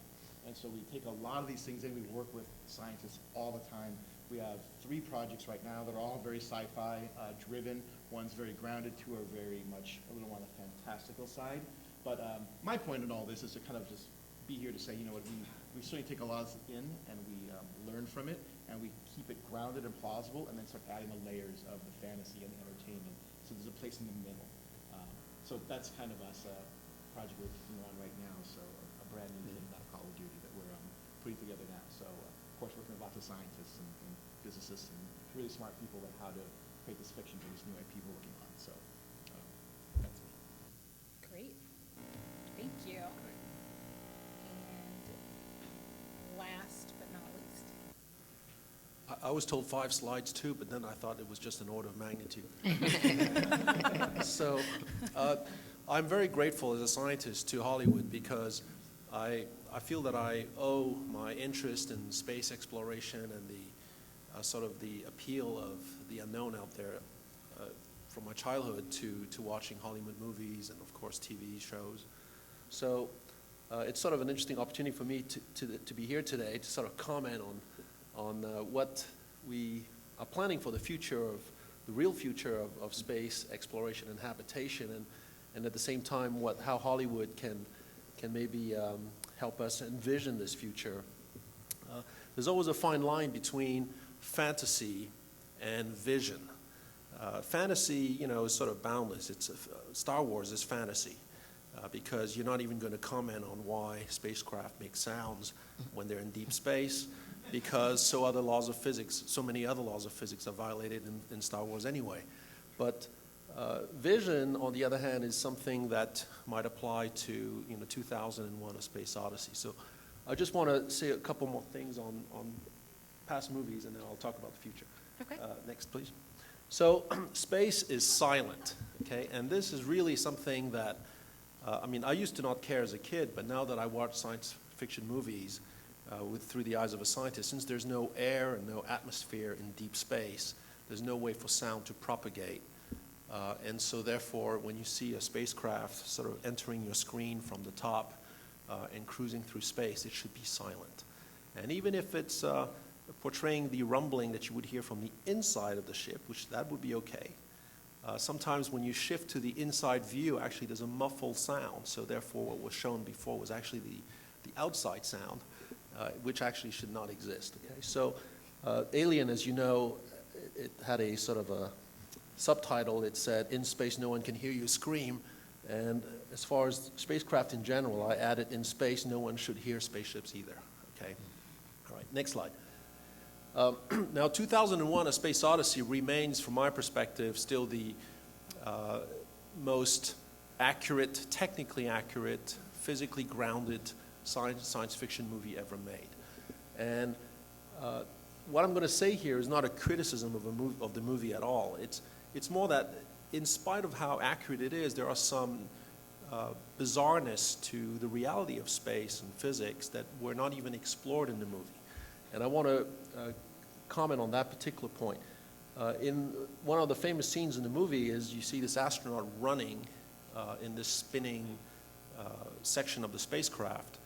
And because there's centrifugal force, the astronaut is able to essentially stay against the wall, if you will, of the wheel and rotates along with that spinning part of the spaceship. And if you look at the diagram on the left, at the bottom, if you're just standing there in contact with the ground, you're just going to be stuck to the ground and feeling some gravity because of the centrifugal force. Okay?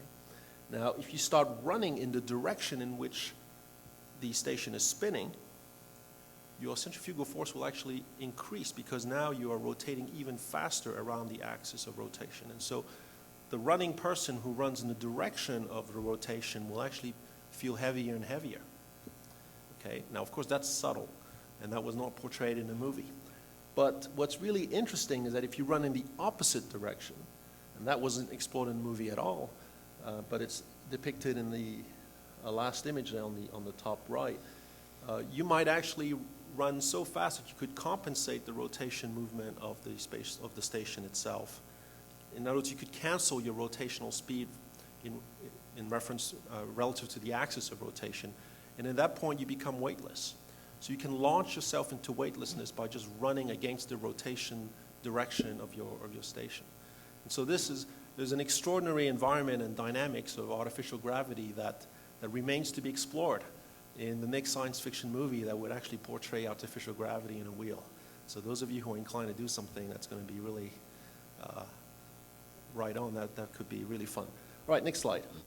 So let's talk about Mars, because that's what I've been mostly focused on and what NASA, of course, is aiming for in the decades to come. It's an incredible planet. Next slide. But there's a harsh reality about it. It's really a place that looks like Arizona, but there's nothing like Arizona other than maybe the landscape.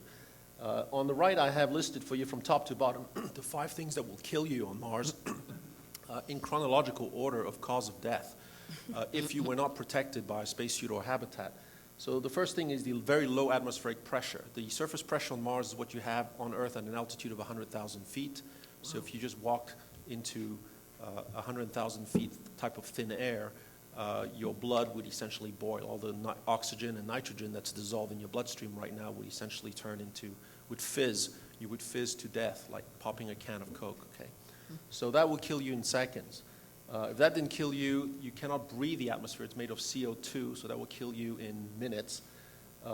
If that didn't kill you, the temperatures will. The average temperature on Mars is minus 80 degrees Fahrenheit, so that will kill you in a matter of hours, and you turn into a huge into a human popsicle.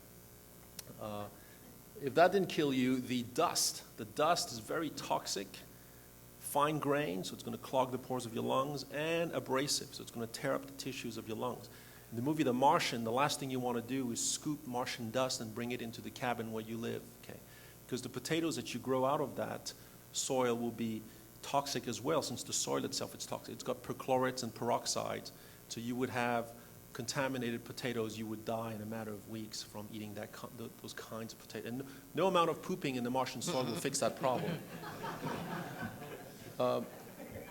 And then finally, if that didn't kill you, over a matter of months, you would die of exposure to space radiation. Even though it's somewhat less at the surface of Mars than in deep space, you're still exposed because Mars does not have a thick atmosphere, nor does it have a magnetic field. Okay, so we here on Earth are not exposed to space radiation thanks to those two things, a thick atmosphere and a magnetic field. We're like on Starship Enterprise here, the shields are up. But on Mars, you don't have the benefit of that. Okay. Now, these are 5 causes of death that could be really made spectacular in the next realistic movie about, a mission on Mars. Okay, so next slide. So where do we go simulate Mars? Jackie just mentioned to you the work in Hawaii. We've been focusing our studies mostly on this incredible site called Devon Island, and NASA does work in other places as well around the world. Devon Island is in the Canadian Arctic. It's beyond the Arctic Circle. It's very close to the North Pole. It's one of the last islands you run into before you get to the North Pole. And Devon is the largest uninhabited island on Earth. It's about the size of West Virginia. Like West Virginia, it's almost uninhabited. You are the population of Devon when you are there. And we go there because it's in a part of the Arctic that's very cold and dry, to first order, somewhat like Mars. And there's a giant meteorite crater there called Houghton Crater. Okay, next slide. So we've been going up there for the past 20 years. In fact, this coming summer when we head up there, it'll be our 21st year, I guess, of going up there. This is our permanent base. It's like a mini Mars base. Next slide. And I want to comment now on a few general lessons learned and things for you to consider next time you do a flick that sort of portrays the space habitat on Mars. This is taken directly from my little children's book, so forgive the simplicity of the diagram, but I just wanted to illustrate a few points. Next slide. So, this is an example of a Mars habitat that would be in the form of a single landed large vehicle. There are other options to do this. In this case, you have 3 decks. And one thing to note is that there's going to be a gradient in cleanliness from the top to the bottom. The bottom deck is where you bring in the rocks, where you have your spacesuits, your airlocks, your ATVs coming in and out. It's going to be very gritty. It might be where you have your rock labs and where maybe you're even looking for Martian life in the soil. Once you go upstairs to the middle deck, to the mid deck, things sort of clean up a little bit. You are in your regular living quarters. And then in the top deck, you are in the zone where you're spending your hours sleeping and where you might have all your computers. And so you're going to want to have a very clean environment up there. A few other things to consider. Martian gravity is 0.38 g, so 38% of what it is on the Earth. Okay, so the acceleration of gravity is somewhat slower. If you turn on the tap, you will actually see the water slowly fall, okay, as opposed to just hitting the bottom of the sink, almost immediately like it does on the Earth. You can jump 2.6 times higher on Mars than on the Earth. So you could, with a good jump from one deck to the next. Okay, you might need to help yourself with your hands. We put the water tanks at the very top because the hydrogen from the water will do a bit of shielding from space radiation, but also you can make use of gravity to have running water, just like we do on Earth with water towers. Okay. Anyway, there's quite a bit of physics in all this, and that's buried in sort of how you might design a habitat like this. Next slide. Most of our work has been focusing, however, on spacesuits and rovers, and I just want to go through this real quick. The current spacesuit we have is a beautiful piece of aerospace engineering. You should realize, of course, that a spacesuit is not just clothing. It's a wearable spacecraft, and so it's an engineering marvel. It has life support systems, computers, radios, information displays, waste management, cooling systems, temperature regulation in general. Very complex piece of space hardware. This piece of hardware weighs 300 pounds on the Earth. If you take it to the moon, where gravity is only 6 times less, it has a felt weight on your back of 50 pounds. 300 divided by 6, 50 pounds. So that's manageable. If you take the same spacesuit to Mars, it will have a felt weight of 125 pounds. You cannot do field work with that on your back. So we're faced with a real technical challenge when we go to Mars, which is to create a spacesuit that on Earth would weigh no more than 150 pounds, so half the mass. You've got to cut the mass of this thing in half before you have a spacesuit on Mars that's viable for doing field work. That's a big challenge because this thing is already lean and mean. Next slide. On top of that, so we've been working on solutions to bring down the weight, the mass of the suit on Devon Island while doing field work, while putting it through the motions of actual geological exploration. Next slide. We also have to bear in mind that there are features on Mars that are going to require a lot of flexibility for your suit, like rock climbing. Next slide. There are canyons. Next slide. There are dust storms, which you don't have on the moon. Dust will, next slide, impinge on your spacesuit. This is yours truly doing a wind tunnel dust storm exposure test in the spacesuit, exposing spacesuit fabric. You can see that the little grains of dust, so it's actually volcanic dust from Hawaii and mixed with kitty litter, will create little craters in your spacesuit fabric. Okay, so we have a challenge here with wear and tear. Next slide. Okay, and then we have to bear in mind that Mars is not just rocks as well. It's a lot of sand, and we may have to have a suit that's really good for floating, if you will, not allowing you to sink into sand in every step. So we do tests in the Mojave Desert as well at Dumont Dunes, which is actually a place you could access easily from here if you want to go film sort of a canonical Mars landscape. Next slide. So in the end, the suit looks like this. It's blue. Unlike in the movie The Martian, you do not want to blend into the landscape. You want to be visible. In the movie The Martian, the spacesuit is orange. I'm not sure why. I guess it looks better maybe. The spacesuit is blue because it's the complementary color to orange. This is something that Chesley Bonestell in his early paintings from the Disney days figured out already. Thick boots, gaiters that wrap around your lower legs that are interchangeable, smartphone on your wrist to get data and take selfies. It's a rear entry suit, so you see the upper torso is rigid because it's going to need to be very strong since you're doing a lot of spacewalks on Mars. And it's a rear entry suit, so you enter the spacesuit by opening the backpack. The backpack swings open like a refrigerator door, and you climb in feet first. Your feet go all the way down to the boots. Then you put on your headset, then you insert your arms into the arms, and then you close the backpack behind you. Okay? And now you're sealed in this shell that is your wearable spacesuit, your wearable spacecraft. All right, so basic features for the Mars suit. Next slide. As far as getting around, we think that for short distances, you're going to want an ATV. Next slide. And that's because the ATV is turning into the best solution we can think of to really lighten the spacesuit. All right, we're going to offload onto the ATV the heavy oxygen tanks, the big oxygen tanks, the big batteries that are normally in the backpack onto an ATV. So while you're driving your ATV, you're recharging your spacesuit. Your spacesuit has smaller oxygen tanks, smaller batteries. And then you can, once you get to an interesting place, you want to collect rocks, you step off, and now you are staying close to your ATV, of course, but you are carrying a much lighter spacesuit. And then bear in mind that your ATV is robotic, so it's going to follow you. It's not going to just stay parked, 100 meters behind you. It will follow you like R2-D2. Okay, you can talk to it, it can go fetch, it can, do things for you.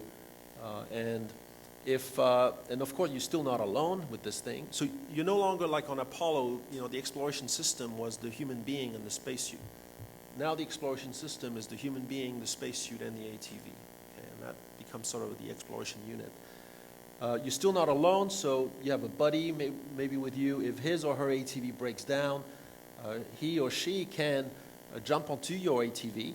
They just remove that box at the back of your ATV, which has spare parts. In an emergency, you don't need spare parts. You're just going to try to get home. And there's a rear-facing seat that's exposed at that point.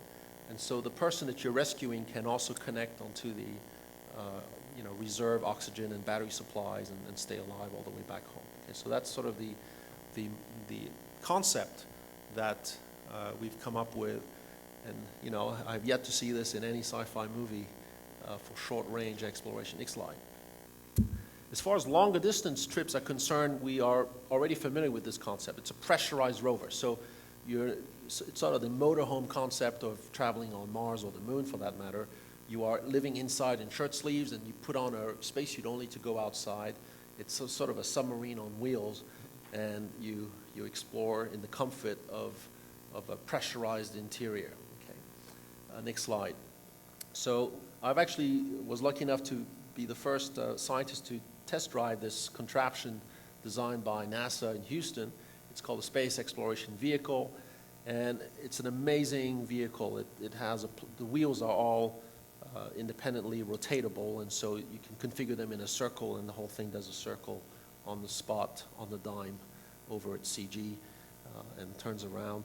It has a turning radius of 0, anyway, and then of course the visibility that you have inside, it's like being in a helicopter that's in a stable hover. Okay, so you just,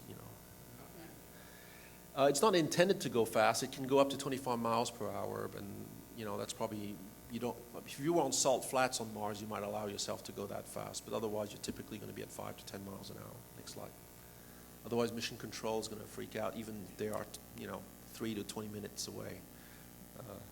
This is the interior. If you are right-handed, you sit on the right and you joystick it from the right. If you are left-handed, you sit on the left, you joystick it from the left.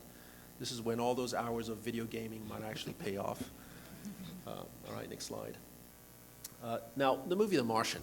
I actually know Andy Weir really well, and he's a super smart guy, so we tease each other with what's right or wrong about the story. But this pressurized rover has several problems. It's very angular in shape, when in fact it should be a pressure vessel, just like your propane tank and underneath your barbecue is rounded. Okay, you do not want an angular-looking pressurized rover. But the other thing is, this guy, every time he goes in and out of the habitat of this rover, he has to swing open the big door, and all the oxygen rushes out, it's lost. Meanwhile, oxygen is a real premium on Mars, or anywhere for that matter. You don't want to be wasteful like this. On top of that, he's going in and out of this cabin with his dusty, dirty spacesuit. You don't want to do that either, because again, the dust is toxic, and over time, it's going to be really bad news for you. And then, I've mentioned this already, the suit is orange. So, next slide. This is how you do it. You have a rounded pressurized rover, and the spacesuits are docked to the back wall of the rover through suit ports. Okay, so this is the same suit we were looking at just earlier. It's a rear entry suit. You can enter the suit directly from the inside of the rover by swinging open the backpack into the rover. Okay, and now at no point does the spacesuit come into the habitat where you're living. The dust is not brought in. There's a tiny bit of dust on the backpack, but you can vacuum that off, and then you are clean to enter or egress. Okay. So that's how you do it, and of course you are not wasting the entire cabin's oxygen when you're doing this. It's a very lean, mean approach to doing EVAs. Next slide. So that's how you might do a pull-up to climb into your spacesuit from the inside of the rover. This is astronaut Rex Walheim demonstrating how to do this. And if you think that doing a pull-up is going to be difficult, well, don't forget that you're in Martian gravity, so you might be able to do it with, a finger. Not quite, but it's going to be easier. Next slide. And then this thing can drive at night, either itself or by mission control. Imagine exploring a place during the day, and then you're done with your spacesuit walk. You climb back inside, you cook dinner, you ride home, you go to bed. And while you're sleeping, this thing moves on to the next place, okay? And so the next morning, you draw the curtains, and hey, you are at the edge of the canyon. It's a new day of exploration. Okay? And again, this whole idea of a journey on Mars has never been, or on any planet, sort of a road trip has never really been portrayed in film yet. So, next slide. So on Devon Island, we don't have the SEV. We just have Humvees that we use for this purpose. Next slide. In fact, a movie documentary just came out last fall about the journey of one of our Humvees.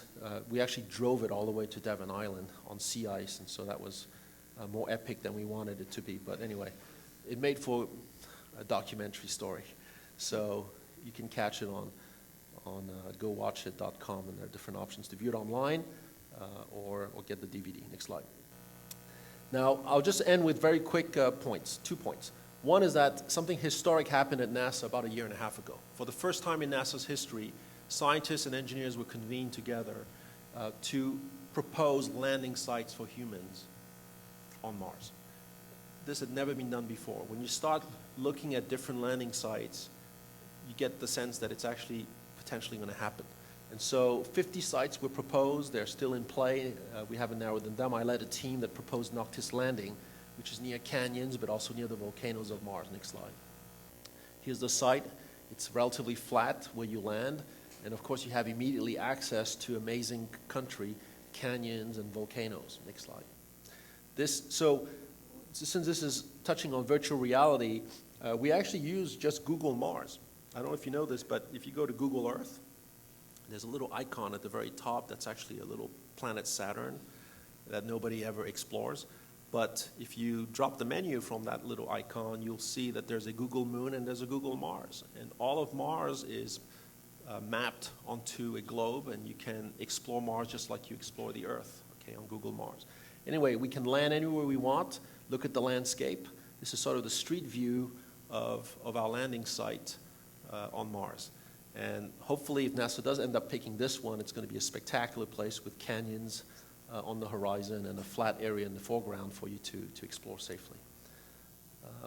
In a very short term, this is my second and last point, we're going to probably explore the moons of Mars. They're much easier to get to. You don't have all the complexity of landing on Mars. These are little worlds compared to even our moon. Phobos is about the size of Manhattan Island. Gravity on Phobos is 1,700 times less than on the Earth. If you push yourself on your feet, you will slowly rise to about half a mile on Phobos, okay, and then slowly fall back down. And then when you hit the ground again, it won't be harder than when you push yourself off. It'd be an amazing place to explore. And of course, Phobos being the closer one to Mars, you'd have a glorious view of Mars. Phobos is 42 times closer to Mars than our moon is to the Earth. Okay, next slide. That's the final slide. So this is what using jetpacks to explore Phobos might look like when you're in orbit around Mars. Late 2020s, early 2030s. Also never depicted in film. Awesome, thank you. So we'll take a couple questions from the audience. Yes?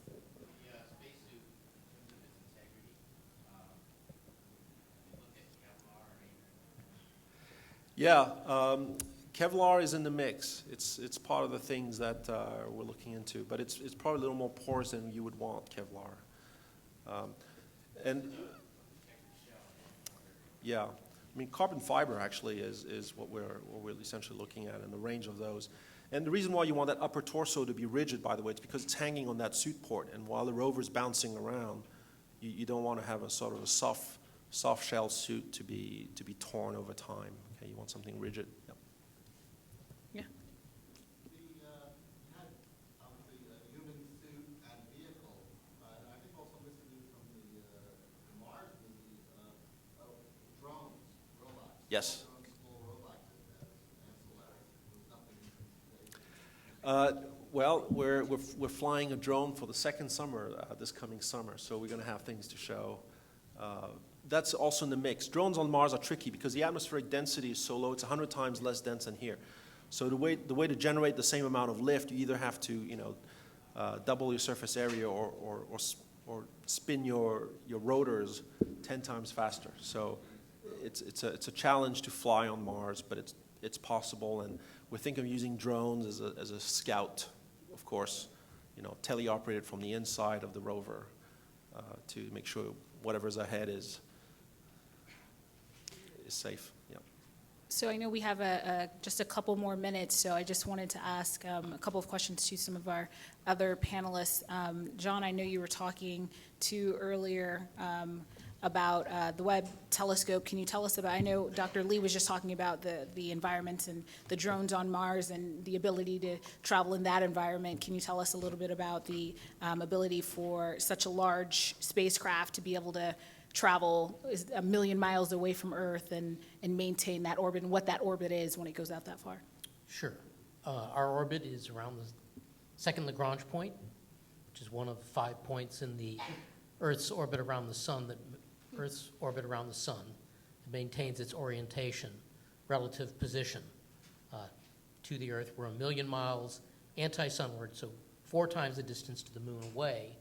And if you were to look up essentially every night anti-sunward, you'd see our satellite essentially hanging in the sky. And that's a very unique place because we can put the sun, the earth, and the moon all on one side of our sun shield and put the telescope on the dark far side. And so, you know, in cosmic terms, it's much easier to get to than Mars. It's less than a month's travel.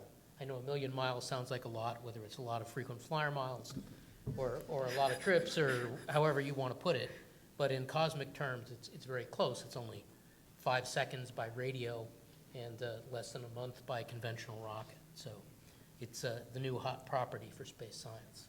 And so, with that hot property of space science, Pete, I know John was talking earlier about with the telescope, if you really depicted it, it would always be it would be dark, right? You wouldn't be able to see it. So, as a creative director, how do you take creative license and maintain flexibility in telling stories like that, trying to be accurate but yet exciting? Because it may not be as exciting to depict it in complete darkness, right? So, how does that world work for you? That's a good question. Yeah, how to get around that? You know, and I think we talked about this earlier about watching the wobble and watching the watching the wobble and watching.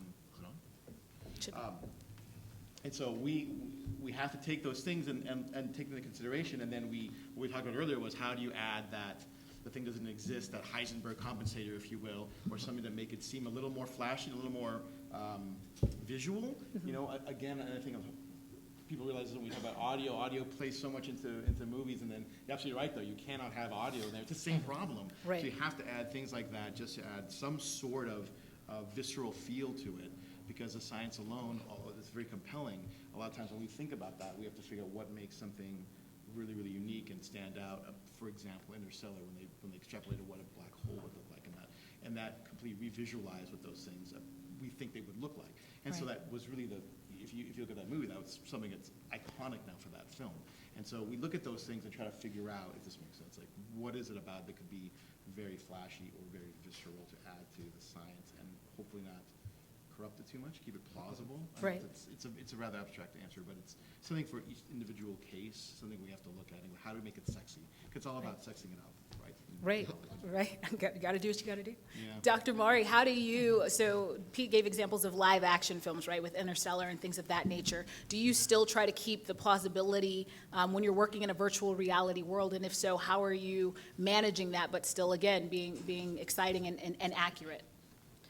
I think they try and get it as bright as it makes sense for someone having an experience. And I'm not talking about the ones that are used by scientists or astronauts right now, but for example, there's a company called Fusion that is doing a wonderful educational VR thing for what it would be like if you were living on Mars.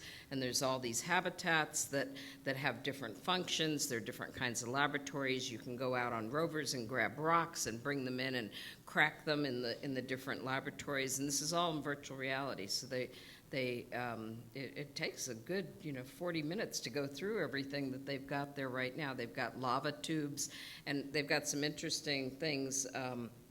The sexing it up kind of stuff. The lava tubes, you can press a button or enable a function that takes you back 4 billion years to when the lava tubes were full of lava, and it doesn't hurt you, so that's good, and it's very sexy looking.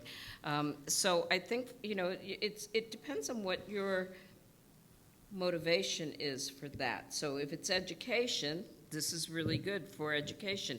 If it's learning how to live in a particular real environment that is going to be dangerous beyond belief for you, then you have other things that you want to emphasize. If it's going to be for entertainment, you want that entertainment value. And if it's going to be for something that enlightens us for years to come, you want to make sure that it's rock solid engineering. Definitely. Well, thank you all. I know we're getting close to time now. I'm sorry?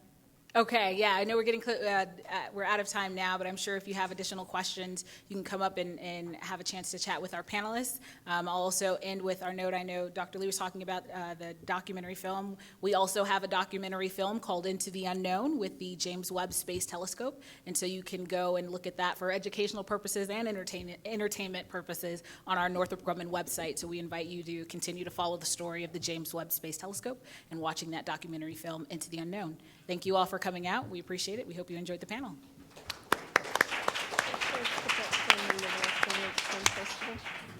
You need to. Talk to Kobe. Yeah, you need to put it in there. And Have you seen it? no, I haven't, but I'm part of the Ross Science.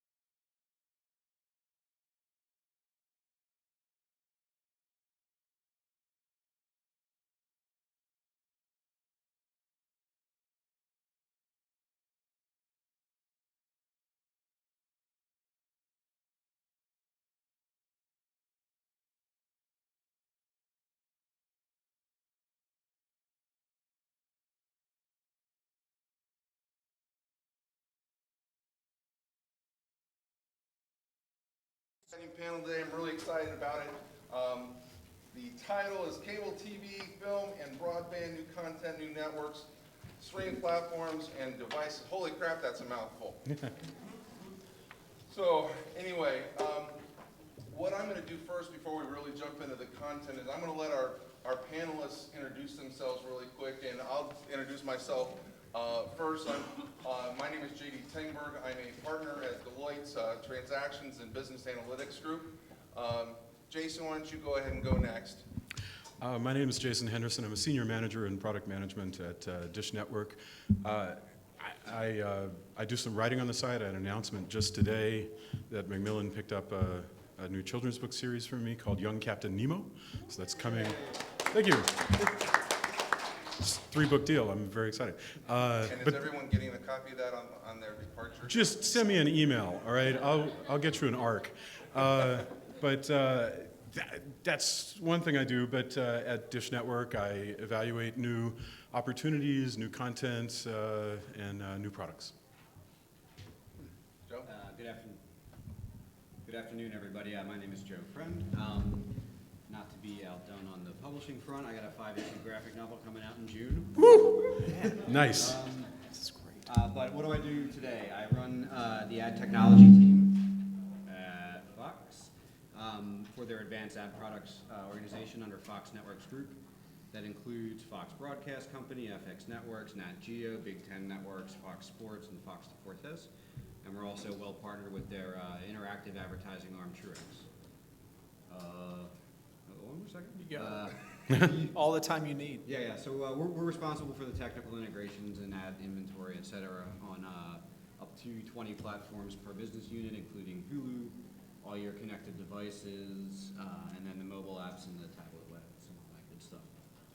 Excellent. I'm not a writer, children's book or graphic novel, but I will read to my children Young Captain Nemo. Excellent. Starting, my name is Barry Loudis. I'm with Turner.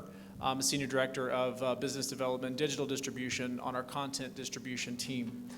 We sit at the middle of our brands and our distribution outlets, whether that be a cable or satellite provider or one of the digital opportunities, everything from Roku, Apple to Google, YouTube, Snapchat, you name it.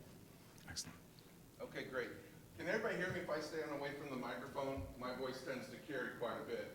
You know, people sitting outside my office always complaining, would you just shut up or shut the door? You're too damn loud. Anyway, you know a little bit about our panelists. Let's let them learn a little bit about you. How many people have a paid television subscription? How many people have cut the cord? Okay, that's good. How many cord nevers do we have? Okay, interesting. How many have 2 streaming subscriptions? 3? 4? 5? He's our favorite right here. This guy. 6? No. It's 5. Stops at 5. Are there 6? You'd be surprised. Yeah. You'd be surprised. And then I guess the last question I'll say is, how many people have purchased content in the last 30 days? Show of hands. Multiple product? TV, film? Something else? Okay. Is that fair enough? What did that look like to you? Did it look like about half had purchased content in the last, or 40% about? I would have said it was a little less than half had purchased content. Oh, interesting.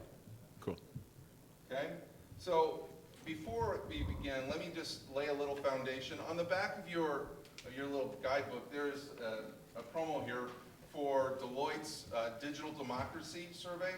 Basically, 11 years ago, we started doing a survey not on how many DVRs were in the house or what was X penetration of whatever we're talking about. Wanted to get to the heart of what consumers are really thinking about doing next year or the year after and how much they value certain products. And so we started to do a survey.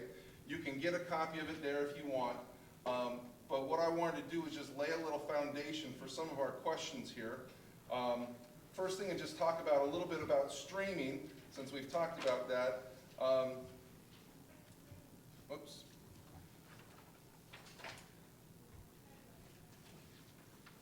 So one of the questions in there is, of the services your household purchases, What do you value the most? Anybody guess what they value the most?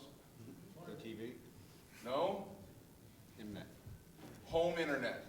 Number one by far across all demographics. Number two, what's after number two? Paid television. Paid television subscription was number two. Number three was their streaming service. Okay, and so home internet was 94%, valued that in their top three. Paid TV was 76%. Streaming was 57. So there was still some distance between streaming and paid television. However, between millennials and what I'll call Gen Z, kind of our teenagers, those absolutely flip-flopped in the same kind of organizations. So streaming was the second most valued item that our millennials are doing. Does that strike you as odd or different than what you're seeing? Absolutely not. No, in fact, that's why Dish has been working to try to reach out to millennials with things like Sling TV. You know, meaning the things that they demand, which are different from the things, you know, they wanted easy installation, they wanted no contract, you know, they wanted portability, you know, so they're, you know, they wanted more selection. So yeah, we've been working with that assumption. Okay. Any comment there, Barry? That doesn't surprise, no, that falls right in line with where we are. You know, it's all about telling the good story. And I think that the younger group, that millennial group, sees value in a story, but they want it where they want it. That's exactly right. And when they want it. Okay. Well, and half of the respondents actually say that they have a streaming subscription. And that's half. So of that half, though, take a guess at what the average is for a millennial. How many streaming services they got? Just take a guess. 9. 3? I hear 3. They use other people's passwords. Absolutely. I tell you, I've got college-age kids, so I can confirm that.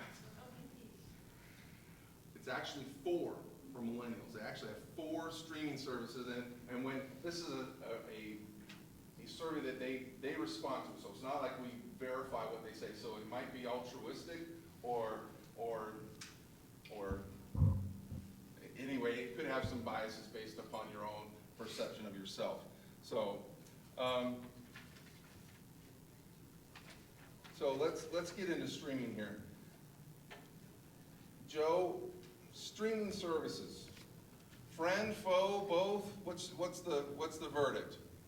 For us, it's most definitely a friend. Given my technology background, I mean, it would seem counterintuitive for me to say this, but the reality is there are people who understand the subscription equation.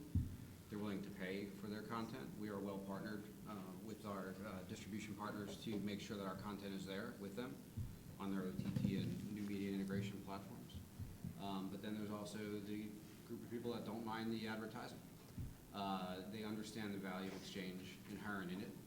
And more importantly, they also understand that we're, you know, experimenting with architecting reduced ad loads based off of interactivity and end user action, and that is an easy agreement to sell to them. Hey, if you interact with us, you get less advertising, and you get to enjoy more of your show. But if you choose not to, you'll get the regular ad load.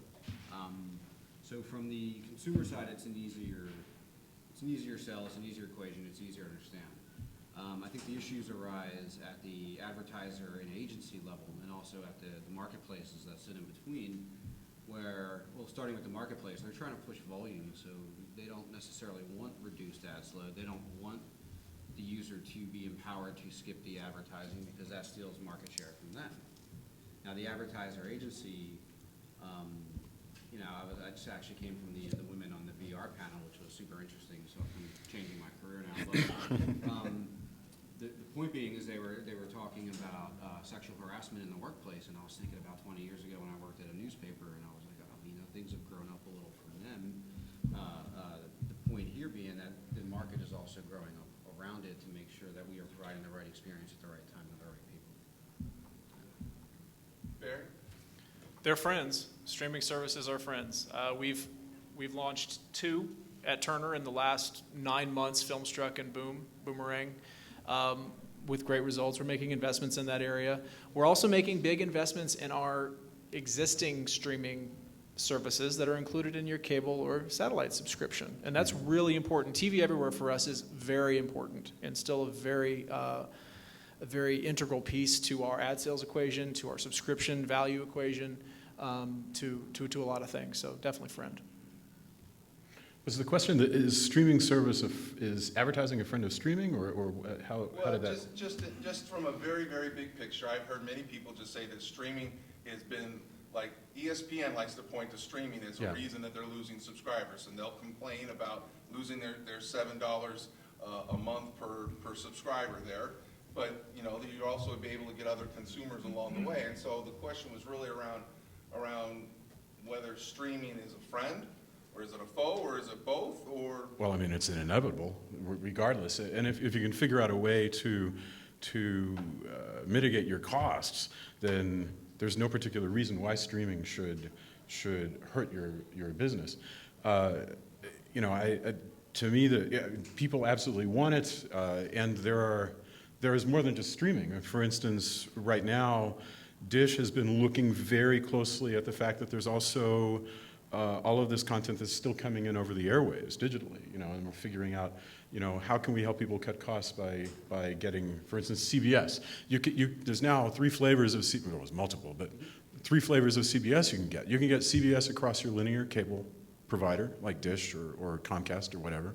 You can get CBS through CBS All Access, which of course has both paid and it also carries advertising, although strangely inserted. And then there's still CBS coming over your airwaves.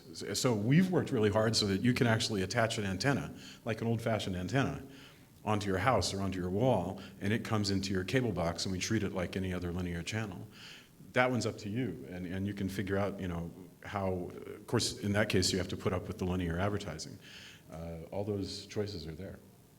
And just to clarify, when you said streaming, I assumed you meant streaming subscription services versus the advertising model. We have full capabilities on live streams to do ad replacement as well. So the technology is there to support it. So I wouldn't see ESPN harping over losing market share from that particular item. There's solutions to work around that.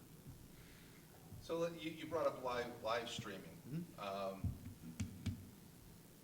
What changes are you seeing or you think will be coming down the road because of that? How do you see that disrupting us? I might be on the wrong side of the age equation, but I actually don't quite get live streaming. I'm not going to go and watch something in progress. I'm going to start it as video on demand or something. However, I do get the experiential part of it. Fox just released their new Fox Now app that's inclusive of FX, Nat Geo, and Fox content. And You're lost. You here. You made it. She got you here. Maybe they're not, their phone is. Okay. We should not hand out the LSD until after. I'm ready for the cocktails already. All right. Sorry, I'm derailed right now. Restate that, because I had something on that, but I totally got lost there for a second. 405 got I was asking about live streaming. Yeah. And So even to this day, even millennials, a huge chunk of them still say that their default entertainment is to go home and sit down and turn on whatever is on right now. And so that's why live streaming continues to be an important product, because people feel like if you don't give it to them, if I'm talking about the whole package, people feel like if you don't give it to them, a huge part of the market feels like they're missing something. And certainly that's going to be true of things like the Oscars if they're on tonight, the Tonys if they're on tonight and you're into Broadway, so that still matters. The problem is a lot of the streaming solutions take you all the way back to 1978 because, of course, there's no way to record them. So now the various players are struggling to make sure that you can have some kind of DVR capability. all right, let's shift gears a little bit to, we asked a little bit about cord cutting and cord nevers. A few things that I'll just throw out to the panel, that the survey suggested that in 2012, the average number of channels that on paid television that we watched was 15. Just recently, the number of channels is now down to 11. Okay, so if you just think about yourself, what does that include? You know, for me, that's some kids programming, because still have the kids at home, general entertainment, and so on and so forth. So if you're just thinking about the number of channels, it jumps out to me skinny bundles, Yeah. just for starters. But then we ask the question is, what would be your preference? Would you prefer to just get the channels that you subscribe to, just the ones that you watch? Would you just take the whole package, the whole 300 or whatever it is? Or would you just rather watch the individual shows? And the respondents came back that 48% wanted to just get the channels that they watched. Which means they want curation. Yes. That they have 10 favorite channels. Yeah, 10 favorites. And each of those favorites, they're saying, if I go there, those people are going to curate a basket of stuff that I will like if I go there. Whereas if you ask them for the favorite shows, then, that's a lot of work to try to figure out what your shows are. The interesting thing is, though, everybody has a favorite 10 channels, but everybody has a different favorite 10. So maybe it's 100, 150 maybe with all of us here. There's this comment, I'm sorry, You're good. There's this comment that our chairman made last week where he goes, what's ultimately going to happen is everybody is going to pay about the same but feel better about it when they're able to finally sculpt the programming that they want. Because that's a high value. They're willing to, that's what all the packaging and bundling and a la carte is going to, is sculpting your own favorite 10, basically. And then, so on cord cutting, in 2015, they were asked, how many of you are likely to cut the cord in the next 12 months? In 2015, that was 14%. So this year, it was 19%. Now, some of this is what they fill out themselves, so maybe there is some bias in that. I'll also just tell you, we also asked the question of what kind of content will you watch more or less of? Inevitably, they always say we're going to watch less reality-based television, and they don't do that. They watch more. Still watch it. I mean, who's the last three on Dancing with the Stars? I bet one of you can tell me. It's not a Turner network, I don't know. It wasn't me. I'm the wrong demographic entirely. Oh, boy. And you see our example, because we know that at least 3 of them are lying. Yeah, That's right. What happens is my wife watches the show, and I like. Of course, my wife. And I I use like. that one too, by the way. I just sort of wander through the background and Well, take that note though, is that survey result is something that 19% say they will cut, right? Is there a follow-up question in there that says how many of you really did cut? Interesting. Because that data is already out there, Right. we don't ask that question, Okay. because this one is geared towards trying to get to their attitudes of Right. what they're thinking about doing. Right. So we didn't want to duplicate efforts there. Which is fair, but I raised the point. There are quite a few cord cutters out there, right? You didn't really We had at least 3 cord nevers. cord nevers. You never really cut the cord though. You still have a wireless service, I assume. You still have Wi-Fi at your house, perhaps. I mean, you're cutting your cable video programming subscription. I don't necessarily. I think that it still just kind of carries this connotation like, oh, I don't subscribe to anything anymore, and I think it's finally working its way out. But I still hear that a lot. Like, I'm a cord cutter, I'm a cord never. You still pay for services. Some of the people who said that still have their hands up for Netflix, or you share a Hulu account or whatever. I don't hear that. But I think don't that's you important. build that into the business plan? We'll have to. But that's important. I think you're still a content person. That's what we're really focused on. We want you to consume content. And if you do it through Sling, awesome. If you do it through Comcast, great. If you subscribe to Filmstruck, fantastic. We want to tell you a good story at Turner. And we're lucky that we have, and to kind of go back to the live streaming thing for a minute, we're lucky that we have brands, CNN and Adult Swim specifically, that are live streaming experiences for the most part. When you turn on, and I use Adult Swim, because news is news, Adult Swim, we're the #1 network for that demographic, that time, whatever. It's incredible the number of people that watch Adult Swim live. So I don't think live is lost on millennials and younger groups. It's a challenge, but you got to tell them the right story. Can we ask the cord never? What are our cord nevers? Okay. Stand up. Okay. Identify yourselves. So Some just marketing sort of- materials we want to give you. Sorry. You don't have to shout out, but I'm just curious, like, I'll ask each of you. Okay, so if you're, I don't know if TV is important to you, but like, what is your TV package overall? Like, what's the basket of services that you're, like, if you're gonna go home tonight and watch something with friends or whatever, what do you use? I have a Roku device. Yes. Sling TV, I have Hulu, I have Netflix. First of all, thank you for having a Sling Yes. TV. It's a great service. Nothing like a little advertisement. Yeah. And I usually do watch Sling TV because I do like that experience of sitting down and not thinking about anything. I do end up switching to something like Netflix at some point because I do want what I want. Not just You have a Roku device, you had Sling TV, you had Netflix, I think you mentioned something else. Hulu. Wow, that is so, and are you going into like, there's like thousands of Roku apps. Do you like explore any of the other OTT apps on Roku? No, I usually go to like those 3 or 4 that I have. Okay, rock on. I'm curious. Okay, same thing. I have Netflix. Yeah, you live with Netflix. If it What do- if it's device not- do you watch it on? You have a TV in your home?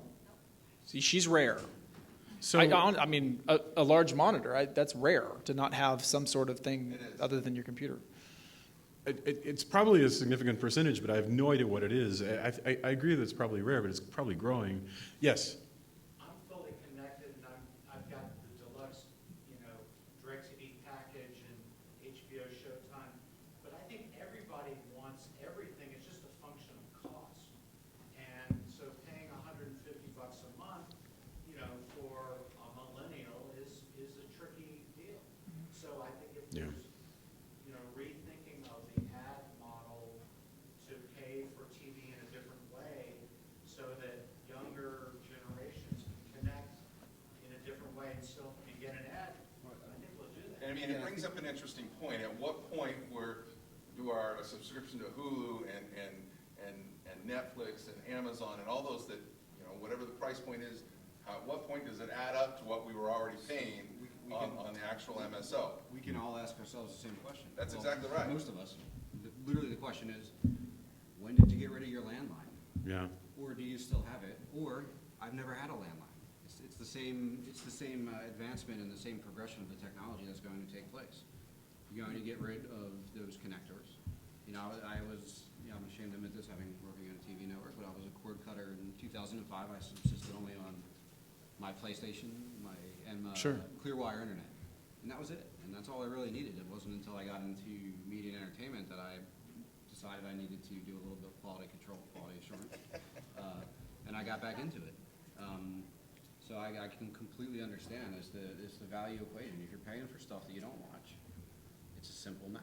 Yeah. I would rather have a la carte entertainment. I'm pretty good at picking what I want to watch. I don't need to turn on the TV and flip through stuff. So I can see both sides of the argument. And I think the latest the FCC changes that enabled everybody and their uncle to come out with a skinny bundle package and ink distribution deals.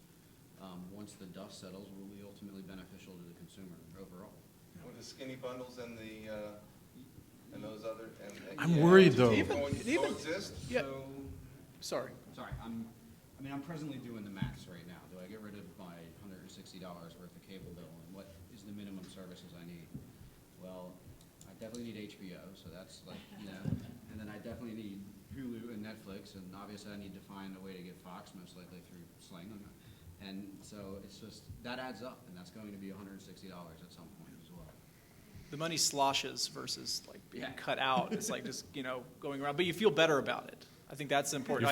You feel better. To your point, because I'm spending the money I want. I'm not just throwing it to one person for channels I'm not watching. I feel activated. Like your example of what you do when you go home at night is really interesting to me.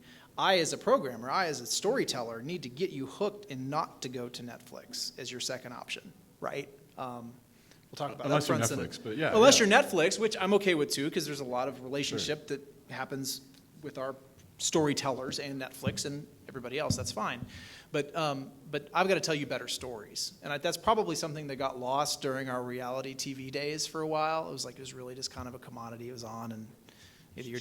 Hey, remember when reality was going to kill TV? Oh, yeah. There was this notion that nobody was ever going to script TV anymore. It was all over. It was all going to be dancing and confessionals and cake.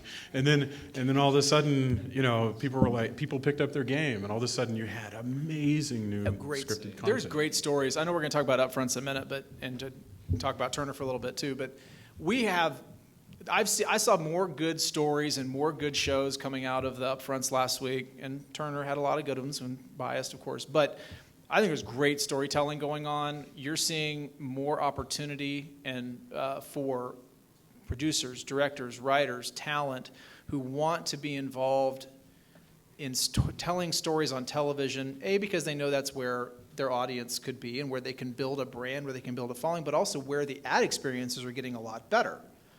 When True TV and other Turner networks are starting to go to reduce commercial ad loads, Good Behavior is a great example of this. Ratings go up. People are watching more. And it's a great story. Mm-hmm. It helps. Yeah, if you're a content creator, you have a job for life now. Yeah. But it's funny how... Good content. And we're fighting for them. I can make the argument for either. I've seen some bad movies lately. And we are fighting for them. Like, we fight for our producers and storytellers daily for our networks. Kevin Riley leads our entertainment group, and several others, Chris Lynn and those folks at True TV, doing a fantastic job of finding great shows. We have to tell better stories. Do you see a world where we won't have 300 channels, that will be back down to 100 if we're only watching 11 per each one of us? And what would that do to those content creators? It's going to kill the independence. I mean, this is the thing that worries me the most as a writer, is, you know, there's so much stuff out there that people are going to miss that right now is being held aloft by this tide that holds up the most popular stuff and brings into your home. Occasionally you'll stumble across some really strange old movie on TCM or some old detective show that Time Warner had and that's being carried because there's an extra channel that's carrying old hard-boiled channels. And if we continue, if people continue to niche, to just carve away and get rid of these niches that don't apply to them, eventually there won't be the critical mass to hold them up. I get that that's the market. That might just be the way that it goes. All those forgotten artists might just be forgotten forever. But nevertheless, I can't celebrate it. It's a little scary to me. Well, we're going to find a place for those stories, though. I think if there were to be a shift in the number of channels that are carried, there will be fewer of them, perhaps. Yeah. But the content, since it's there, somebody's going to want to watch it, and somebody's going to find a model to figure it out, and to support it. I hope so too. There's a lot of stuff out there that I will never get around to. The content will go find a home somewhere, and sure, the barrier to entry for that. Itself may be gone. Yeah, the barrier to entry for that type of stuff is so low. It's nothing. True. Anybody can throw a service up there. It may not be very good. You may not have very many subs, but it could happen. I mean, if you think about content that's already been shelved and now has found new life because of digital, I mean, it's classic long tail. There's been decades where a certain show might have made $0. Yeah. That all of a sudden is making pennies again, and those pennies turn into dollars, and those dollars turn into, you know, a real audience at some point. I have a question in the back. LA Times had a really good article on cord cutters. That doesn't necessarily mean cutting your cord doesn't mean you're cutting the costs, because if you're cutting out, like I'm with Mark, I've got the DirecTV. Yeah. What programming, what writing, what channel, what shows I'm no longer going to get unless I buy 5, 6 OTT. Yeah. Yeah. You know, I think that's the challenge, and from the network standpoint, there's the windowing of your shows as well, right? That they'll end up on Netflix, so are you willing to wait a year, or a movie? Are you willing to wait that window and not get it? Yeah. So, I mean, from our end, that's really down to the initial negotiations with the production houses and stuff. That's changed this year. I mean, and last year, and the networks are starting to negotiate full stack rights, so they're able to release the shows as they see fit based on market research, not based on what used to be conventional wisdom. So I think we're in a good spot there, and I think it's going to be mutually beneficial to the production houses as well, you know, despite the fact that there's an initial reluctance. I continue to hear about search being an issue. finding the content that you want to get to. What have you found is the best way to find the content that you want, and what would you want to see versus what's currently available? Universal search is critical to content discovery, to learning about viewership patterns and behaviors.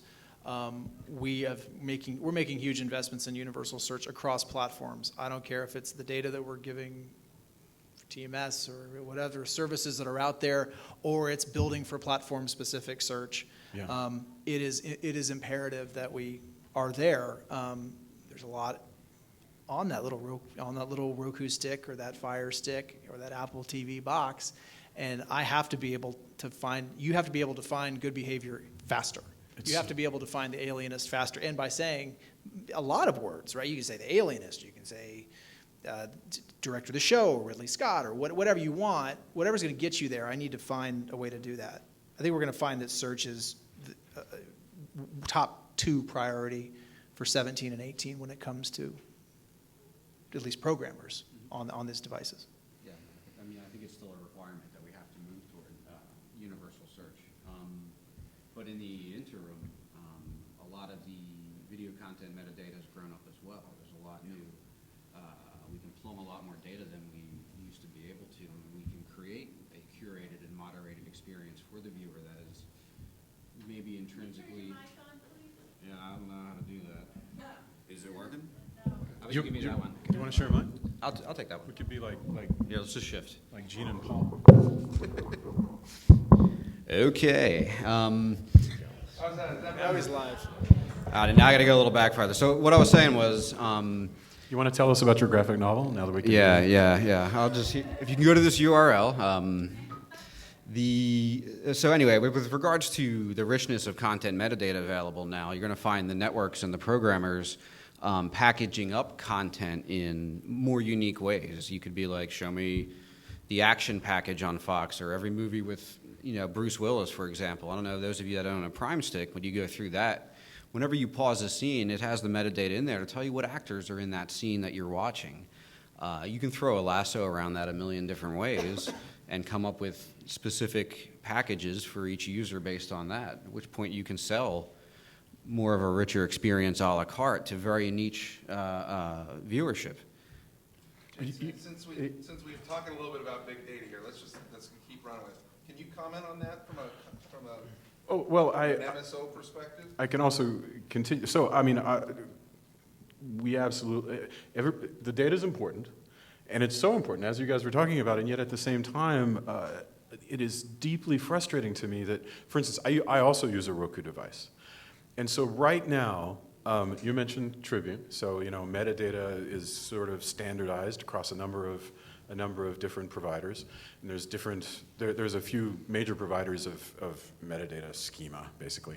But right now, it's just the tip of the iceberg. If all of this material, content, new and old, new cooking shows being made in the Valley, silent films from the 20s, giant iceberg of stuff, and only about that much of it at the top actually is properly metadated. And so that means if I'm searching on the Roku, it gives, and I say, I want Blood and Roses, which is a Roger Vadim film from 1962. It'll tell me whether it's available in like the top 50 channels on Roku.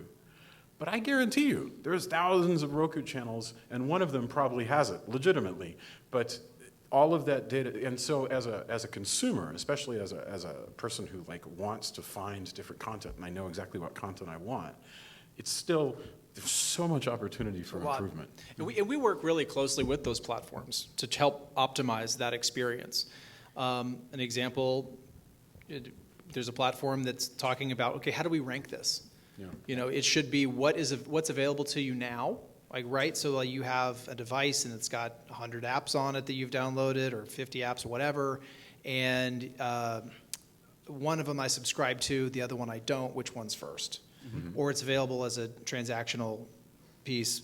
Maybe that's last, or maybe I have the app but I'm not logged in because my session's expired, because my MSO canceled me, because my cookie expired.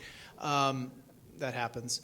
how do we rank those? So we're working really close with our platforms to be sure they have the best experience when it comes to search, because it's so important. What search function, what search tool do you guys use to find, if I say, I want to watch For Your Eyes Only tonight because Roger Moore died, how do you look to see where it is? Yes? Yeah. Wheretowatch.com. I use that one. All right. What were you going to suggest? Well, I was just at my cousin's house on the East Coast where they have Comcast, and I was so impressed that you could voice. Push the blue button. Yeah. Yeah. Push the blue button and say it, and it went to their Amazon Prime, it went to their Netflix, it went across everything to look for what was available. But me stuck over on the West Coast, I have to type stuff in to my TV. We're rolling out voice search. It is important. Yeah. Google. Yes. Well, my Roku does that, the voice. Yep. Roku, Apple TV, Amazon. Can I stream it? Right. There's also Just Watch does it. The problem is all of these, I'm always testing can I stream it versus Just Watch, and it always misses a couple, which is deeply frustrating, and because you're telling me Amazon had this thing all along and I just wasted 20 minutes trying to find out where it is, and yeah. But that's the point, though. I think search has got to get better. I'm a Comcast person in Atlanta, and it's fantastic. But Comcast. you're in Comcast. Sorry, thank you. But you'll see more of that coming. And talk to your Siri. Talk to Google Assistant. Yeah. Last week Google rolled out 50 more integrated apps to Google Home. Right? Hey Google Home, play Game of Thrones from HBO Go on my living room TV. That's going to happen more frequently. Question, is that all right? That's all right. When is someone going to figure out platform personalization? Everybody seems to be racing to do it. That's our over-personalizing, like Netflix, you watch World War II movie, Hitler's all over. Yeah. I think that stuff's starting to net out right now. I mean, you look at Apple TV, you look at the new release of Hulu, and even the new release of the Fox app. We all have personalization built into all of those. I mean, I'm sure I'd ask you who's watching this if you have multiple people in your household, and then it begins to build a curated playlist for you. Admittedly, the algorithms need to mature a little to make sure, one, that you're not painted as a neo-Nazi for starters, and secondarily, to actually give you the breadth of content that you consume. Like, I'll put on documentaries when I'm cooking or something, just that background, and that's all it recommends to me anymore. So. But what a unique opportunity that is to build your own. I mean, that's the personalization, right? That's how you bring the value back. It didn't go away, but it's more you bring more value to your subscription package, your video package from an MVPD. It's like, why can't I jump between, TBS and TNT shows, and maybe it's CNN. I know, maybe I like to watch Don Lemon that comes on at 10. I know that, my personalized stream should go to that. I think we're going there. Yeah, absolutely. Yeah. So that's from a consumer's perspective. From a business person's perspective, what alliances and partnerships are you seeing to actually make some of that stuff happen? So, I mean, just from an ad tech point of view, I'm watching a lot of the data science companies that provide audience measurement to us now dipping their toes in that arena. So as we track user behavior across our sites and across partner sites, et cetera, we can get a pretty rich profile on what people are interested in. So that type of stuff evolves to content consumption as well. I think technically moving a lot of things to the cloud helps, right? If it's there, we can program through not through a master switchboard or something like that. Like, we actually have the ability to pull and dynamically change someone's personalization feed. Data is obviously the biggest driver of that. How do I know between accounts what I'm doing? There are a lot of companies out there that are getting into this space, and we're making big investments in there as well. This is deeply important to us. I mean, most of our subscribers are on a set-top box. We're continually improving that experience.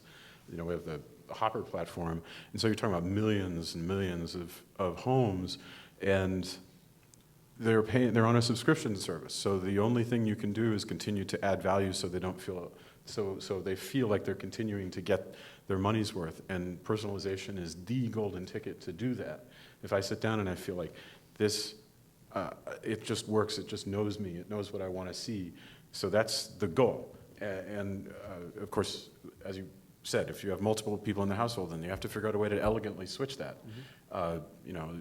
Otherwise, for the longest time, I shared my Netflix account with my 2 daughters, and He paid for the streams. He had the 3 kids. I paid for it, and so it wants to know if I want to watch more mermaid shows. And yes, but I mean, still.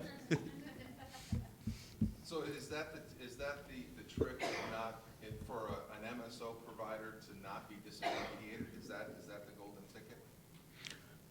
An MSO? So an MSO, a cable company or Yeah. a satellite provider, a lot of concern that group, if they're not careful, could just be disintermediated, except for maybe just a pipe.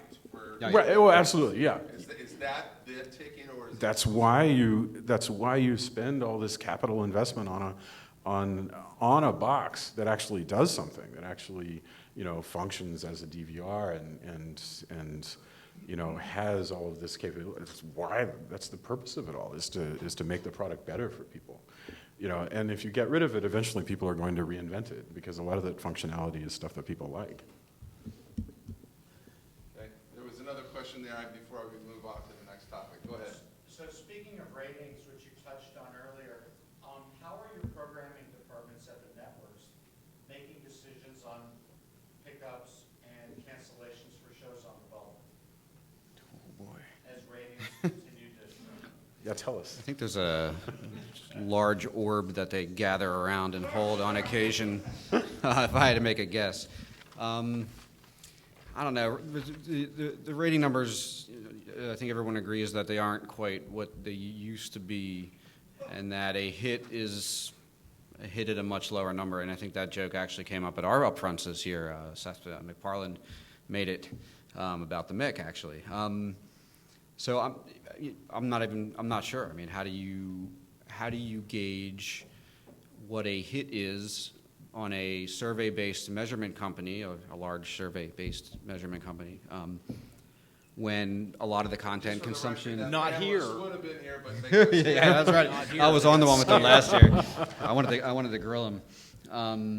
But a lot of consumption happens over here, and it's not directly measurable via what our decisions are being made. So a lot of people are making decisions, what I would call off script, around this stuff, and taking a little more gambles than they would, which is interesting. But I think the other large measurement companies need to hurry up and get platform capable where people are consuming the content, and get directly measurable as well. We're looking for fans. Ratings are important, right? That's the measure that we trade on currently. But I think that we are looking for engagement. We're looking for fans. If we see a series or see a show, and I'm not on the programming side, but I take the assumption that if we see a series, see a show that has lots of engagement of a certain group, and that's attractive to a certain advertiser, perhaps that show may stay a little, has a better chance or whatever if the ratings weren't there. I think it's really about the engagement, about being a fan. We want to build fans for our shows. So Barry, you just follow... Absolutely. As a meter? Yeah. A meter. I would call it a data point. I would call it part of the package that is looked at. Just, in the social funnel, you move them into the fold, but yes, it's definitely there. So Barry, how is Turner trying to create that fan experience? Give them the best platform, first of all. Make the TV Everywhere experience easier for them to get to the story if it's a catch-up basis. The VOD folders on set-top boxes and the actual MVPD experience has got to be the best it can be, the easiest it can be. I can search and find it easier. Getting to the content is that first hurdle. And it's telling the best story. I keep coming back to that, but it's really telling, for us, a variety of stories on a variety of networks, finding the things that work for our fans. But we want you to be a fan of a show. We want you to be a fan of a brand. We want you to be engaged with us and not just be passive. Probably doesn't answer your question very well, but That was great. All right. One more question. She beat you to it, and then we'll move on. To the right, yes. My question is that I thought and hoped and wished and dreamed that the expansion of different platforms would allow newcomers to break in on the writer sector. And what I'm finding is that it's just now Aaron Kaplan has 5 shows instead of 1 show. Yes. How do we fix that? There's a little bit of a monoculture. How do we fix that? Okay, stop watching those shows. It's Some would say that's not wrong. Well, no, I mean, They're with right now, to me, it's an easy equation. We should stop watching those shows. It's that they make stuff because people are consuming it. I think it's that simple. We have a large news organization that's on the other side of our business, and people are like, "How can you listen to those guys?" I'm like, "I don't listen. Don't listen to them." There you go. Watch a CNN. That's the answer. That said, it is an insular business, right? We have people who are known quantities. They're able to package up and get financing and distribution and all that good stuff, and pull together a great team and produce great content. So that's the type of if a network doesn't want to gamble, you will see that monoculture within their lineup. I mean, just to point back at Fox for a minute, I think we have 7 or 8 shows with Gordon Ramsay on it alone. Yeah. Pretty soon he's like going to be a Bachelor and the Bachelorette at the same time. It's a new thing in virtual reality. I will be seeking out partners soon on that one. So. I mean, the problem is that if you're a content creator, if say you're making a small marriage drama, or whatever, you're making your content. Maybe you have 10. A gentleman at the last panel said, "I'm a director. I have 10 episodes of a show. What do I do with it?" And the problem is that getting noticed isn't free. I mean, virality isn't free. Marketing is expensive, even the cheapest kind. And it might be totally beyond the reach of a creator. Now, in other industries, DC Comics, Marvel Comics, just to pick those 2 monsters, they have actually tried to figure out ways to foster new talent, to create, they'll create a banner under which they'll release work by new writers and new artists and so forth, and it's always been couched that way. Or they would create, back of the book, so you'd have the X-Men, and then you'd have like an 8-page story that's a standalone thing, just trying out some new talent. So if the big players were to decide there's some way to cultivate new talent, that's not impossible, but it takes money. That's costing Marvel something big. And somebody has to produce all that stuff. So it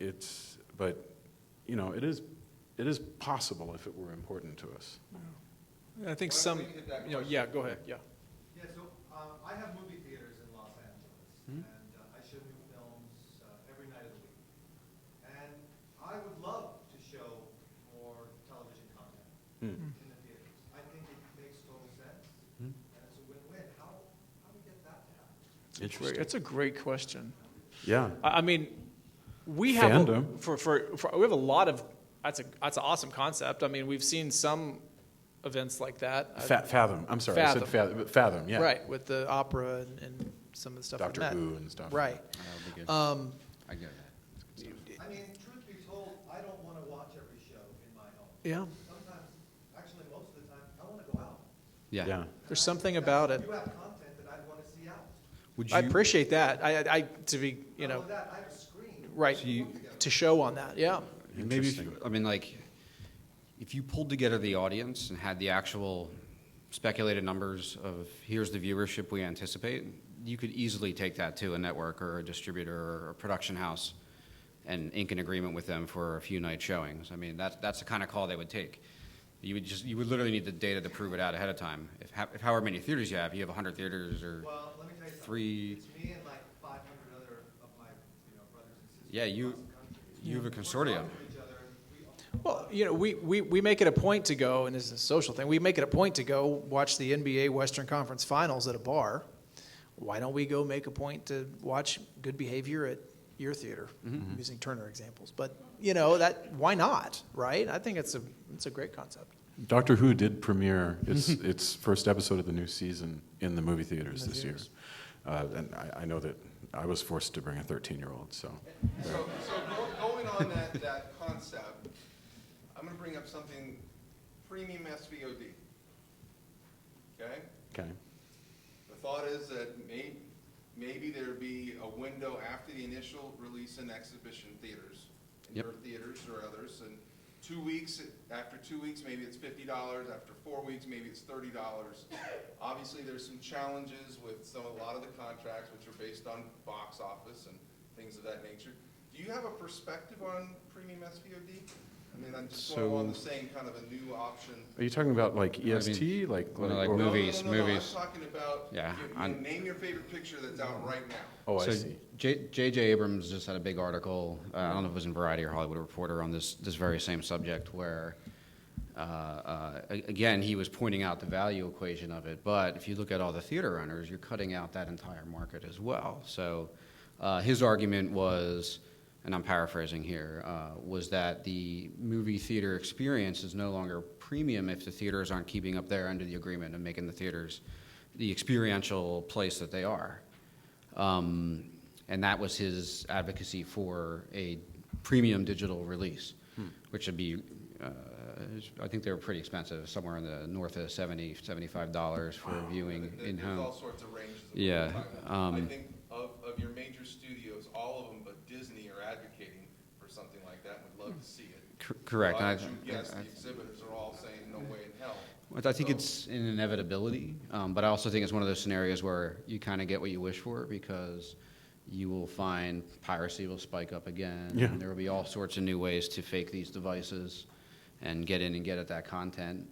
I guarantee you whatever encryption or transmission methods they put on it will be broken in a few days, if not before it even launches. So It reminds me of what we used to charge, what they used to charge for video, home video, like VHS. Like, I think Sudden Impact, to name an ancient Clint Eastwood movie.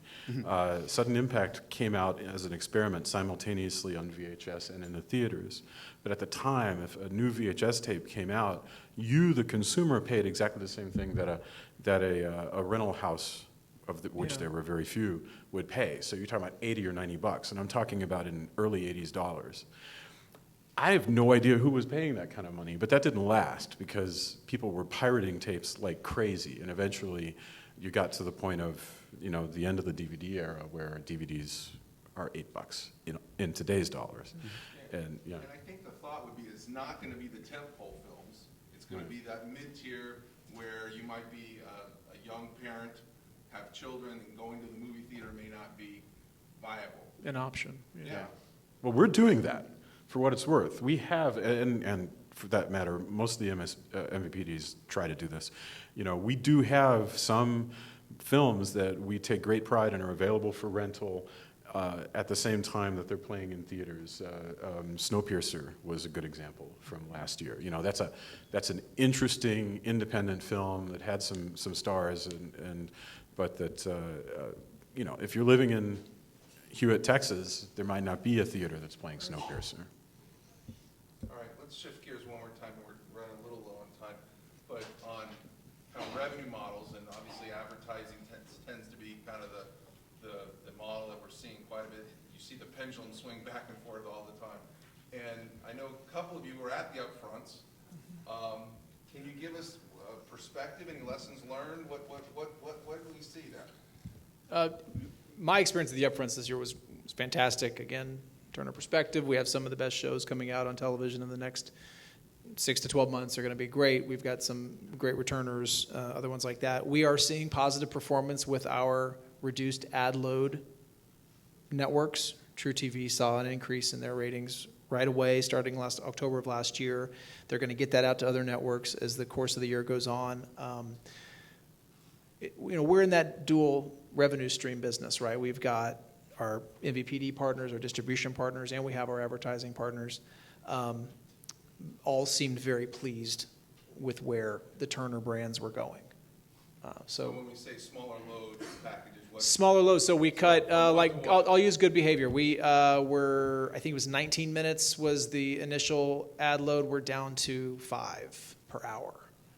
So that's a huge cut, right? And from a storyteller perspective, you get to tell 55 minutes of a story versus 41 every hour, which I think is pretty cool. And that makes us attractive to, producers that we want to work with and writers we want to work with. They want to tell more of their story because their option is either I go to you and I get 5 minutes, or I go to or 19 minutes or whatever, or I go to Netflix and I don't have any ads at all. We want them with us. Yeah. On your reduced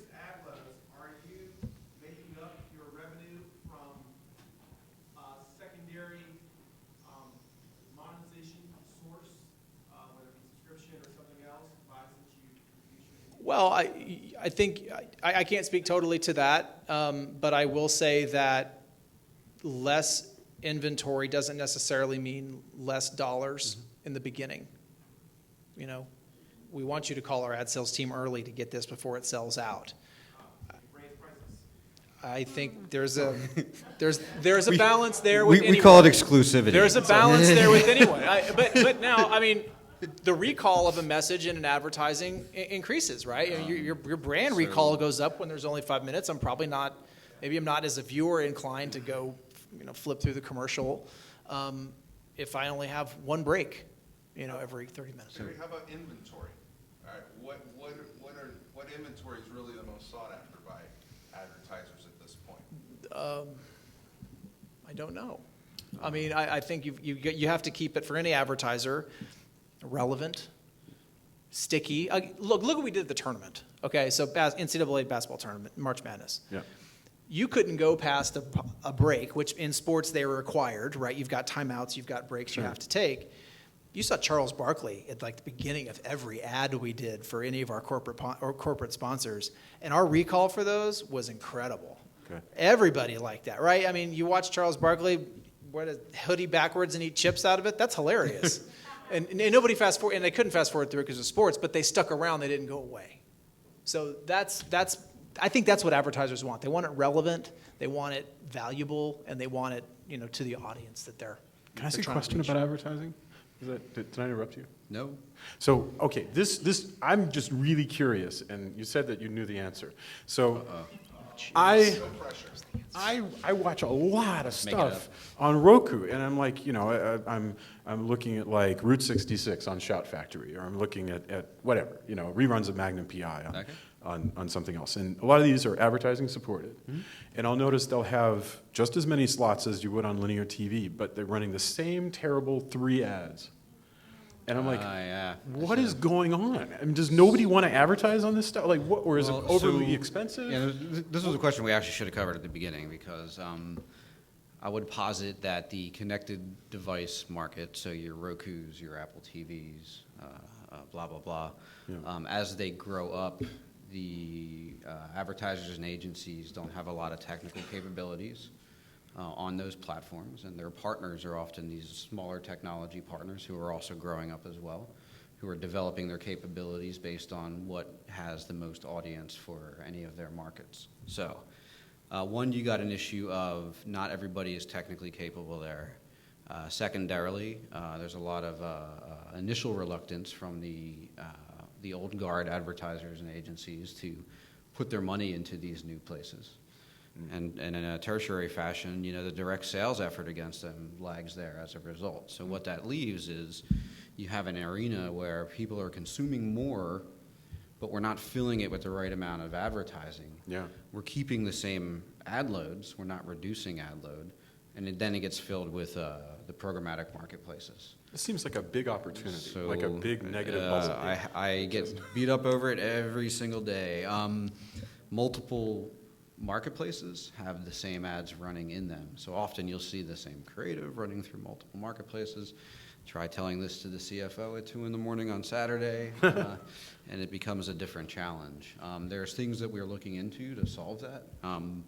One is to partner with the advertisers and agencies to make this more of their problem, because it's the middle that doesn't care. The middle just pushes volume. Right.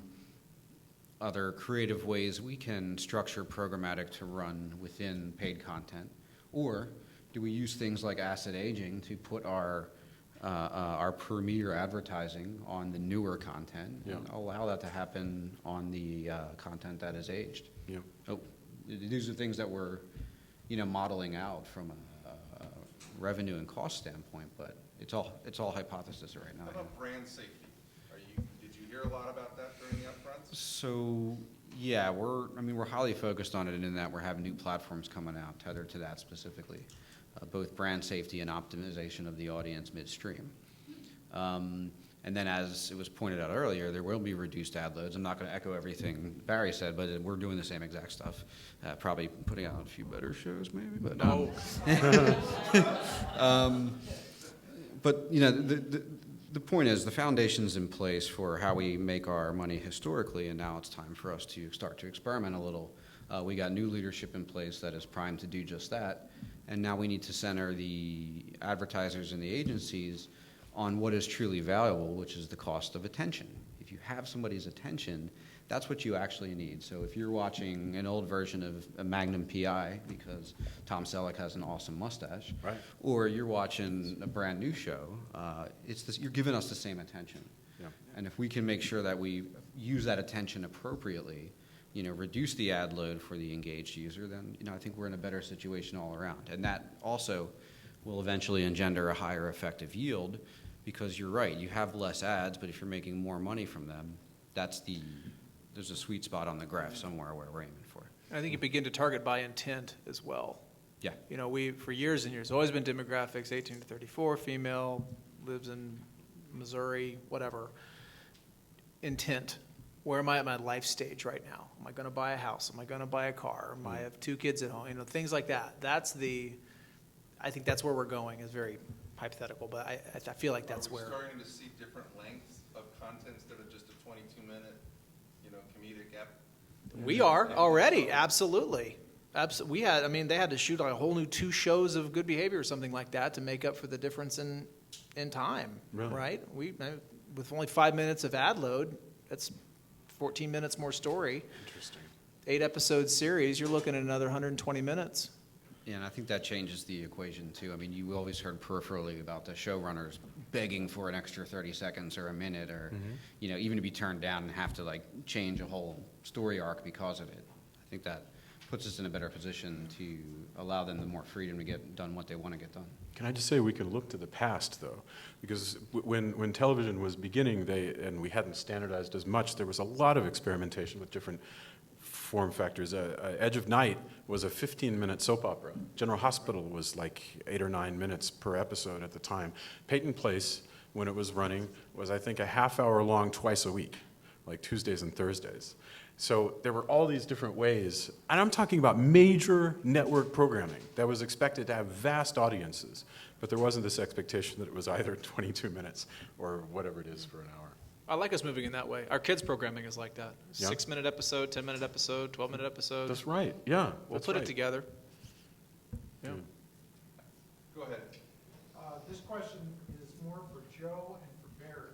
And unlike you, Jason, which is Dish and Sling, you have more control over the consumer experience and technical problems. So I'm a consumer and something breaks down, I'm probably going to go directly. We have call centers for that, yeah. So you're an MVPD. Yeah. And that's just another product in your show. For you two, your brand. Yes. So you're going through third parties between smart TV, streaming players, hybrid set-top boxes. I gotta think there's lots of consumers that have problems here getting through to your service. Do you get the consumer complaints? Yes. Absolutely. Please? Yes. App stores. I spent several hours this week alone on a consumer complaint, and wow. You seem like that's a little bit below your pay grade. Well, we have entire departments who are interested in making sure that we maintain the user experience. But to address it specifically, I mean, the problem is even a little more complex because you have to be able to determine where the point of failure is. So we do so through SLA monitoring, which is service level agreement. We negotiate with the companies that provide our stream services. If you look at Verizon VDMS and mDialog and the platform and the people that are able to do HLS live streaming, et cetera, they have to adhere to standards that we set and negotiate with them. And we also need to set separate monitors to monitor for their compliance. One of the issues being oftentimes the Akamais of the world actually operate quicker than the people looking to monitor them, so you can't really catch them in that arena. However, in addition to that, we also have standards and practices we need to monitor for. We need to monitor for COM compliance, so make sure that the audio levels are appropriate throughout. So we have all sorts of whiz-boings in place to do just that. And then we also do visual quality control as well. But if you think about the math problem of visual quality control for a person with 40 hours available to do something, watching a 30-minute show that you can't scrub through the ad breaks turns into a 10-minute effort. So that's the most discrete unit of work. How much content do we release per channel per day on all the different platforms? that issue does not scale. So we need that level of automation out there to do so. Do you, the last part to this bucket of wet technical problems Mhm. is, do you do that in-house or do you farm all that out? So you must have some big teams in-house. It's a little both, but it's most likely, we're of the opinion of let people be good at what they're going to be good at. We produce content and we stand up apps and processes, but we'll have people build the apps for us. We partner with companies for ad serving and all the logistics around that. So it makes sense that we would prefer to work with people who have already solved this problem instead of reinventing the wheel. Question? Regarding Turner and Adult Swim specifically, we used Twitch recently to live stream Marathon. Yep. Full series. And it proved that people wanted to watch and discuss their favorite shows with like-minded viewers Yeah. while it's live. Yeah. Is there any plan to take advantage of that or to harness that? Yeah, we're always looking for ways to make that content, that programming better. I think the marathon channels that are on adultswim.com and what they've used on Twitch and things like that are really unique and pretty cool. I mean, the things that Adult Swim does it's always amazing to me. So yeah, I think they use that to inform programming decisions. Do we need to bring back Space Ghost? I mean, maybe they're looking at it that way. But Please. what's that? Please. Please, right? That'd be awesome, wouldn't it? If you ever drive in Atlanta, there's a wall across, so Techwood, all the networks on one side, and then Adult Swim's across the street. They have a big black flag on the top of their building, called the Pirate Ship sometimes. But along their wall leading up to the building, they have all the shows that have been retired. And it's super cool the way they've done like this little mural of like, the years they were alive and all that. And all those shows are making its way to marathon channels, right? And so it's a very active conversation about that. It just proves that people might not live with someone who watches the same shows as them, but there's people all over. Personally, prior to Turner, I was at WWE, built the network there, had the same experience. People will watch programming a world away because they can, and they cling to that community experience. It's pretty cool. We've got time for maybe 2 more questions I see here and in the back. Question for Barry. Just following up on the good behavior, you guys doing the same reduced ad load for Animal Kingdom, which premieres next week? And I think it's probably like a bigger hit than good behavior, right? I don't know the ratings off the top of my head or what we call a hit. They're both great shows, different networks, different or different groups, I would say. But yeah, I think they're doing that. Reduced ad loads. I mean, we will see what happens as more shows come out. And you saw saw the trailer for Alienist right last week at the Upfront. It's incredible, cinematic, best served by a reduced ad break. I think you will start to see more of that as time goes on. In the back. Could you please go a little deeper into how you measure engagement? Because I've heard Joe in particular talk about attention. Yeah. The industry is still dominated by Nielsen, which is the biggest lie that anybody buys. Oh boy. Not touching it. That's not my quote, by the way. Yeah. It's a quote from an unknown executive whom we interviewed. Okay. So basically, how do you measure engagement in the news space, and how do you sell the concept of engagement to your advertisers? Okay, ours is pretty easy. We directly measure engagement because it is based on user action. And in the beginning of, you can do a stream replacement or a pod replacement based on your interactivity. And you're given the choice at the beginning of the thing, very similar. You've probably seen it on Hulu as well. You go on Hulu and it says, pick your experience. With the Truex engagement proposition, it is to engage with an ad. You might have the Muppets lead you through, I think it was Ford Focus or something. Or you could be like, you get the regular ad load. So that's a simple measurement. That's saying this many people engaged, this many people chose not to engage. But there's a whole set of rich metrics behind it that some find interesting, some ignore. How long you spent mousing over this, mouse speed, click rate. I think all that resolves. Any one metric I don't think is interesting in and of itself, but I think the amalgam of metrics put in the hands of a right sociologist, maybe say someone who runs an entire team over at USC, for example. Hi. And then things start to get interesting there. So we directly measure user engagement that way on the advertising content. The video content, I mean, that's a little different, but we do have a direct one-to-one measurement to an IP address. But then you get into whether or not this addresses a personal device or, you know, what can be a living room device and have multiple people per household watching it. So there's all sorts of numbers that we use. But I think to more directly answer your question, I think the premium publishers need to continue to shift the conventional wisdom that Nielsen is the be-all and end-all. I mean, we have Nielsen, ComScore, Rentrack, and now we have all sorts of direct measurements via the platform providers themselves, the stream providers, the apps. So we have all sorts of big data that we can cobble together to support whatever hypotheses we need supported. And you know, I think we, as I stated earlier, I think we are experimenting with them and trying to identify what the best value exchange is as pertains to advertising and engagement. Well, and with that, we have now run out of time. Yes. I want to thank our panel. Nailed it. You ran it out. Ran it out. Where do I point them toward the beverages? Right outside. Oh, sweet.